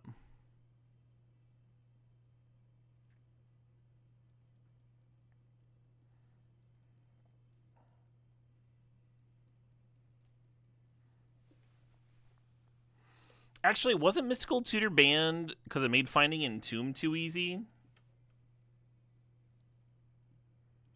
Ooh, Dark Ritual. Sneak attack here to derail my sweet draft, and then Inquisition into Frog is pretty good. I'm probably supposed to grab Inquisition, but the Dark Ritual might let me go like turn 1 Dark Ritual Entomb reanimate, and that's very tempting, isn't it? That's very tempting to me. Or just like cast a crab, right? I think I'm supposed to Inquisition here. Fuck.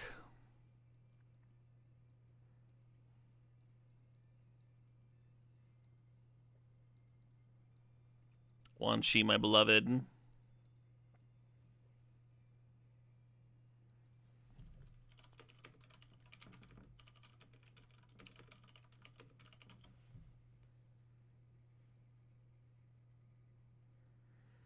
So I googled why is Mystical Tutor banned in Legacy. I found a Reddit post where they're talking about it because it was too good in Reanimator decks. There has to be in some fucking article, though. Decidin, thanks for gifting some subs. Congratulations to the Roblum, to Kamal 999, to I Hate Tom Brady, Pablo 101100, and to VS Reaper 420. Big cheers, Decidin. Thanks for the generosity. Hell yeah.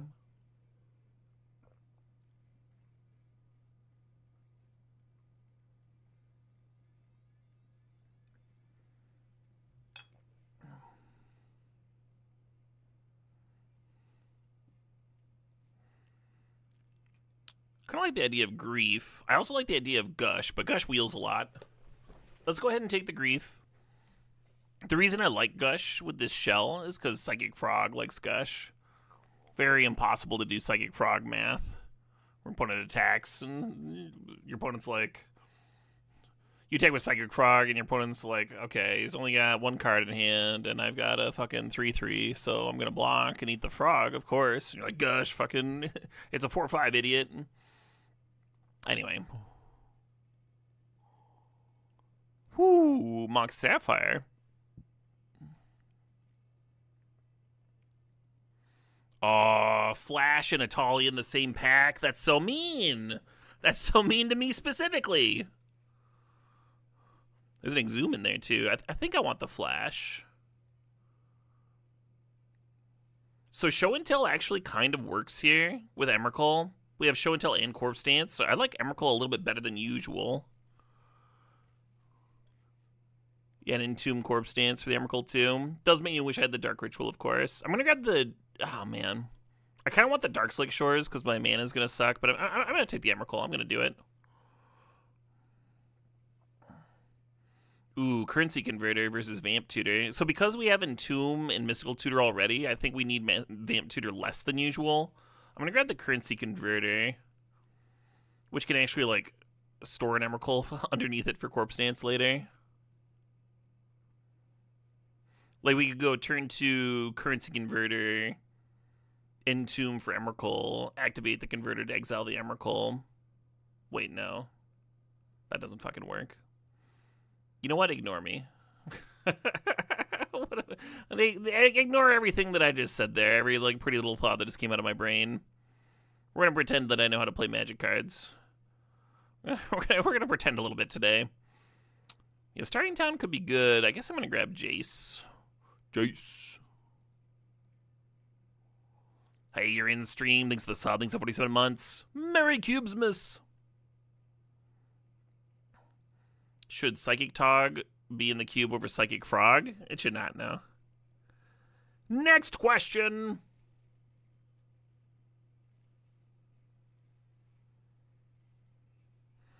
I mean, Converter and Frog is pretty good.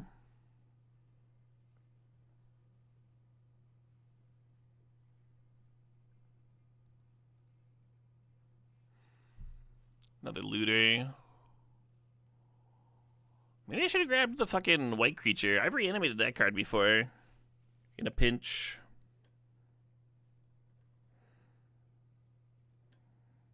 Currently, my only reanimation effect is the Corpse Dance.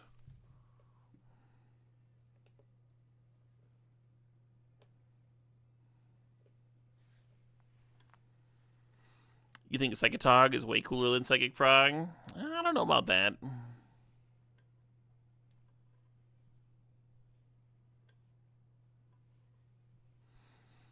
Maybe that's right. Maybe that's right. In the same way that, like... Hey, the Exhume came back.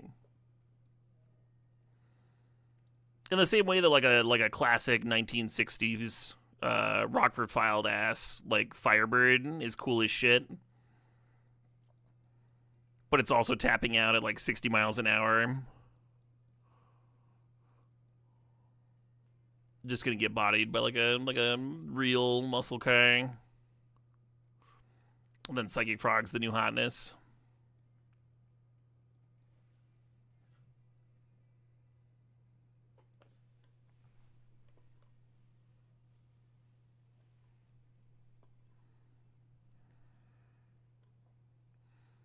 You think Psychic Frog still would have been playable even if it was just until end of turn?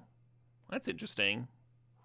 It still would have been like a pretty good Ophidian, but you would have just been playing it for the Ophidian effect.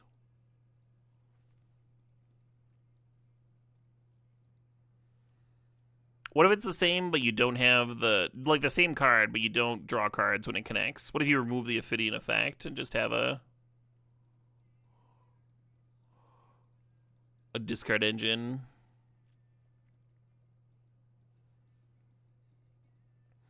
Thinking about Emperor Bones, thinking about Flooded Strand.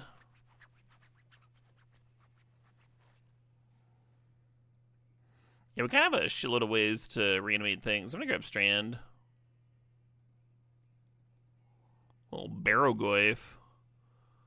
Speaking of the Legacy Special.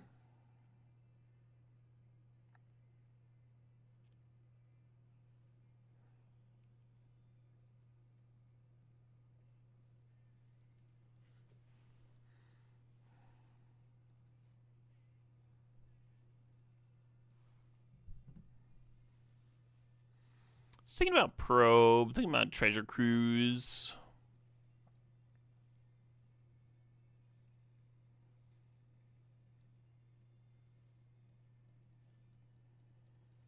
We have all these loot effects, so the Treasure Cruise might just be awesome.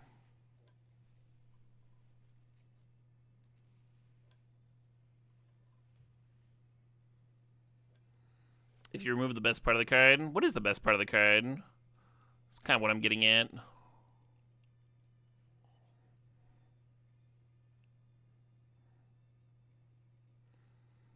Look at him just over there, tutoring so demonically. We have, like, no removal spells here. Best part is the art? Yeah, you're probably right about that.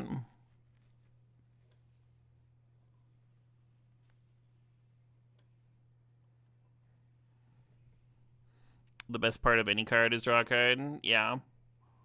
That's the best part of a cast Emrakul. You get the fucking untap and draw a card for the extra turn.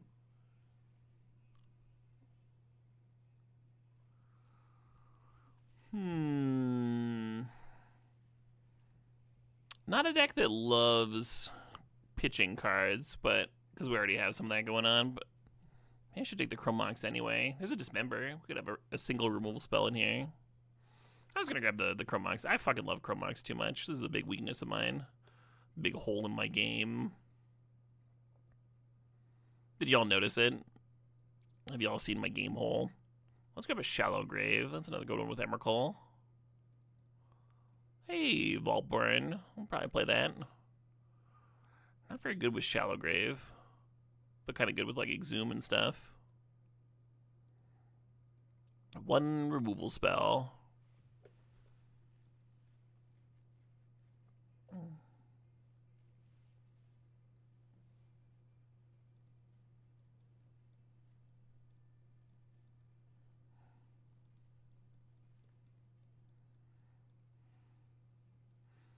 A little bit of sideboard nonsense.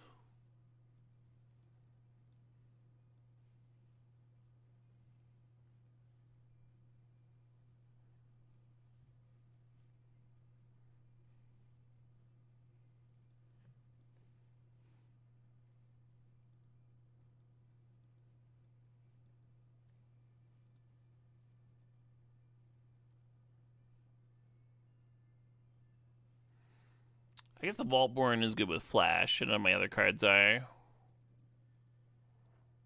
If I want to play that Flash card, I don't have to. I feel kind of obligated with the Mystical to grab it.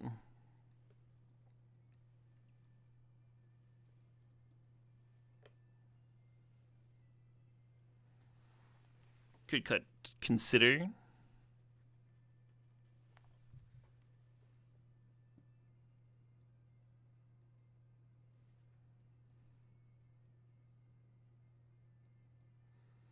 Imaging Crab's pretty sick.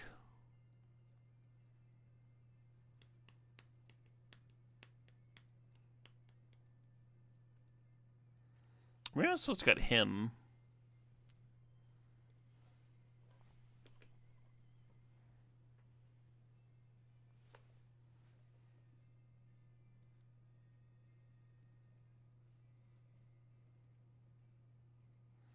Dr. Dave thinks the Saab. Thanks for 41 months.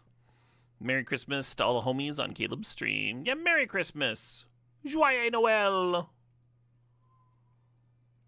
Feliz Navidades.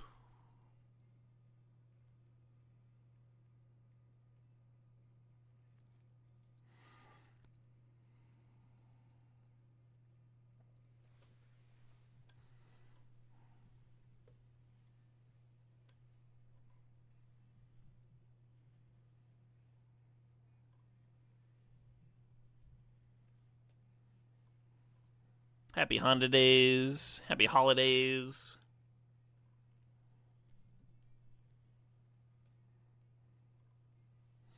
Hope everyone's having a nice, chill, relaxed time. Getting their chickens fully buttered.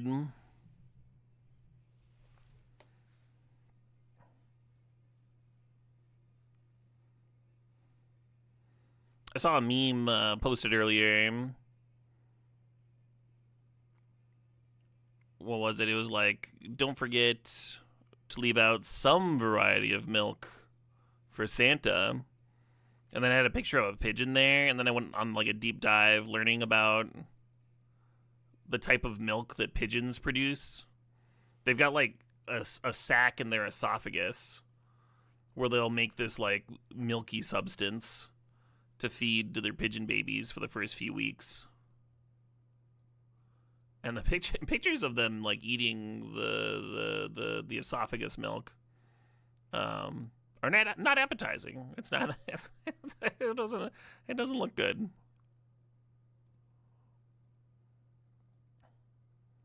But anyway, yeah, don't forget.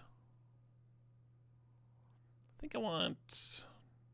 We're leaving the Flooded Strand in because it's a shuffle for Ponder and it's a card in the graveyard for Treasure Cruise. But I think I want one more swamp in here. if not more, right? Like the Ottawa and the Sapphire, waiting things already.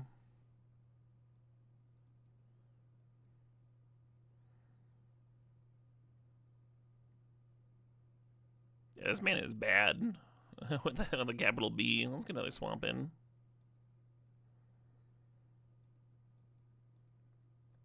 We have the Chromox for fixing.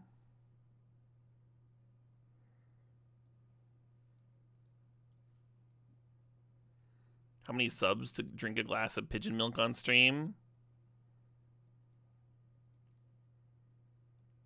How many you got?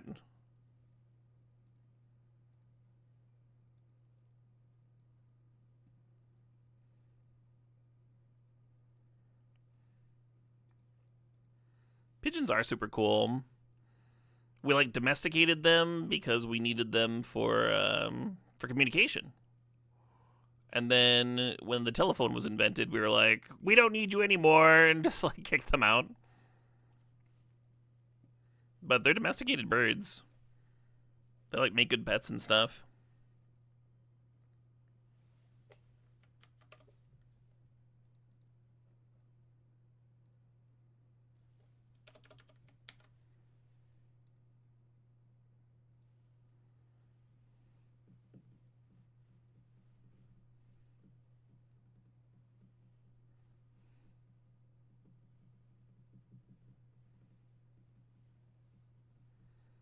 Was I contractually obligated to talk about the esophageal pigeon milk? Yeah, Big Milk got to me. Specifically, Big Bird. Caleb in the pocket of Big Bird. I'm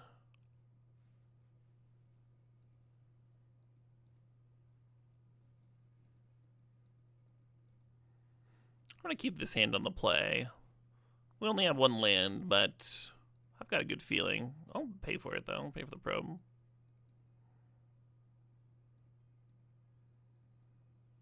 Sure.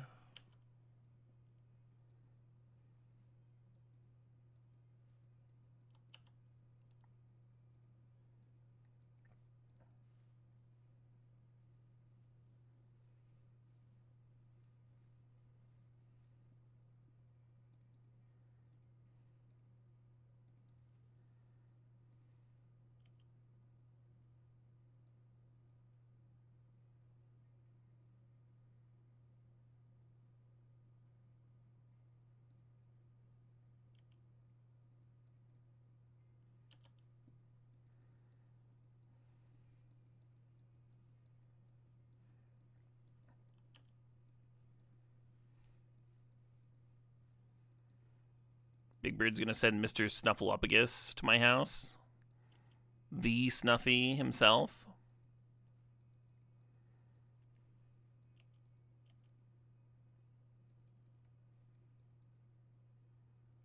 I'd let him snuffle on in, if you know what I mean.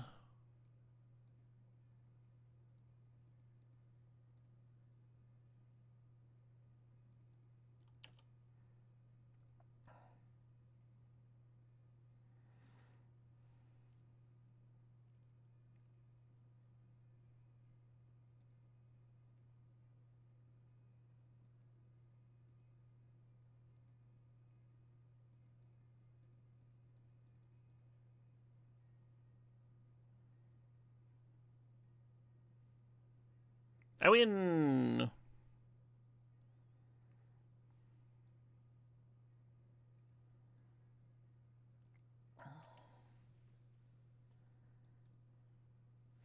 All they did was draw cards at us. We don't actually know what their deck's about. I'm gonna cut Fatal Push for him.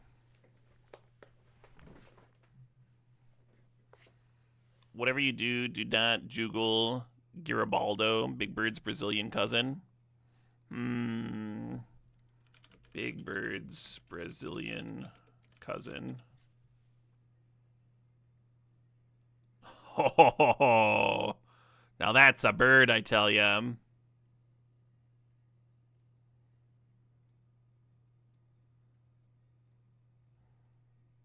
Yeah. Love it. He looks a lot more docile on the screen over here than whatever's going on here. There's different kinds of birds going on. Yeah. Just the fucking cracked out eyes. Makes it seem way more intense.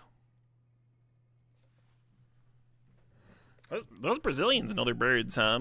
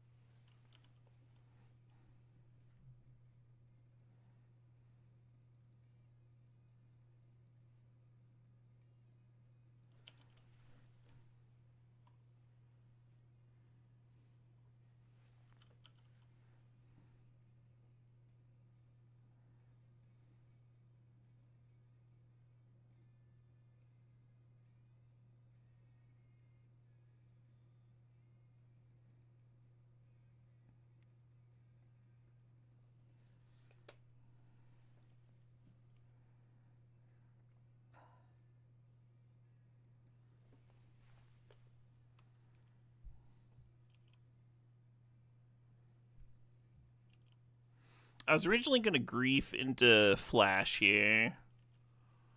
And now I'm wondering... They seem to really not like getting crabbed the other game.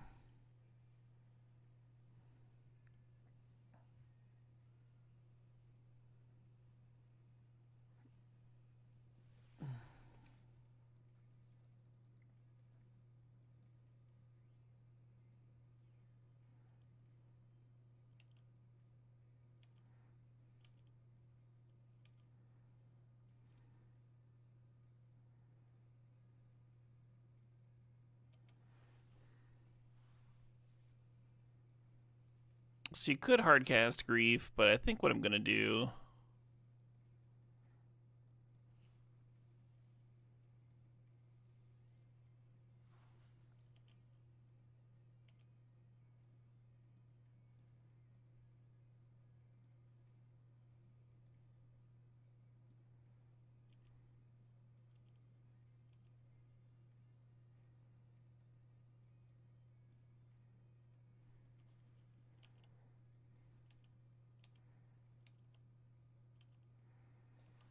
And you could grief here. You do lose the Shallow Grave, which is looking kind of awesome in this spot. Yeah, I'll just pass.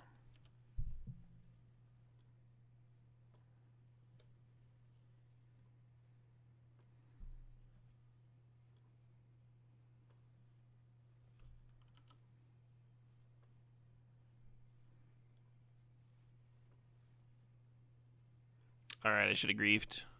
I'll admit it. I possibly should have griefed.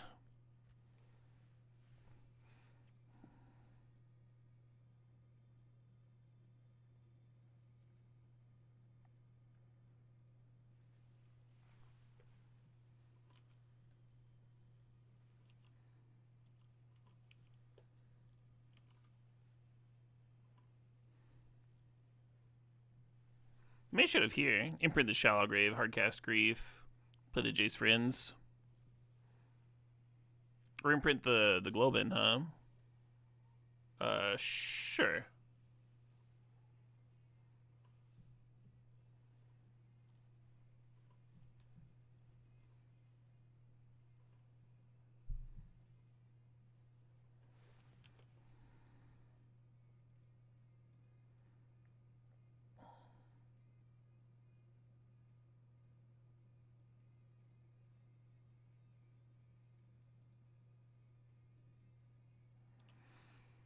So we lost the Shallow Grave. We have not lost the Corpse Dance.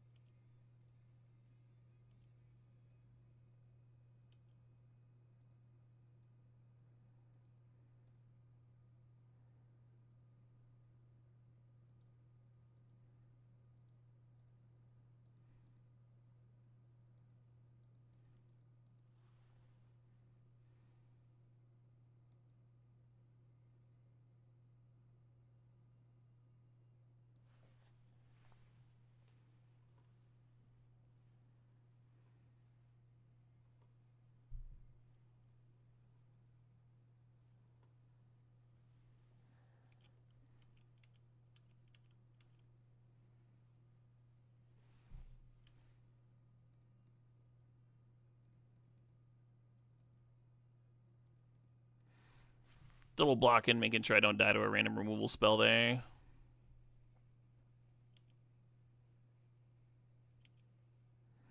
Oh, maybe I was supposed to block with Crab, huh? So they can get another trigger. Meh.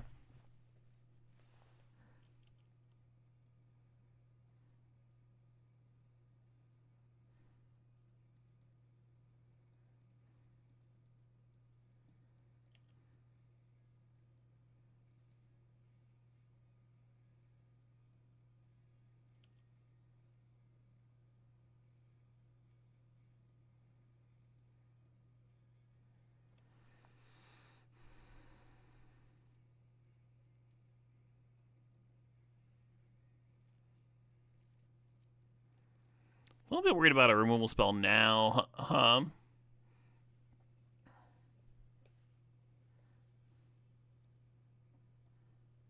I don't have like a backup creature either, really. Like I can entomb, but it doesn't really find me anything.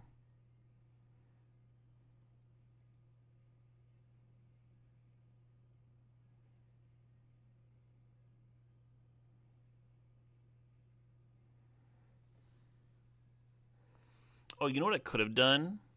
Put the Corpse Dance on the stack, respond to that by discarding the Emrakul. Oh, they would just wait until the Emrakul trigger resolves. They would just force me to do the converter thing. Yeah, it doesn't work.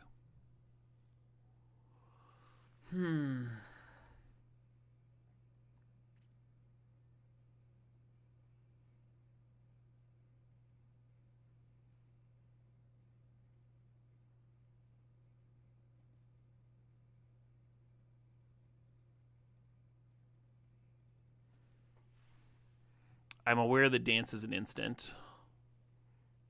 Why do you think I'm doing this?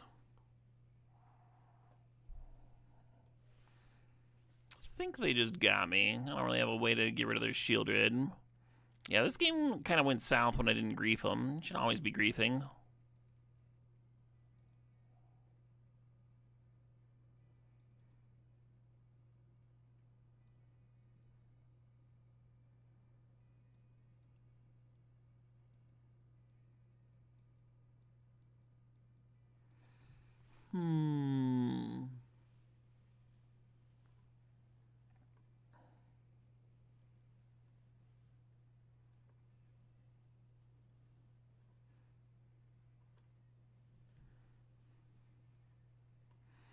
Maybe Image or Wan Shi is better than Kaido.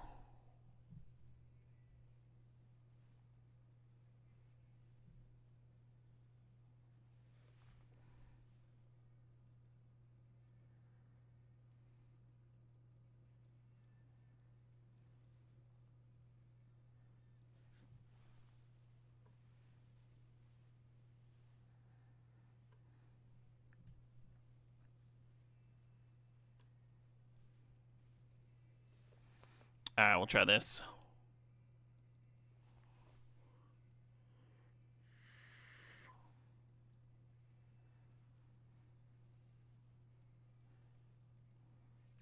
Kind of close to a keepable hand.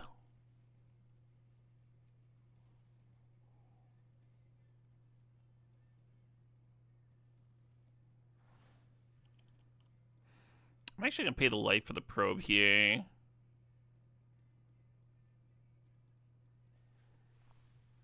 Brazen Borrower is very annoying against my Vaultborn Tyrant plan, but I think we still got to draw our cards. What if they're sealing for a blue source over there?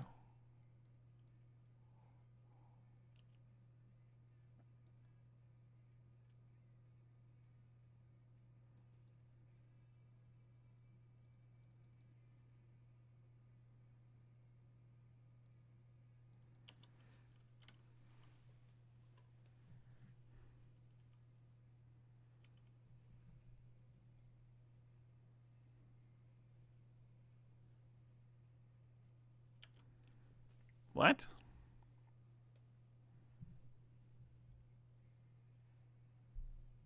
This is a weird sequence of events.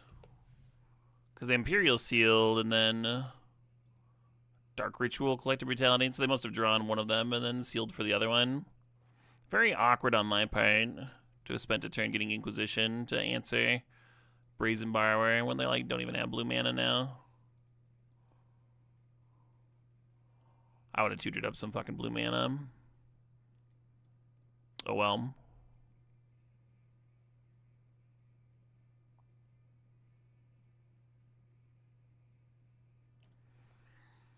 Face out to Boo.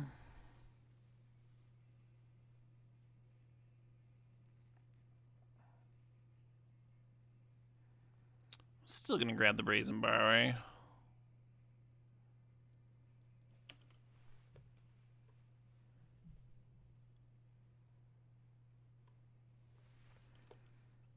Yeah, I guess they're just assuming that Night's Whisper would let them hit.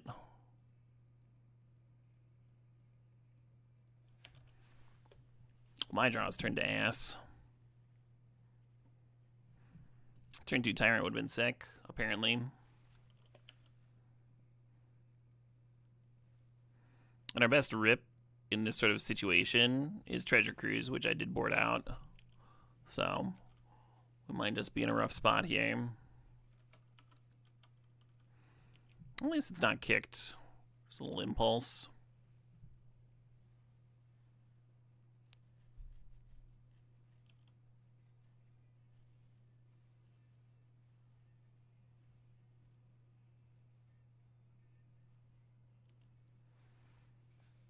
Frantic Search might imply a reanimation here.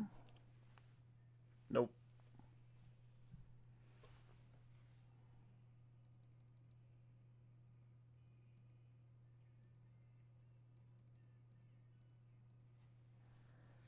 Sure.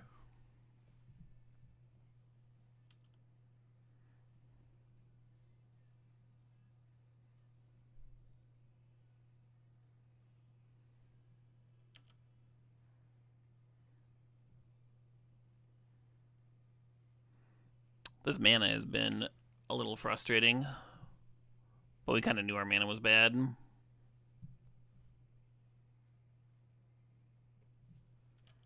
Right? Phantasmal Image was fucked up. We could just copy a legend and it would kill it.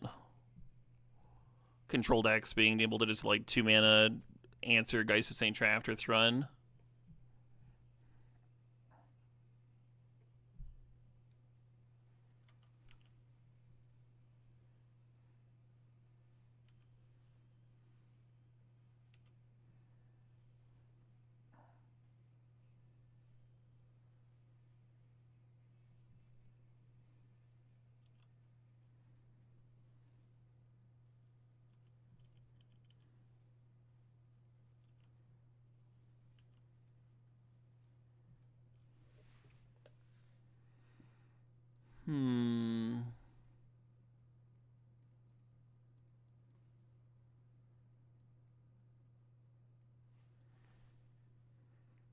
Really unsure if I'm supposed to lead on him in case they've got a weird counter. I might be playing into some counters, right?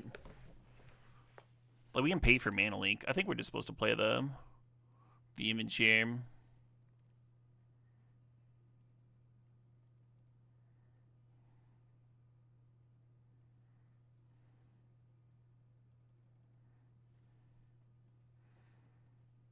They had Force of Will last time.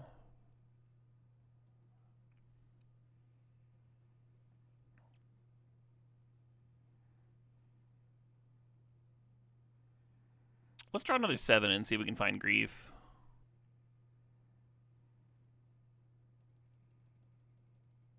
We cannot.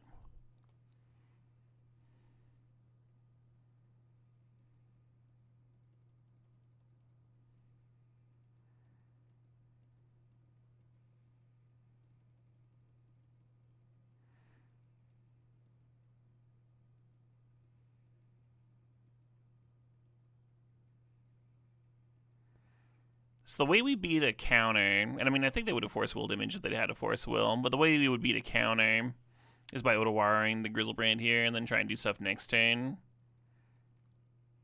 I don't love it. I guess you could Odawara, bounce Griselbrand, and play out Psychic Frog.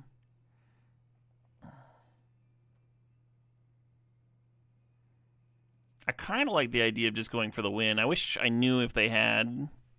I wish I knew what the interaction makeup of their deck was. All I can think of is the Force of Will and the cards that are here.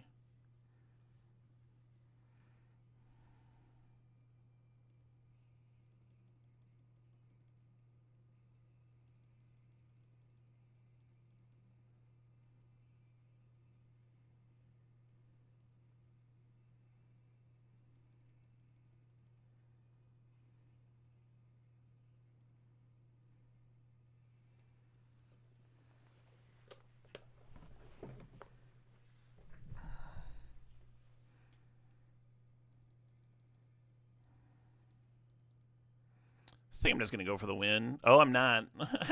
I super don't have a land. Okay.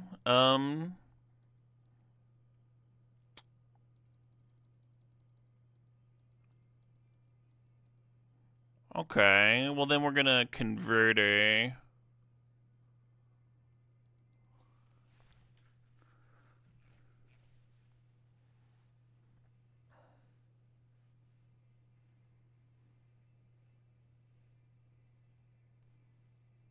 Yeah, I guess I should have cracked that strand before I drew 14 cards with Griselbrand, huh?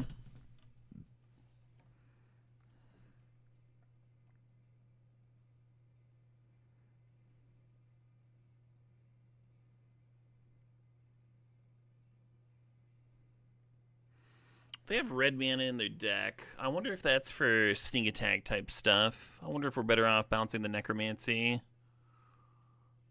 I'll just go to discard. I'll just figure it out on their turn.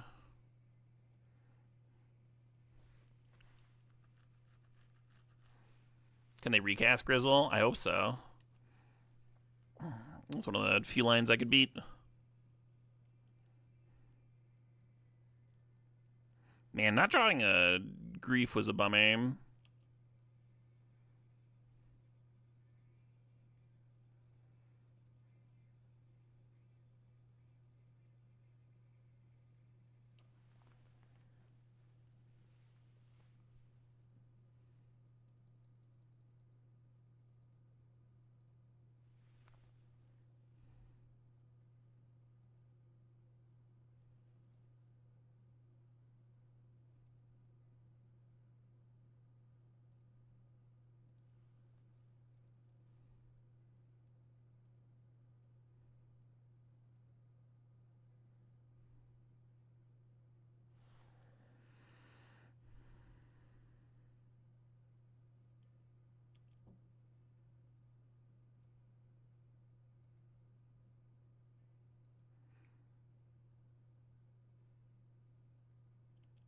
Yeah, I don't want to always yield these.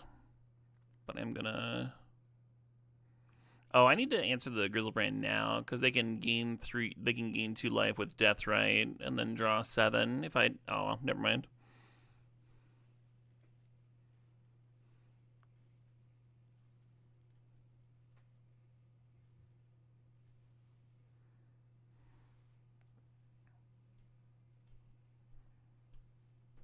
Just gonna steal it? What are they gonna steal?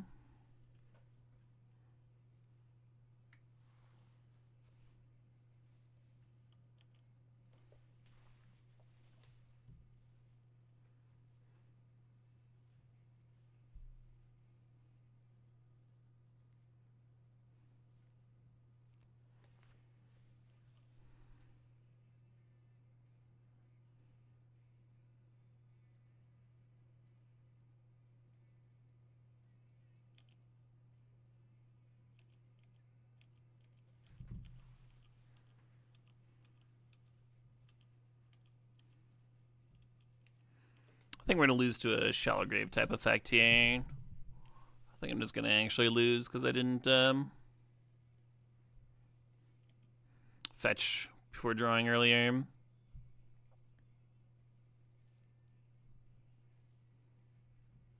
That's alright. Sometimes you lose. That's okay. Gaining 2 life. Or are we exhuming? No.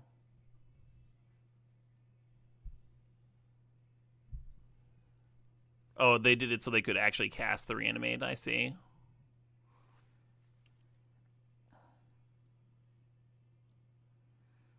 I did find them Force of Will.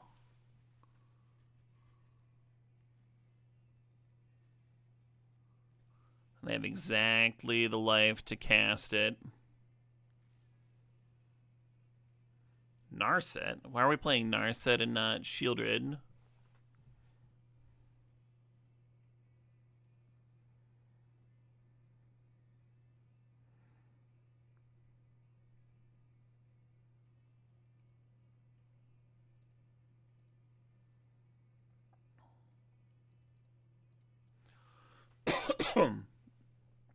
Yeah, I don't get it.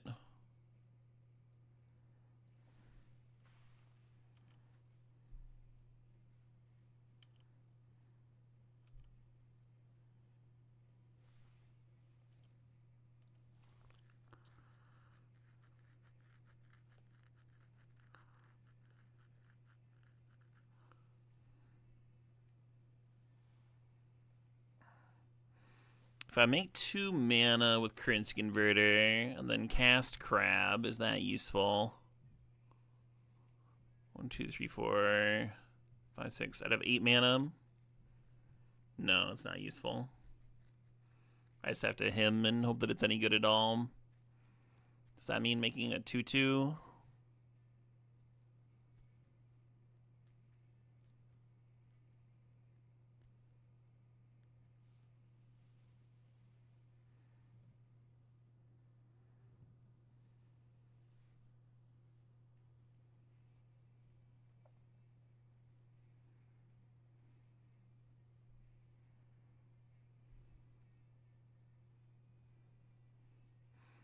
Thinking about whether to make a 2/2 or a treasure here. I think it's kind of close.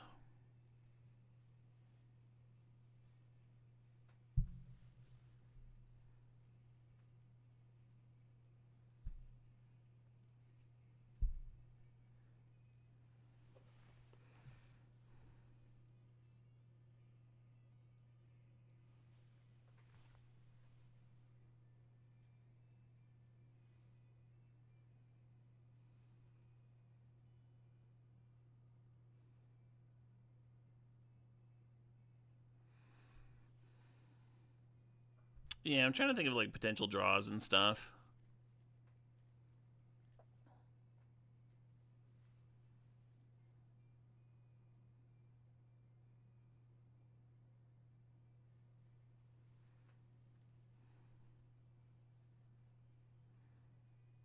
Emrakul doesn't beat them, right? They sack Dak, Leyline Binding, Narset, and then 3 lands, and then jump with Atraxa, and then casting Shieldred and activating Deathrite Shaman wins. But the Hymn to Tarak could hit like land number 4 plus Force or something.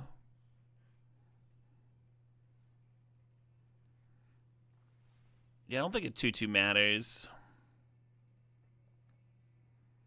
Sorry about the long tank.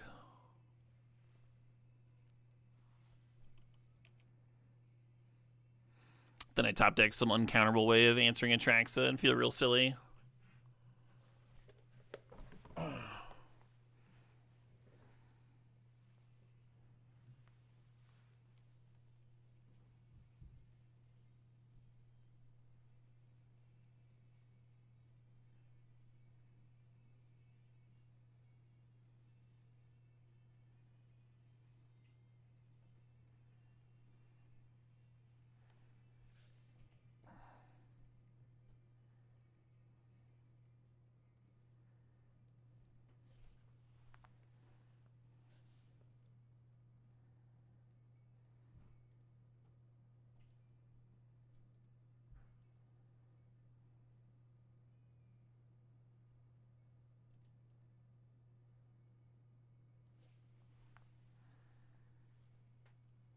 Should I be hymning first? Do I have enough mana for everything? I hymn.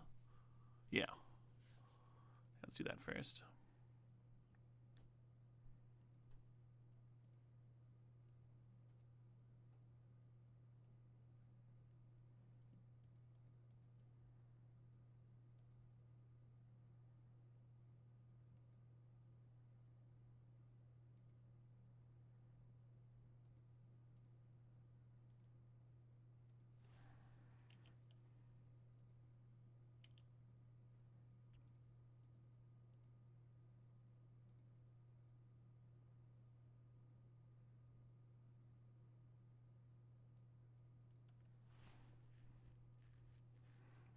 they just let it resolve.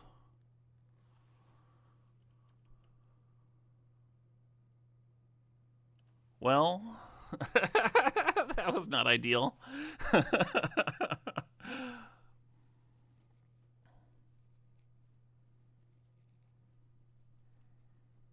What do we know about their hand? We just hit an island out of it. And they discarded Echo to end of turn. So we know Force of Will shielded. What are the odds they don't have a blue card, huh?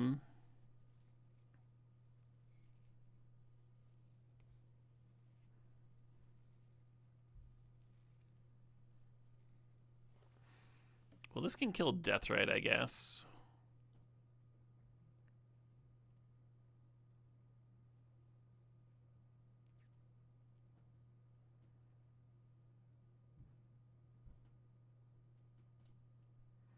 Oh, that's true. Yeah, we know about Griselbrand from bouncing.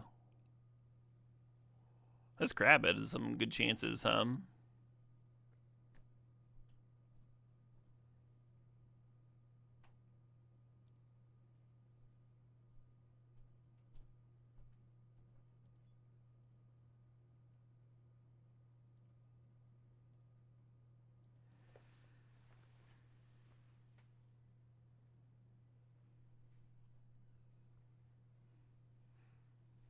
Oh, I think I'm just dead now.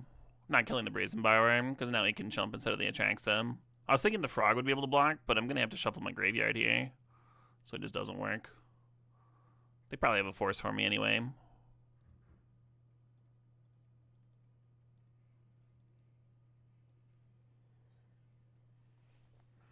Yeah, they super didn't have a...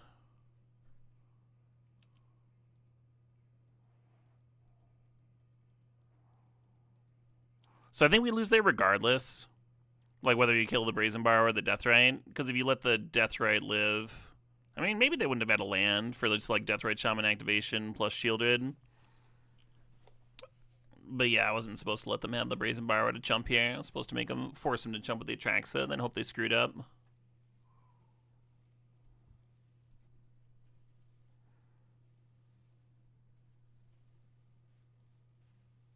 They could just DAC me with Shelly out. Yeah, that's true. Well, wait, would they have enough permanents to keep DAC and 4 lands? Oh, because they sack the Deathrite Shaman then. Sure, sure. And then they don't need 5 mana.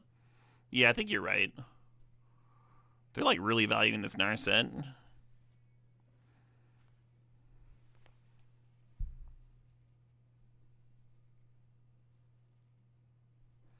Yeah, I should have thought about the Galvblast just ever so slightly more.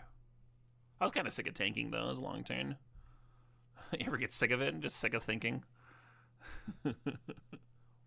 I missed that that Triplin gift sub. Congrats to Boo. Triplin's gifted a whopping 592 subs to the channel. And Scafasco, thanks for that sub. Nice triads. Yeah, fuck them. Great game regardless. Yeah, really interesting stuff. I just needed to think ever so slightly longer about my graveyard getting nuked so then Psychic Frog wouldn't get to be able to block. But yeah, otherwise, interesting. No, Feinberg. No, no, no, no, no.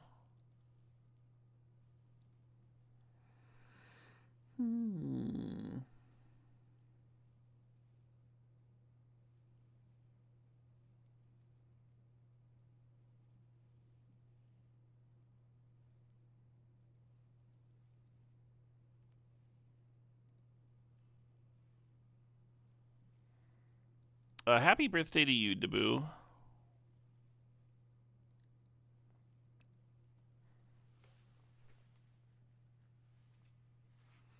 Yeah, fetching before drawing 14 that one turn ended up making a huge difference. I think that was my biggest mistake.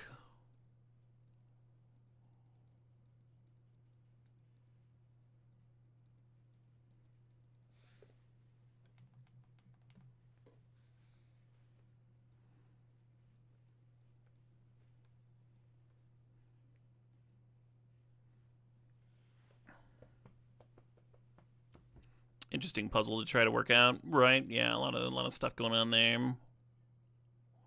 That can happen sometimes. That's like why I brought an image, right? Like sometimes you both just have a Griselbrand.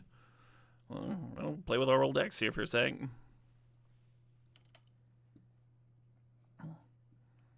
Maybe I can draw into a flash. Oh, not just flashing on turn 2 is obviously a mistake too. The way it played out. Oh shit. I'm gonna try and ambush that Ragavan. It's greedy. If they go like island and counter me, then I'll just, I don't know, throw my computer through the window. But I really want to ambush that Ragavan. We're gonna get Containment Priested. I'm gonna flash, they're gonna Containment Priest, and then I'm gonna cry.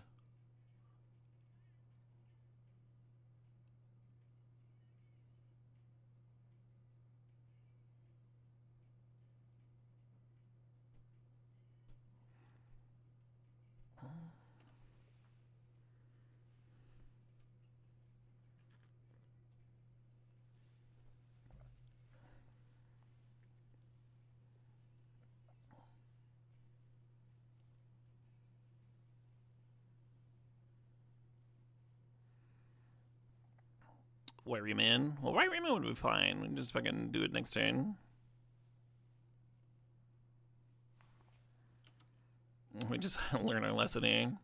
Oh, what if it hit an Inquisition, though? What if it hit Inquisition off the top? I got a swamp.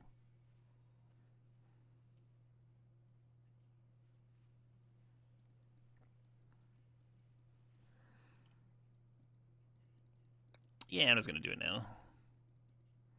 Even though it makes it vulnerable to sorcery speed removal, it could also draw me that Inquisition card, It didn't happen.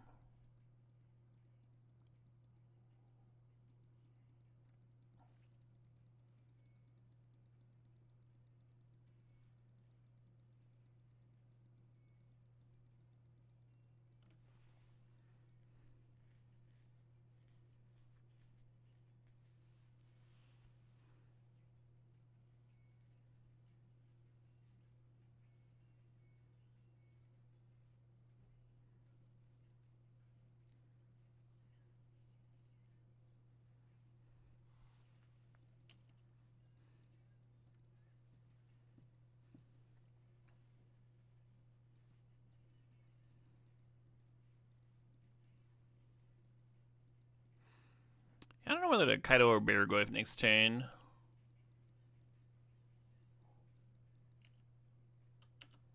Probably Baragoi.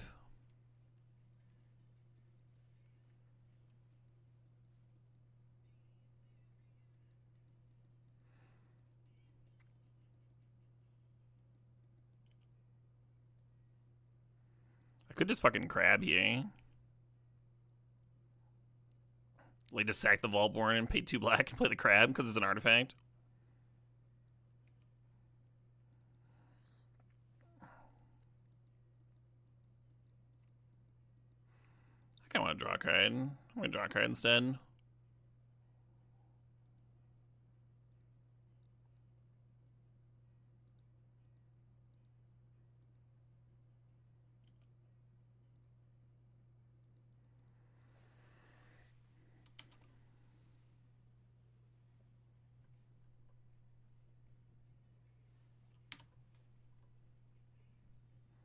Are we doing song requests? You can if you want.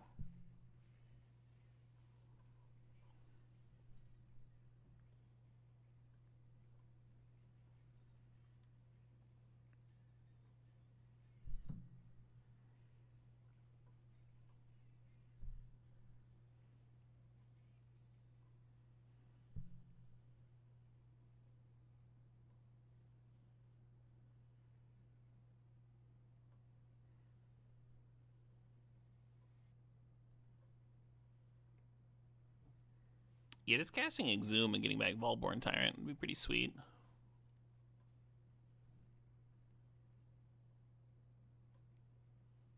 What were the opponents up to? I assume Ragavan's connecting them with me, and then they're clearing Kaido.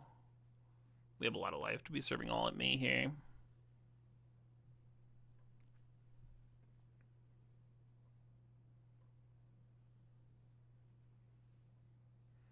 Could also see leading on Treasure Cruise. Treasure Cruise, interestingly, could like rearrange the graveyard for Shallow Grave, like get rid of the shitter creature that's in there. Too bad we don't have a way to discard. Yeah, I mean we might get there, right?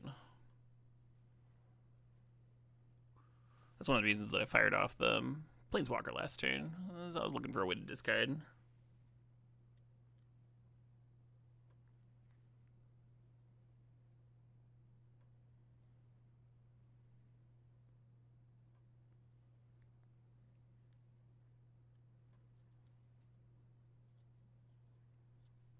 Is Prismatic my fucking Mox? Some rude shit.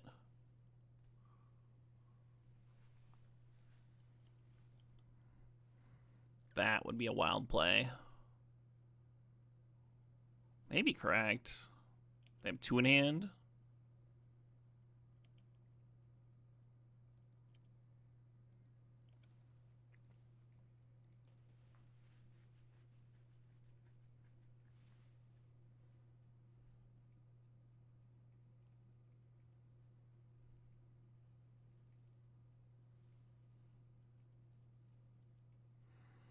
The Exhume is sort of like a show and tell here because they could loot with converting, but it does force them to not Saga at least.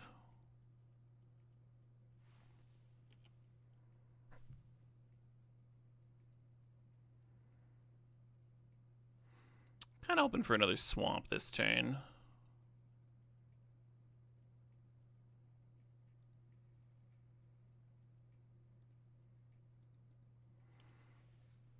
You could Treasure Cruise,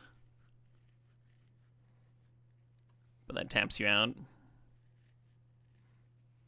I think I like having the Fatal Push up.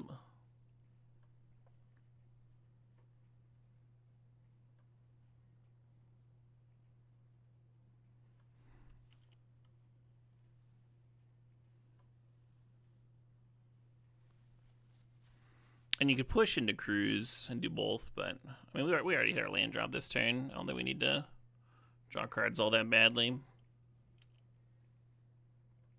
What did he just say? Caleb, are you sick? Are you ill? You can tell us, Caleb.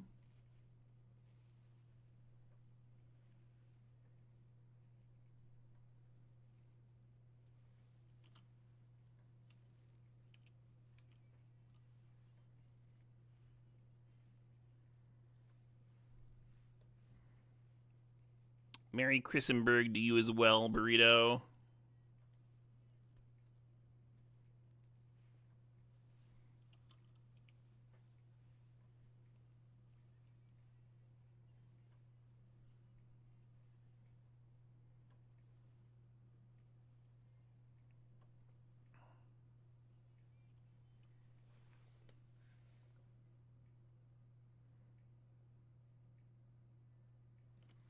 Creatures without flying can't block, huh?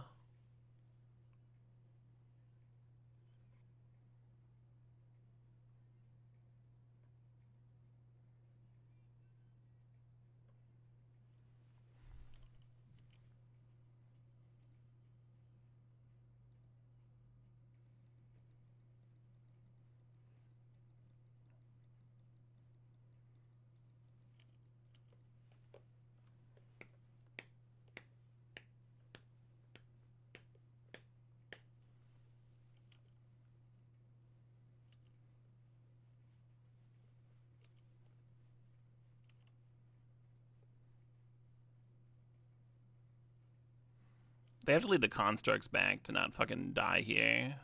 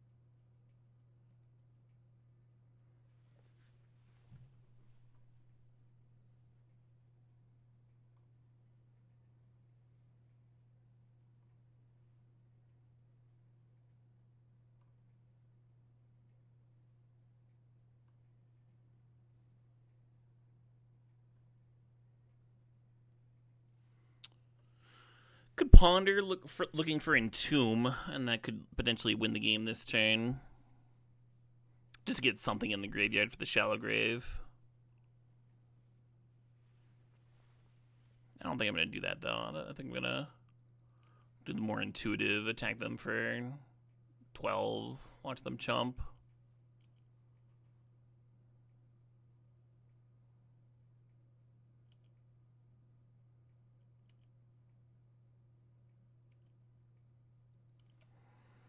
Then I'm going to crab for 2 mana. And this will get the last card out of their hand, which is pretty clean as far as show and tells are concerned. Oh, I'll just kill him.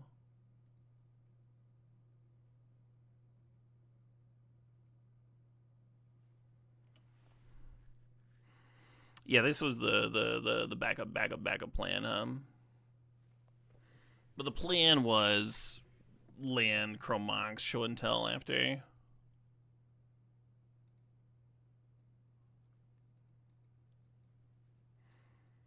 Kind of looks Skydiver. Kind of looked kind of good, huh? Kinda. Maybe cut Grief. Maybe cut Kaido. Yeah, Kaido's maybe just not that good here.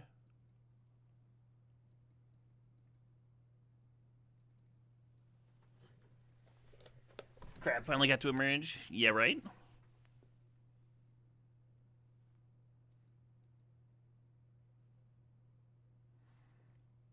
Caleb loves the Skydiver. Yo, yeah. Skydiver helped me win CubeCon that one year I won it. When there were like less than 200 people.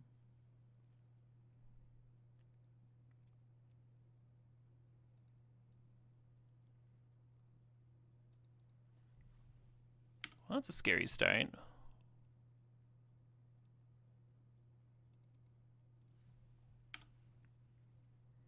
Yeah, Max would certainly help.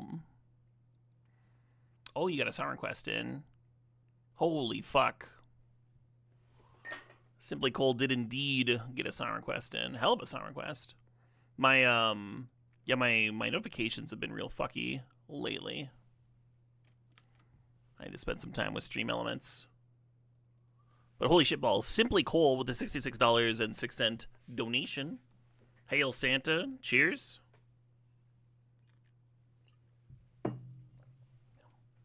Cole said maybe this works. If not, fucking A, I love you, man. Yeah, much love, Simply Cole.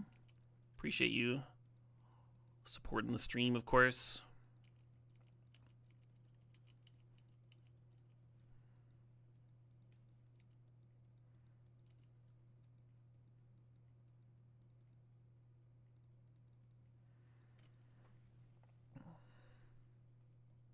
Psychic Frog is interesting because you really want to... Typically, in the... You want to, like, lead with your worst things so that you removal them, then your best things have a better chance of living. That's like a classic limited mindset, right? But Vintage Cube is not really limited. It doesn't have similar curves. You don't have as much time. People just kind of fucking die. And if you sandbag your frog, it never gets a chance to do its sweet, sweet froggy business. Really important to run it out. That's what I'm getting at. I might Demonic Tutor for a Chrome Mox here.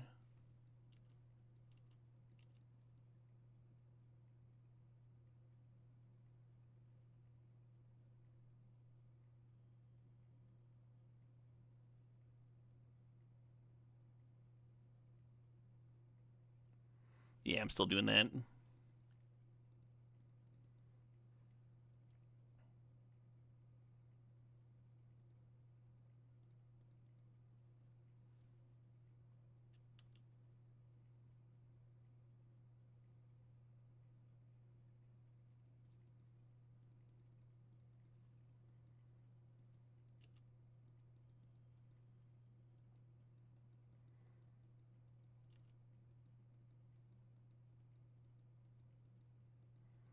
Merry Cubemas to you as well, JC Foxpox. We spent the first like half the stream noodling around with Dual Commander. As you might have noticed if you watched yesterday's stream, I've become quite taken with this owl, with this bird spirit. So I wanted to brew up a dual commander deck. I think we went 3-2. Wasn't the worst.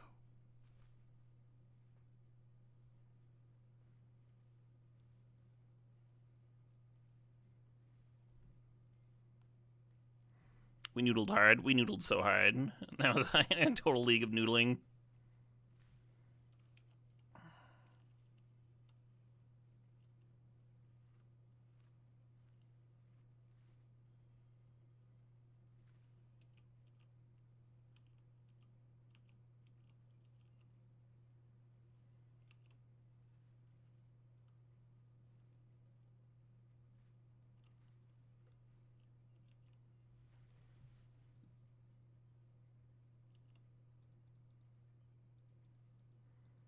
I don't know whether it's better to reanimate Grave Titan or tutor up something like Crab.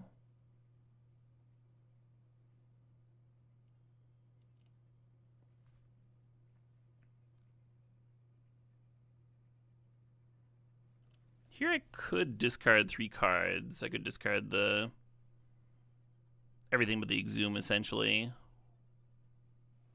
Kind of reasonable. The Frog doesn't get to attack, though. They've got that Adeline in the way. If I entomb Exhume, what am I entombing and exhuming? That's the other question. Oh, Exhume's kind of awkward with that Flage in the bin.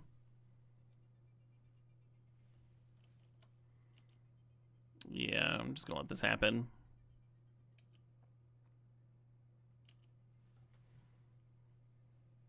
And then top deck Shallow Grave, and then just entomb Emrakul. Easy. Well, nevertheless.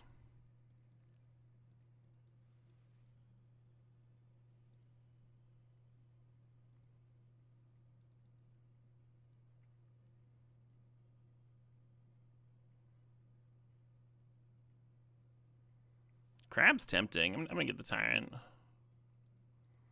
And then this will give them a Lightning Helix, and I'll gain the 3 life, and I'll still be at 9. Kind of feels like losing. Oh, we got a raid for my... I'm actually level 1? Hell yeah. Yeah, my raid notification hasn't been going off. I appreciate the raid, though. If any of y'all are ever hankering for real vintage, that is I'm actually level 1's forte. We're lucky to have a creative vintage deck builder. Yeah, I think I'm just dead, right? Here on Twitch, anyway. Well, they just serve for 5 and another 1, and then becomes 7 because of the creature that comes with, and then they grow another 1.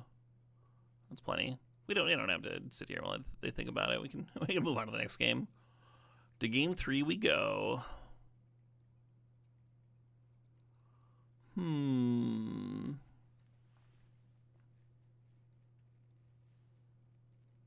Yeah, I think I'm running that bank.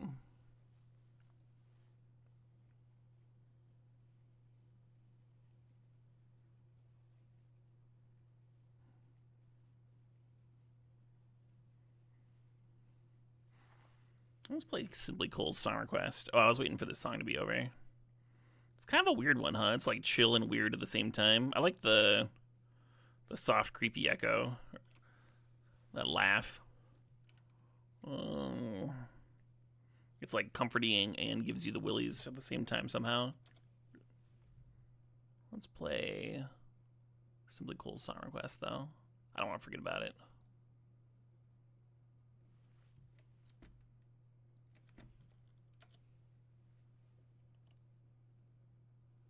Runes to My Memory. Oh, it's an Amon Amarth cover. With the banjo.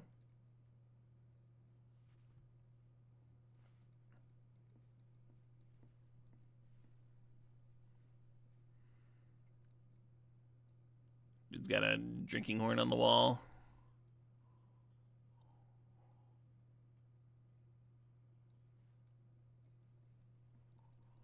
Not a poke with the sub with the 28 months, and eat butt do cube. All of that. All of that.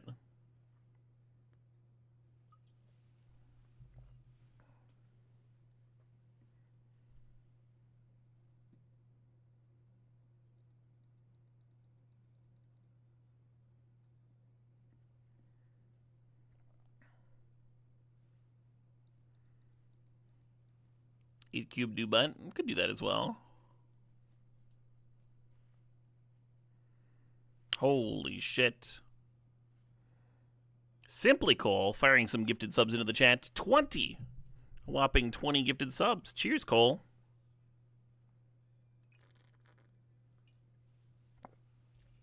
Congratulations to Batman W2, Jackmaster, and Travis Von Doom, Cy Games, Katori, Comrade Kringle, Tulsi17, Woist, Yuharin, Swoop Tech, Corny, The Brain Fist, Velo Power, Neon Telparu, Word Another Word, M Basket. Congrats to Zythram Yum for Giving, SR Twist 7, Sack Tap 7, and Farah Z TTV. Hell yeah. Let's kick Crunk. A little Crunk. Let's a little Crunk. Crunk it up.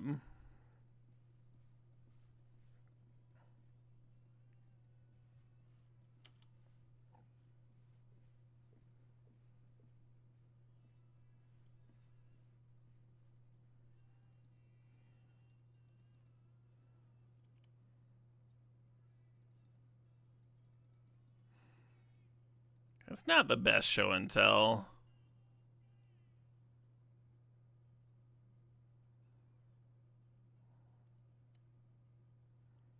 One of the lesser exciting show and tell things you could put into play. It's not Narcon, it's not Emrakul. Even Atrax is pretty good. This is like, I will draw a single card. Please don't oust me. I need a Crunk Goblet, do I? I have a few goblets.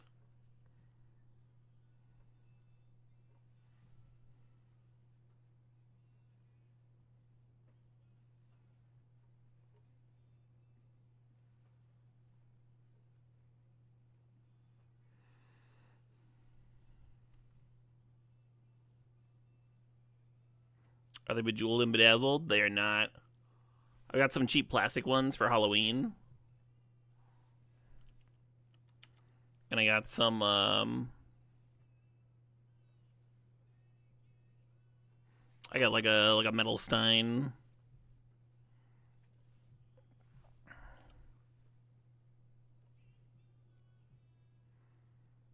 I wonder what I should be demonic tutoring for.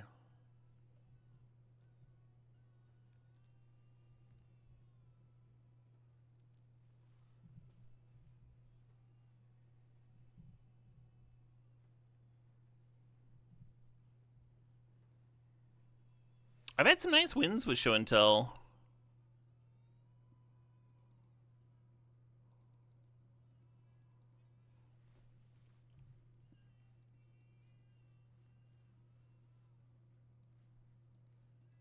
Fairly recently, too.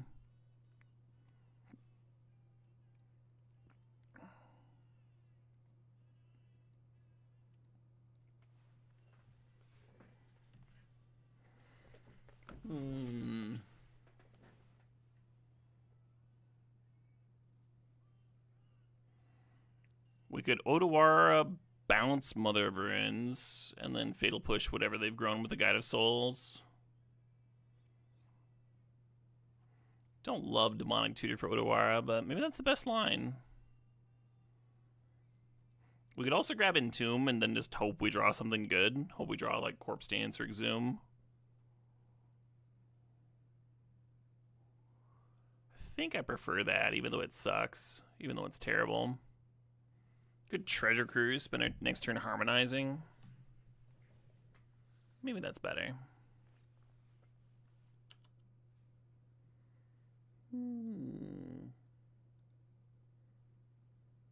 Now I'll put on the folk playlist.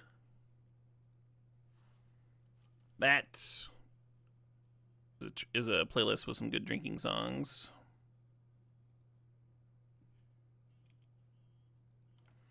Slam a Beargoyf. I don't think that's great. They have a Mother Runes that just bricks it by itself.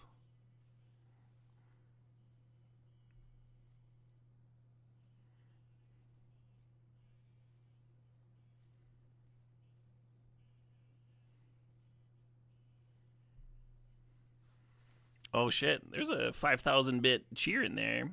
Chat friends, let's get together and make our Lord and Savior a drinking horn worthy of the gods. With a 5,000 bit donation. Cheers.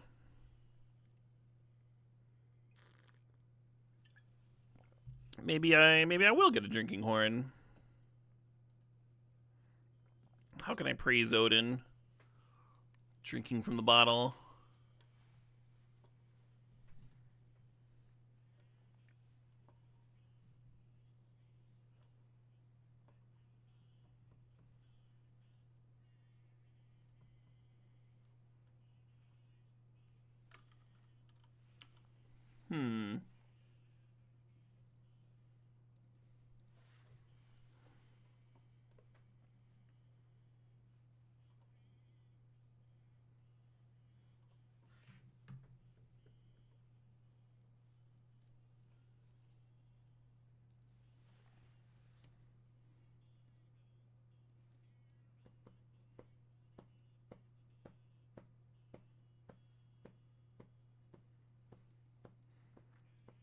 Oh, they hit a probe. They're going to cast it. Nice. They get a card, but it's one card in the graveyard for my treasure cruise here. We actually flip the Jace. Is that something I want to do? It feels like it is.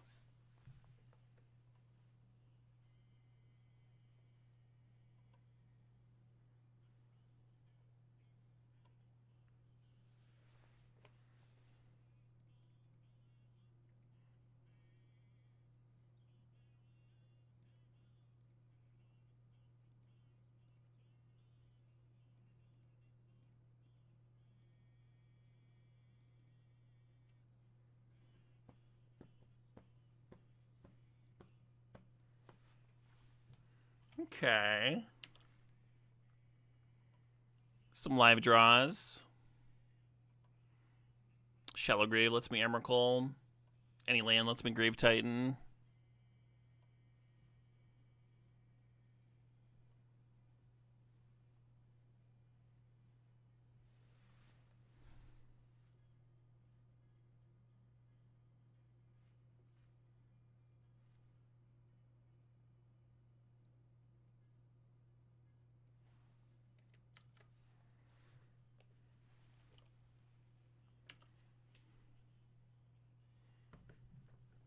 Why is it that your coolest cube decks get dumpstered, but you do fine with the stinking piles? Maybe you're just wrong. I've been thinking about that lately. My approach to some decks, some archetypes. I think my Reanimator decks that are like 4-color piles that have a bunch of different lanes of attack tend to do way better. They do require, like, the mana to be flowing, though, which you can't guarantee.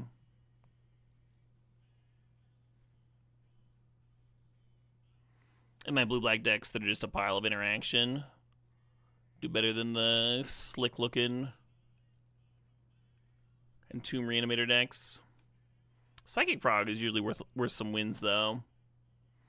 So far, I think this deck's underperforming a bit. An Archon would have been very helpful. Or a Traxa with the Flash.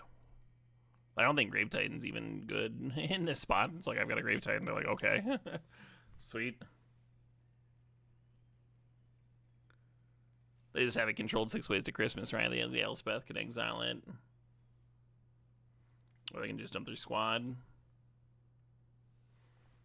Is this a Northwest Passage, Diggy Holes kind of night? It might be.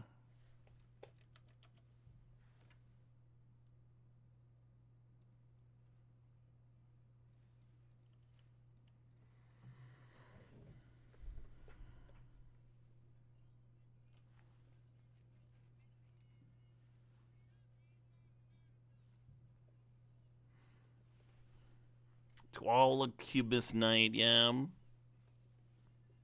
Standard Warp and Grave Titan. I don't know how Warp and Grave Titan was. I mean, I played it a shitload. But I think Sun Titan and Prime Titan stole a lot of thunder.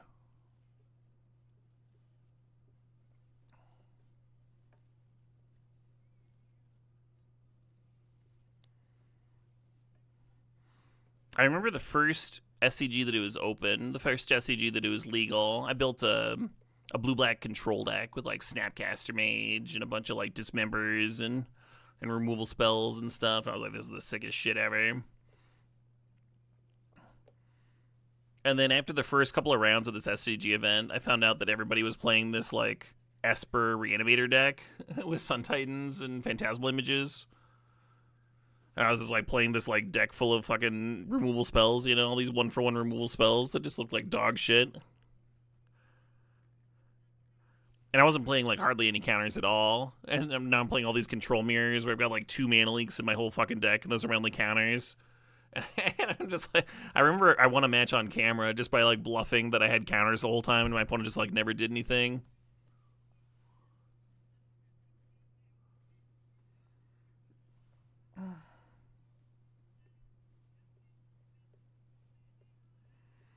You saw me play Esper Control in St. Louis 2011. He was a baby. I was a baby, yeah.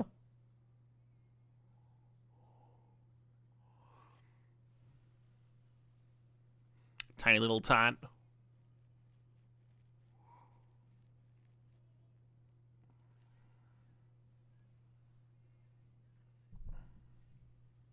That's folk punk, baby. Singing a love song to a beer. Dax Riggs had a love song to a beer that I kind of liked. Soul of a Beer Can. Very mournful. Almost a little silly, but...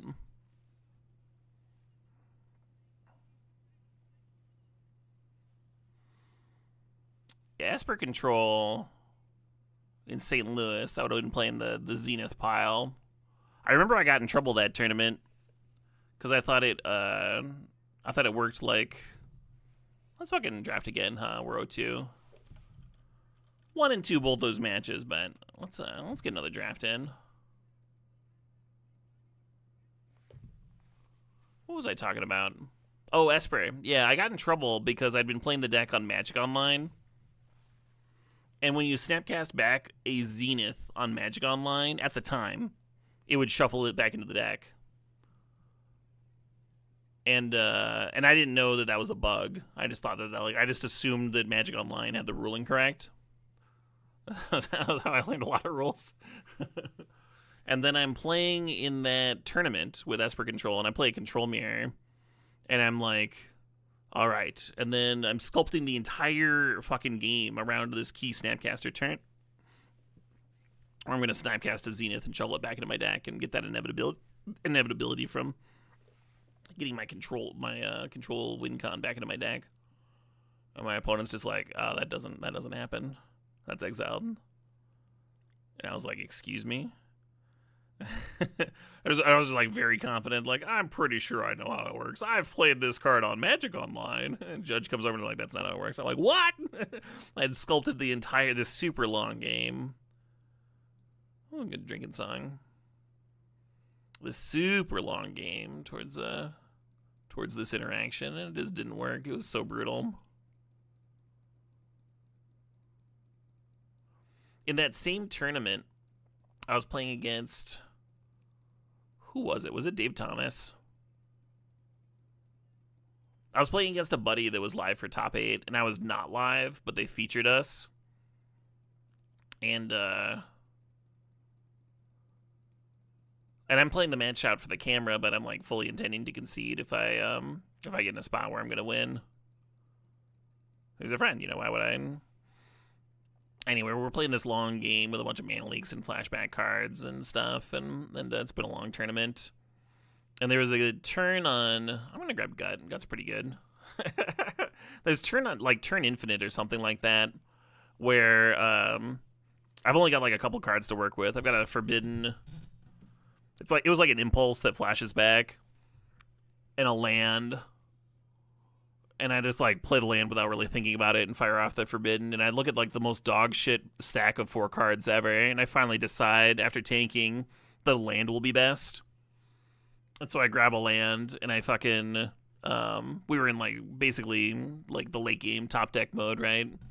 And I'd forgotten that I'd already played a land for a turn, so I ran one out.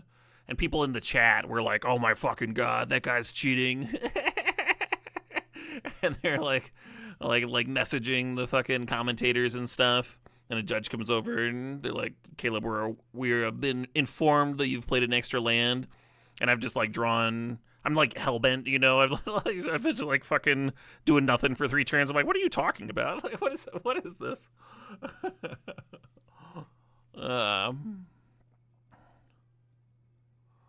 That Caleb trying to pull a fast one.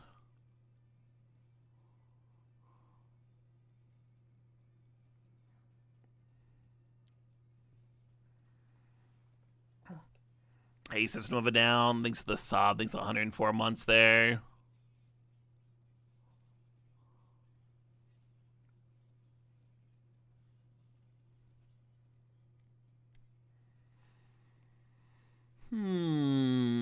Certainly feels like a Boros start, doesn't it?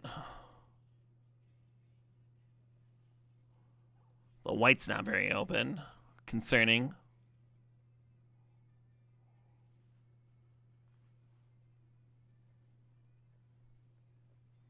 Hell yeah, Thrasher. David Thomas is a super nice guy. Love that guy.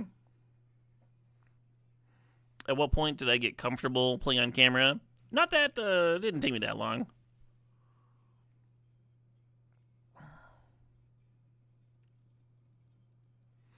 One of the things is, like, you go over to the feature match area and you're nervous and you sit down and stuff. And, like, the judge is, like, talking to you and telling you important stuff. And your opponent's, like, super good. You know, all that stuff. But, like, when you open your hand, you open your deck, and it's this deck that you've, like, tested to bejeebus, and you've been playing well with it all tournament. That's why you're in the feature match, right? And, like, you look down at your cards, and, like, all of that shit around you just, like, melts away. And, like, there's just the card. It's just the puzzle, you know? It's just, like, the fucking game that you're there for. So it doesn't really, like, if you're, like, focused, if you're in the zone, it doesn't matter whether you're in a feature match or whatever.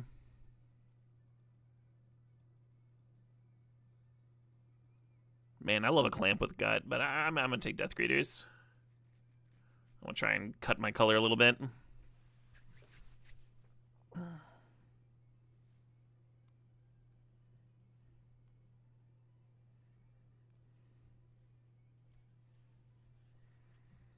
Hey, good night, Cole. Thanks for hanging out.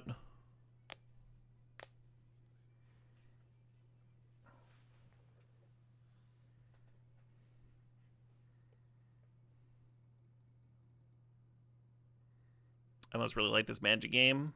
Sometimes.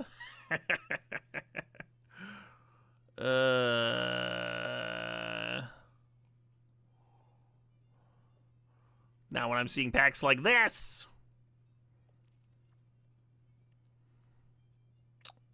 Mardudu, maybe? Squeeze red. Squeeze, technically red.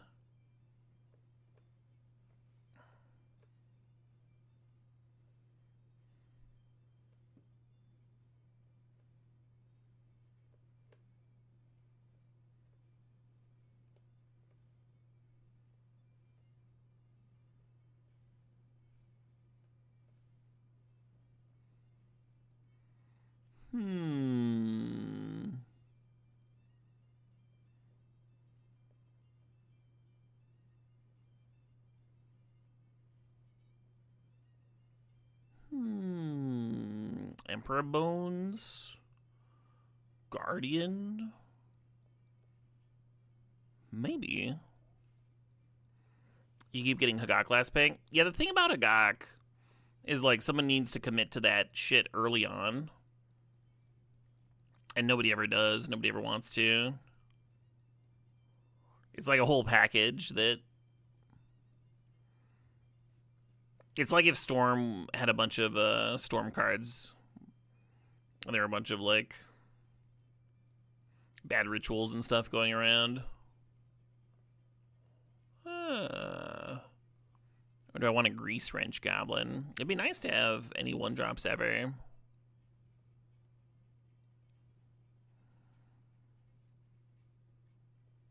Fire Covenant's pretty sick, though. Bombardment came back. So red is very open.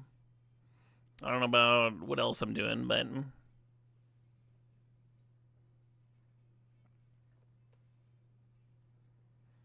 You had a feature match in the first round of day 2 of a GP against Shuhei Nakamura. You were so nervous at first until the tech checked you. Oh, man. I only played against Shuhei once, and my deck was nuts. It had several of the red-green pump spell that gave like +3/+1 in trample, and then it flashed back. And a good curve and stuff. And I remember I missed lethal against him. I gave him an extra turn. And I didn't know that I missed lethal at the time. Basically, I had a single copy. One of the filler cards in my deck was the... Multiversal Passage. Was some spider on tap trick. It was like 3 mana, target creature gets +2/+4 on tap it. And early on in the game, Shuhei had played one of those blue, your creature stays tapped cards. He played one of those off on one of my creatures. And I missed that if I used that to untap the creature, I could have gotten lethal. Instead, I like served in, and then after he blocked, I used it to blow out blockers and grind him down and win that way. But I remember when I played the spell to win combat, there was that slight pause. And from him. And I didn't know what it meant until I was doing an interview afterwards. And Ben Schwartz, I believe, was doing the interview. That guy was a character. That guy was a fucking character. But he's doing the interview, and he's like, so that turn, why didn't you, were you playing around something? Why didn't you just kill him? Did we miss something? And I was like, oh shit. I'm like thinking back to the game, like that's why he froze, because he like realized that I missed lethal. And he's losing to this fucking dumbass. Because he's got a busted fucking deck, and he's curving out.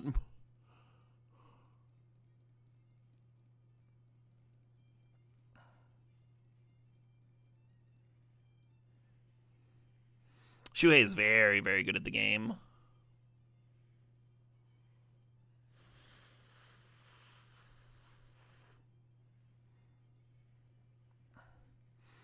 There was another time when I was playing against LSV, and it was like kind of late in the round. We were worried about time, but there were a bunch of these other pros circled around watching the match.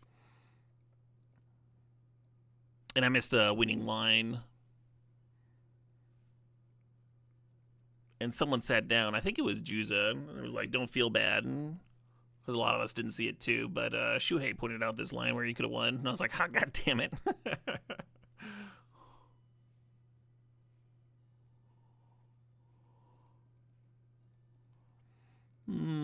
Ooh, getting past a Mox Sapphire. Second time today.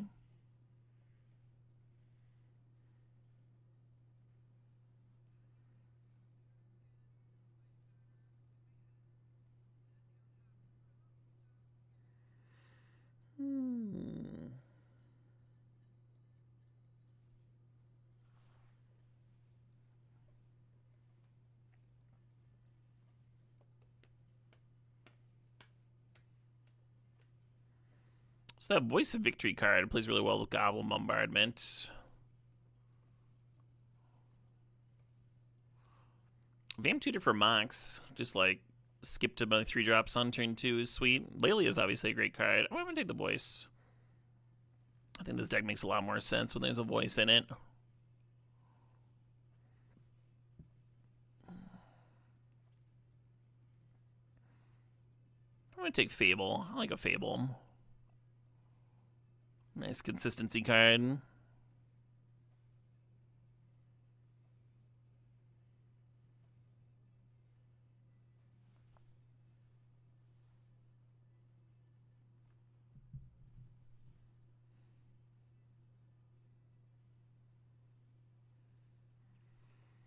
Think about Scrubland.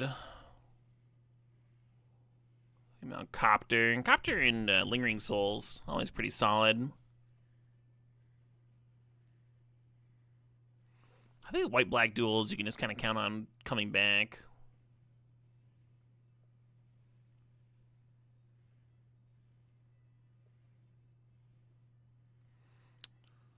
Or a little line run removal. Could take Flame Slash. Inti's great too. Sunbaked Canyon in there.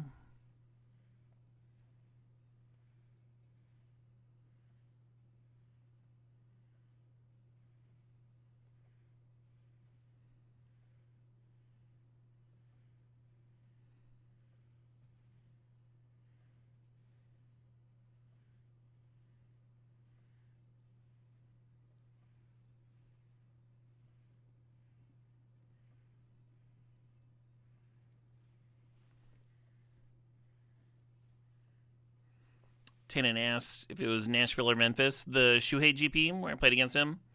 It was my one limited GP top 8, so I don't know. In a Strahd format. One of those makes sense.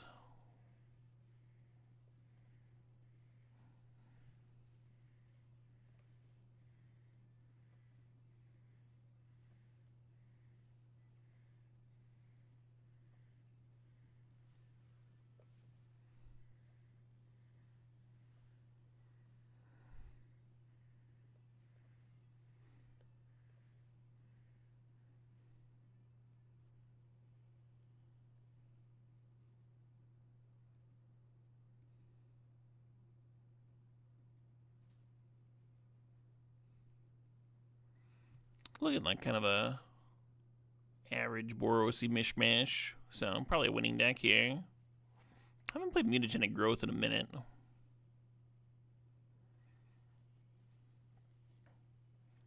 Hey, passing an Atali. I'm actually going to grab Containment Priest.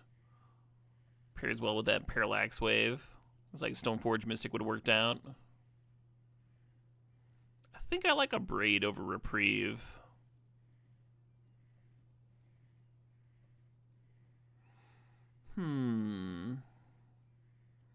I do have Fire Covenant, Flame Slash. I do have some nice removal spells. Alright, I'll grab the Reprieve.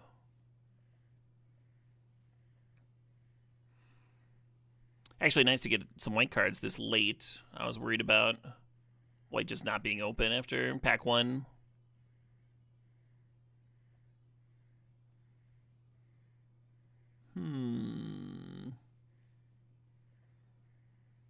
Screaming Nemesis is good, but I've got a lot of nice 3-drops. I'm going to grab the Judgment. That card answers everything.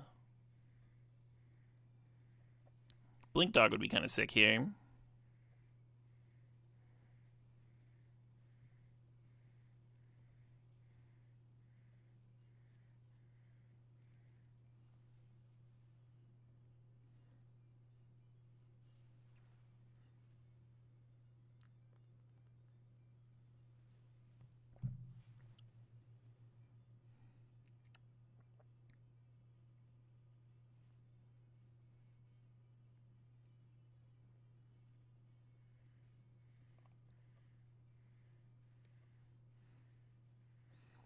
I always like the art on Fire Covenant.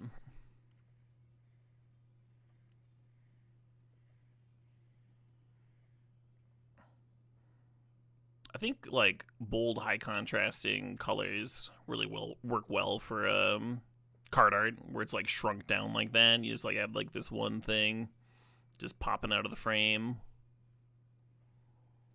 Nice expression.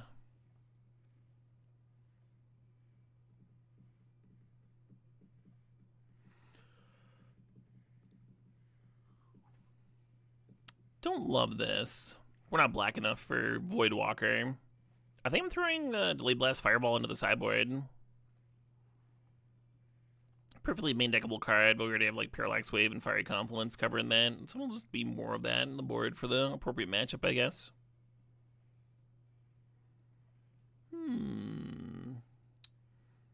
Well, Palace Jailer can also work well with Containment Priest.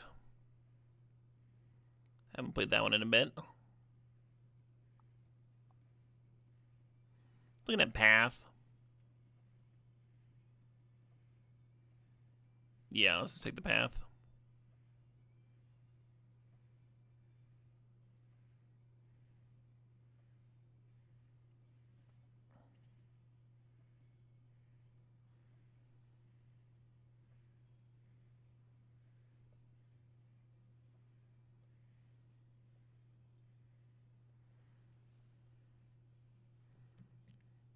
Oh, brutal sim spiral. I've been in some tournaments with some kind of outrageous conditions. I remember the first time I played in right after I moved to Chicago. I played in I think it was the states there, and I didn't know anybody. I didn't throw a Lutri in.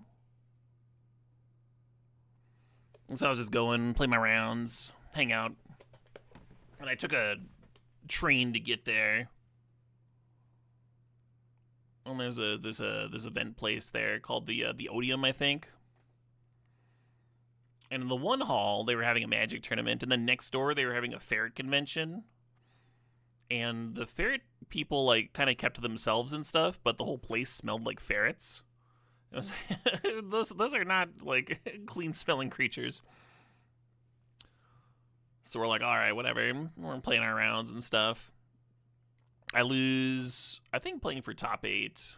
I lose in like the second to last round, and I'm bummed. But I want to hang out and bird a little bit because I'm really like addicted to competitive Magic at the time, and I just really want to bird watch people play.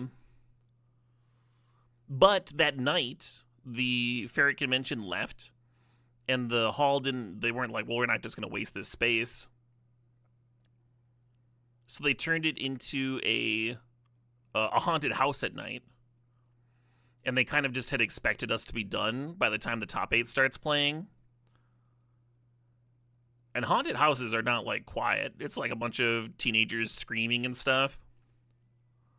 And we're like, well, at least it's in the next hall over. But then they put the exit to the haunted house where we were playing the top 8. And we're like, wait, what's that? What are they putting in there? And a fog, because they're running a fog machine in the haunted house, a fog descends over the tables. Like people are like focusing, like staring down. They're playing on those like shitty like fold out tables. They're like really trying to focus. They've been playing fucking Magic all day to get to this moment. And there's like this fucking fog rolling over the venue. And then the first people start making it through the haunted house. They start making it through the haunted house and to the exit. And they didn't just like let people like calmly walk from the exit. They had a guy in like a fucking horror mask revving a chainsaw and chasing them the length of the room as they screamed and ran.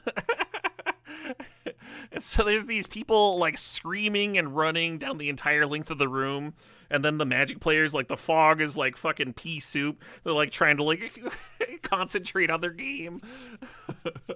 Nobody's saying everything. Everyone's like super quiet and focused on the match. Screaming teens running amok. Oh man, yeah, that was a wild one. A little extra ambience, yeah. Ooh, Mother Burns. I think this deck might have actually gotten kind of good. Note that Reanimate and Containment Priest are a bit of a non-bow.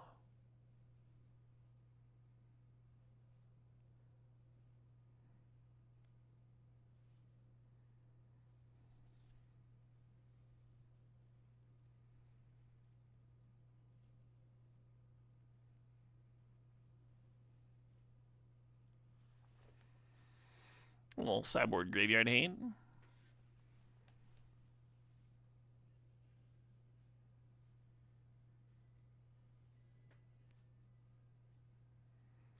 I think I might have been at that one, Sim Spiral. No, I don't think I've ever been to an Energy in St. Louis. I definitely went to an event where there was like an anti-vax thing going on nearby. I don't think any of us got yelled at though. But it was weird, like, if you went in from the building from one side instead of the other, you would, like, walk by them. Bunch of very odd displays.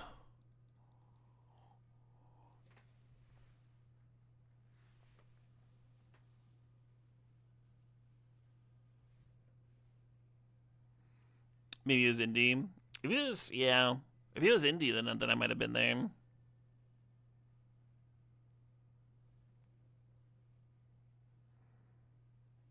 Yeah, I don't think the one that I'm thinking of was specifically anti-vax. I think it was just a bunch of conspiracy theorists.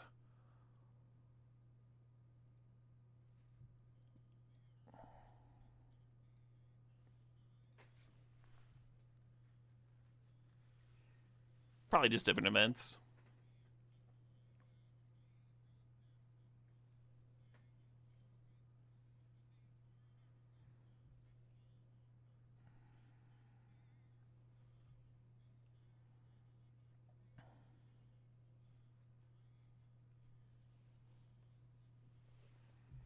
I don't know if crazy is the word I would use. It is sad. It is sad that, like, fucking measles is making a resurgence and shit.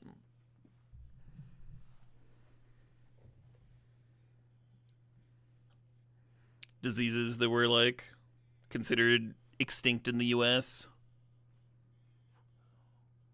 Certainly depressing.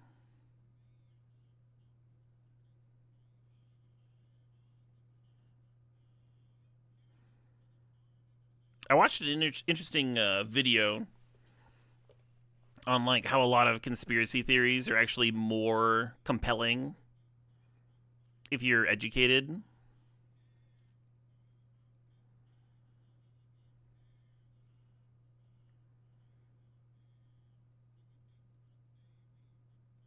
Because they're not designed out of nothing, right? They're trying to be compelling. So they work just like a little bit of science in, like a little bit of like actual science.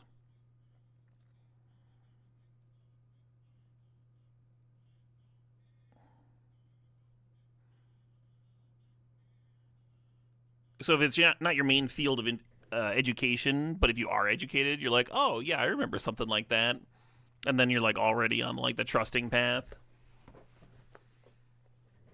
and you follow like the logic of it, but you're not knowledgeable enough to like see why it's wrong.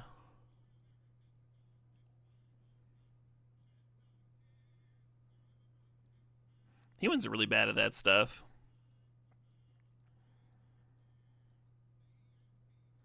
Got some cuts to make here. So I like Epic here with Gut, just like a pile of fodder to sacrifice. It's like kind of cute to have some random loot effects for the reanimate too.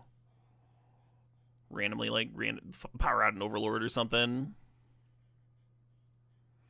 It'd be cool if we had a Fury. Fury reanimates sick. Or Solitude. I do have to get something though. We have 27 goddamn cards here.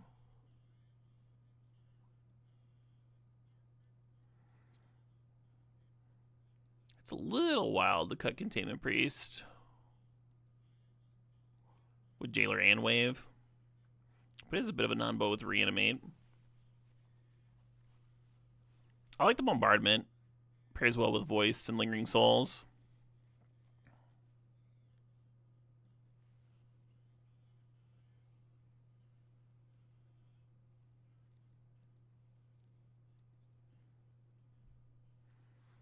I'm a little quiet. I thought I adjusted it. Yeah, my volume's below half. My mute is actually more far along than usual. I might be talking quieter than normal. I don't think so. I'm talking directly into a mic. I can quiet it down there.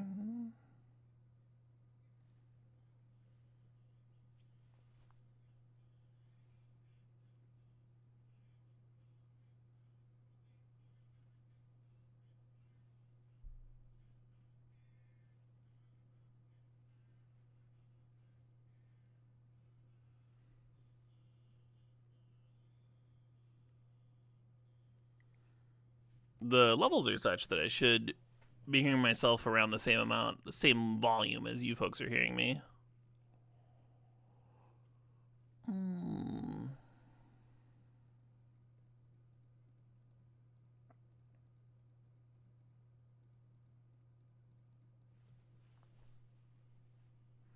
Has a new puppy. New puppy's awesome.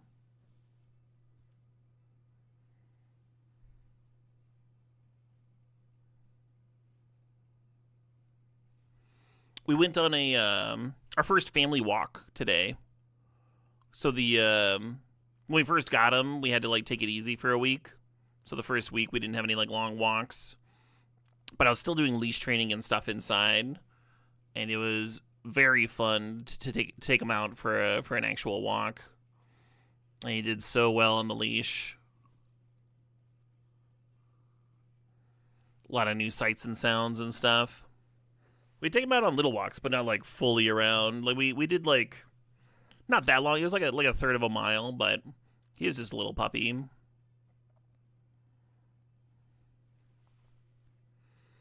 And there are a bunch of traffic noises and loud motorcycles, and there's like one spot along our route. There's a couple of outside dogs that were just like barking at him and losing their minds. And he was super chill through all of it. He was like a little rattled at some points, like you could tell from his body language that stressed him out, but he didn't like bark back or anything, and kept on like healing at a nice distance and stuff, just like focused on walking. It was really cool. I've had very few dogs be that good on a leash. Did he smell everything? He did not. Nope.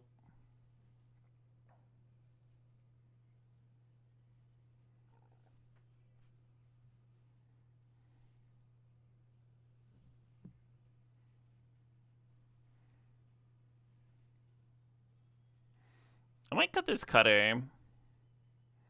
I wonder how often we're going to be double spelling. We have Mox Sapphire, which helps a little.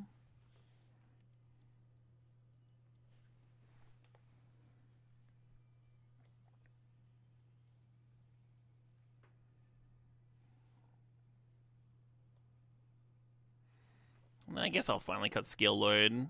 It's very good sometimes. We buy a Parallax Wave or something. Or a high value proposition there.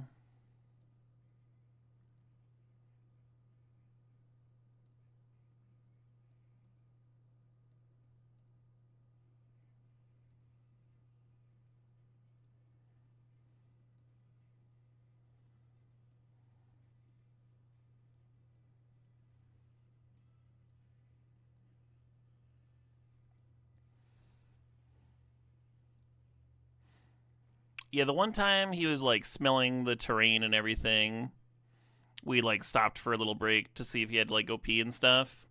And he almost seemed like overwhelmed by everything. He did a lot better when we just walked and talked.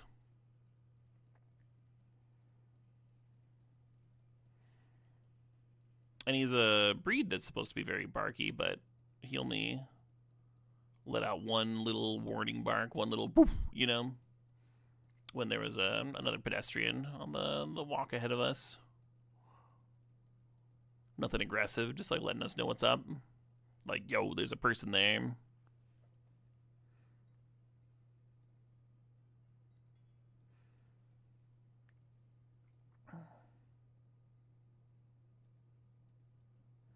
It was a super nice lady. She was like, "Oh, can we?" She asked if she could say hi. And we were like, "Yeah, totally." And then he got all shy.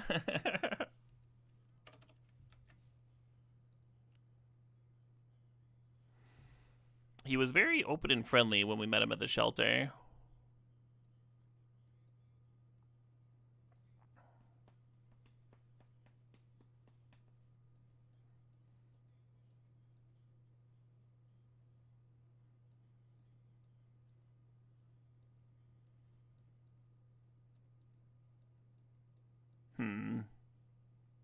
I guess. We're on the draw. It's pretty rough. Pretty slow. There's a lot of nice value here.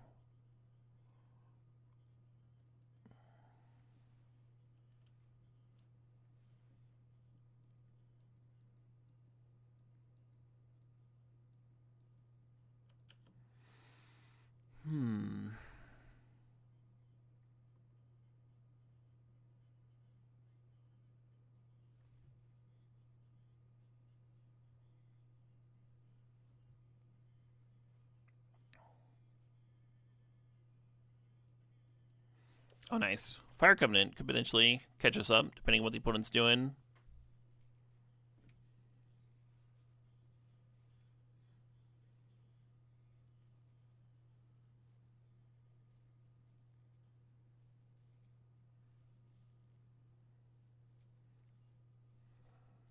Yeah, on the draw, just playing a Goblin Bombardment on turn 2 feels disastrously slow to me. Pay some life to match the fast bond, right? Catch up.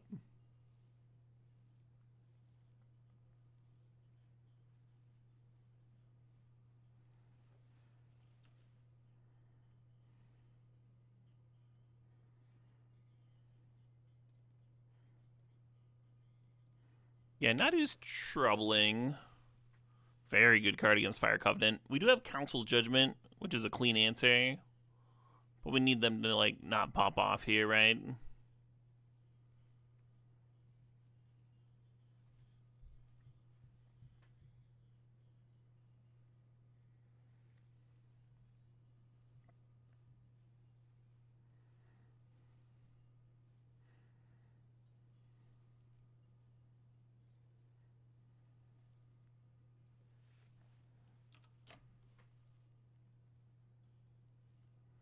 I think 7 to 13. I might just let him draw a couple cards here, huh? No, I'm not doing that.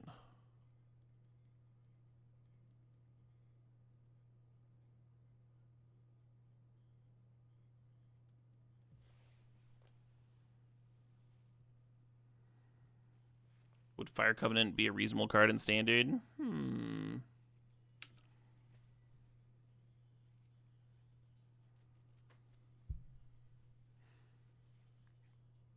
I mean, it's probably just rocking every creature mirror.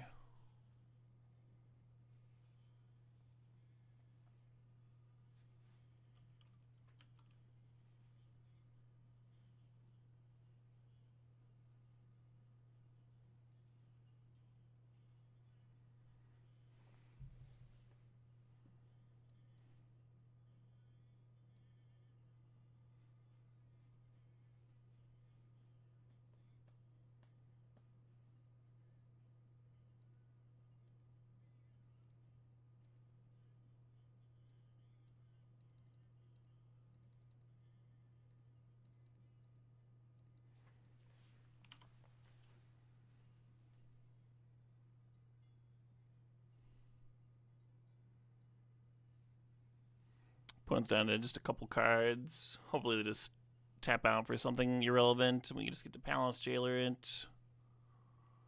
Get to start doing our sweet, sweet thing.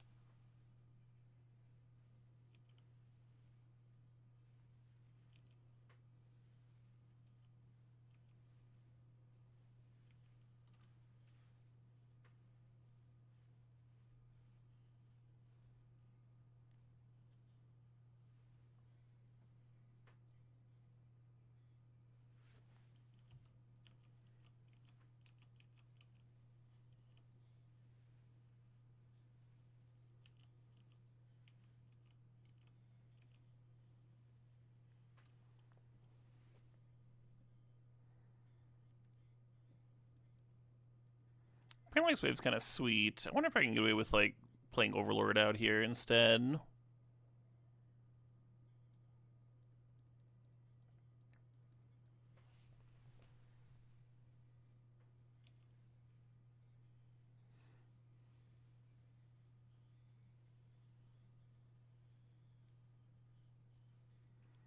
A classic 1 is not 0 situation. That is what we got here, yeah.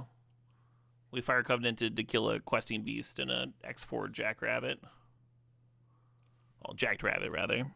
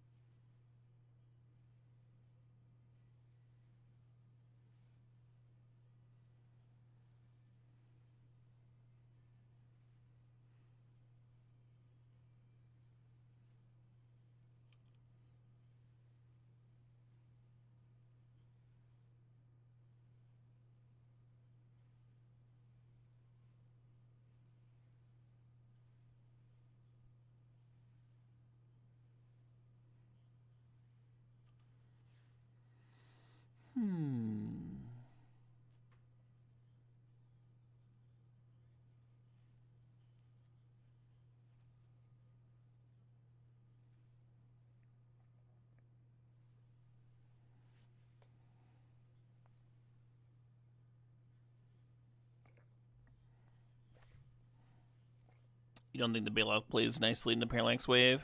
Yeah, I don't know.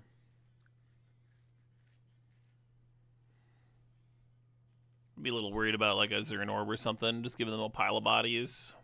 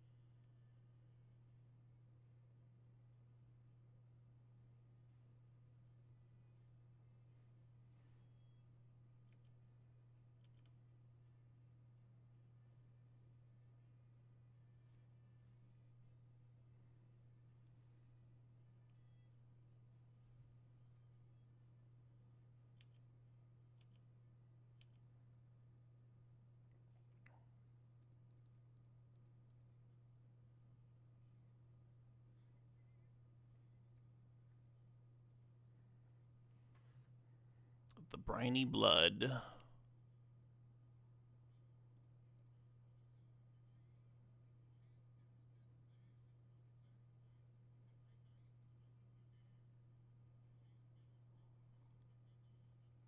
Nice, Triflin. We could blink out our Palace Jailer, so it exiles a creature when it comes into play. Kind of dig that.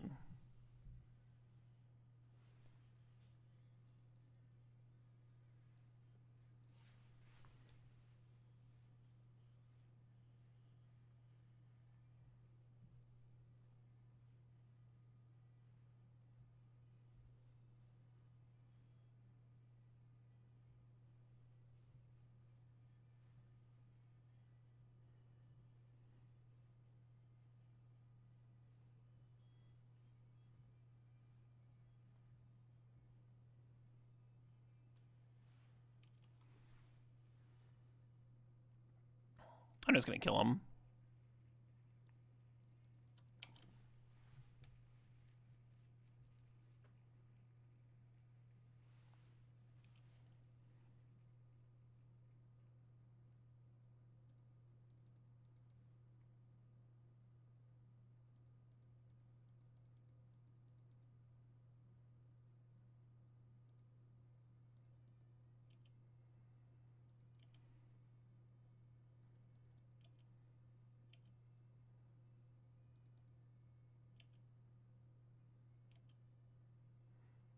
Looks pretty lethal, huh? And there's the bombardment, extra 5 damage there.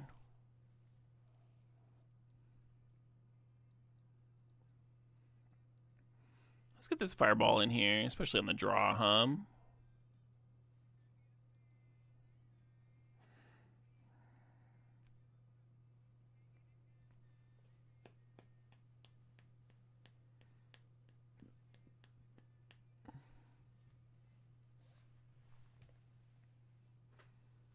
The comeback kid. I was never behind.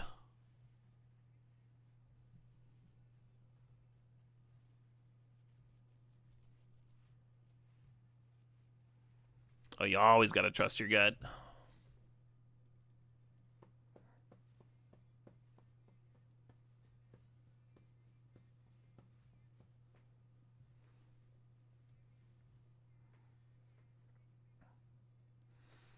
This hand would be excellent with that white overlord.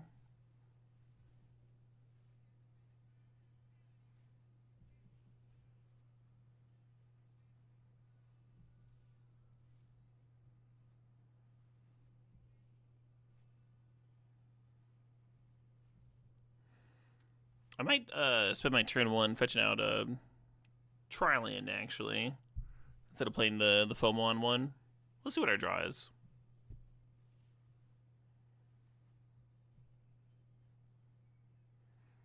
Do I have a Surveil land? I do not.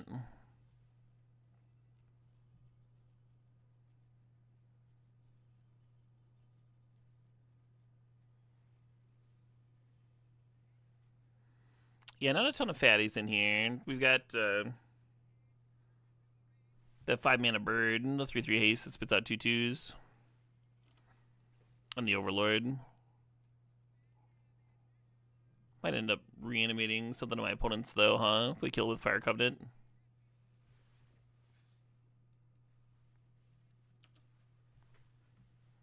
Hey, Plop Sword, nice! The 69 months.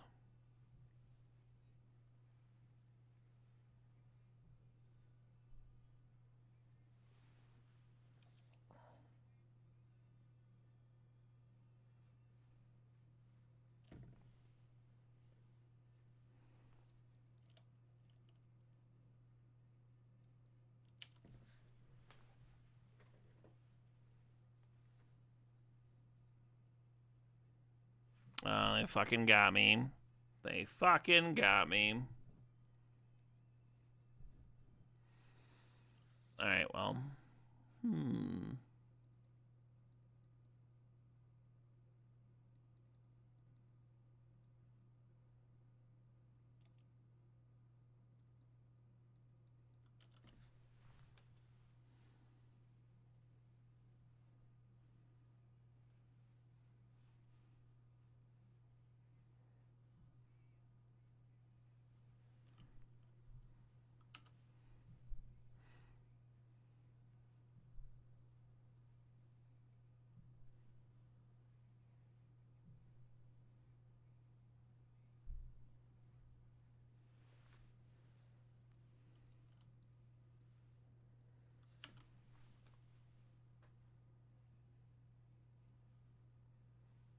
Couple of reasons to path on my turn. A lot of times you want to path in the opponent's upkeep, so the land comes to play tap. They can't use it for the turn. But right now they've got a landfall creature, so you don't want to trigger that on their turn, obviously. And then if you let the Netherlock untap, they can use it to tutor. I kind of wanted to prevent all that nonsense. Prevent that tutoring value.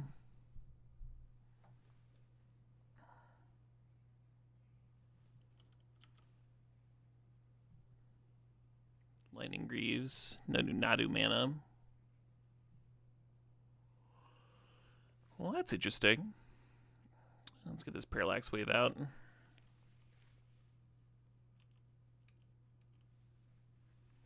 Merry Cube Miss. Merry Cube Miss to you too, Lucifer. Yeah, I've had a really good day so far.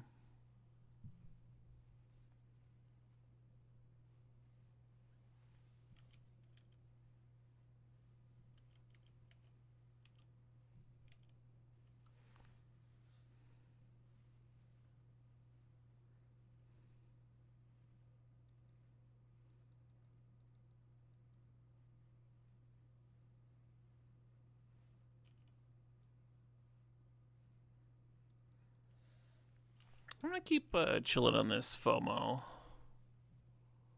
I'm gonna respect the Tifa hum.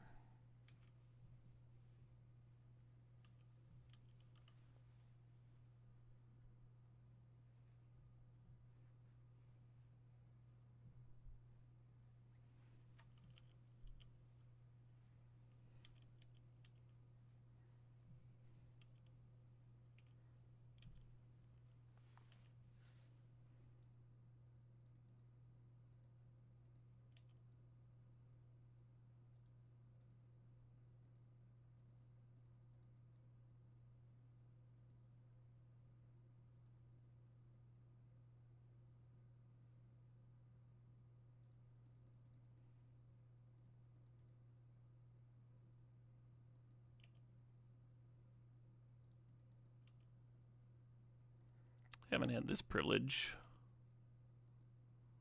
It looks like a shitload of 2/2s, doesn't it?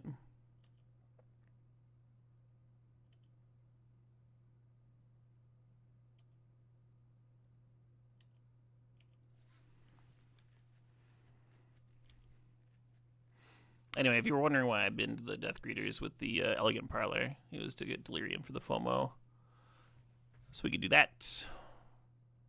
Let's wrap it up a turn sooner, why not? Thara plus FOMO's gross, right? Yeah, I don't know if I've ever had those two pop off together. At least it's been a long time if it hasn't. Alright. I'm gonna go get some dinner, go to bed.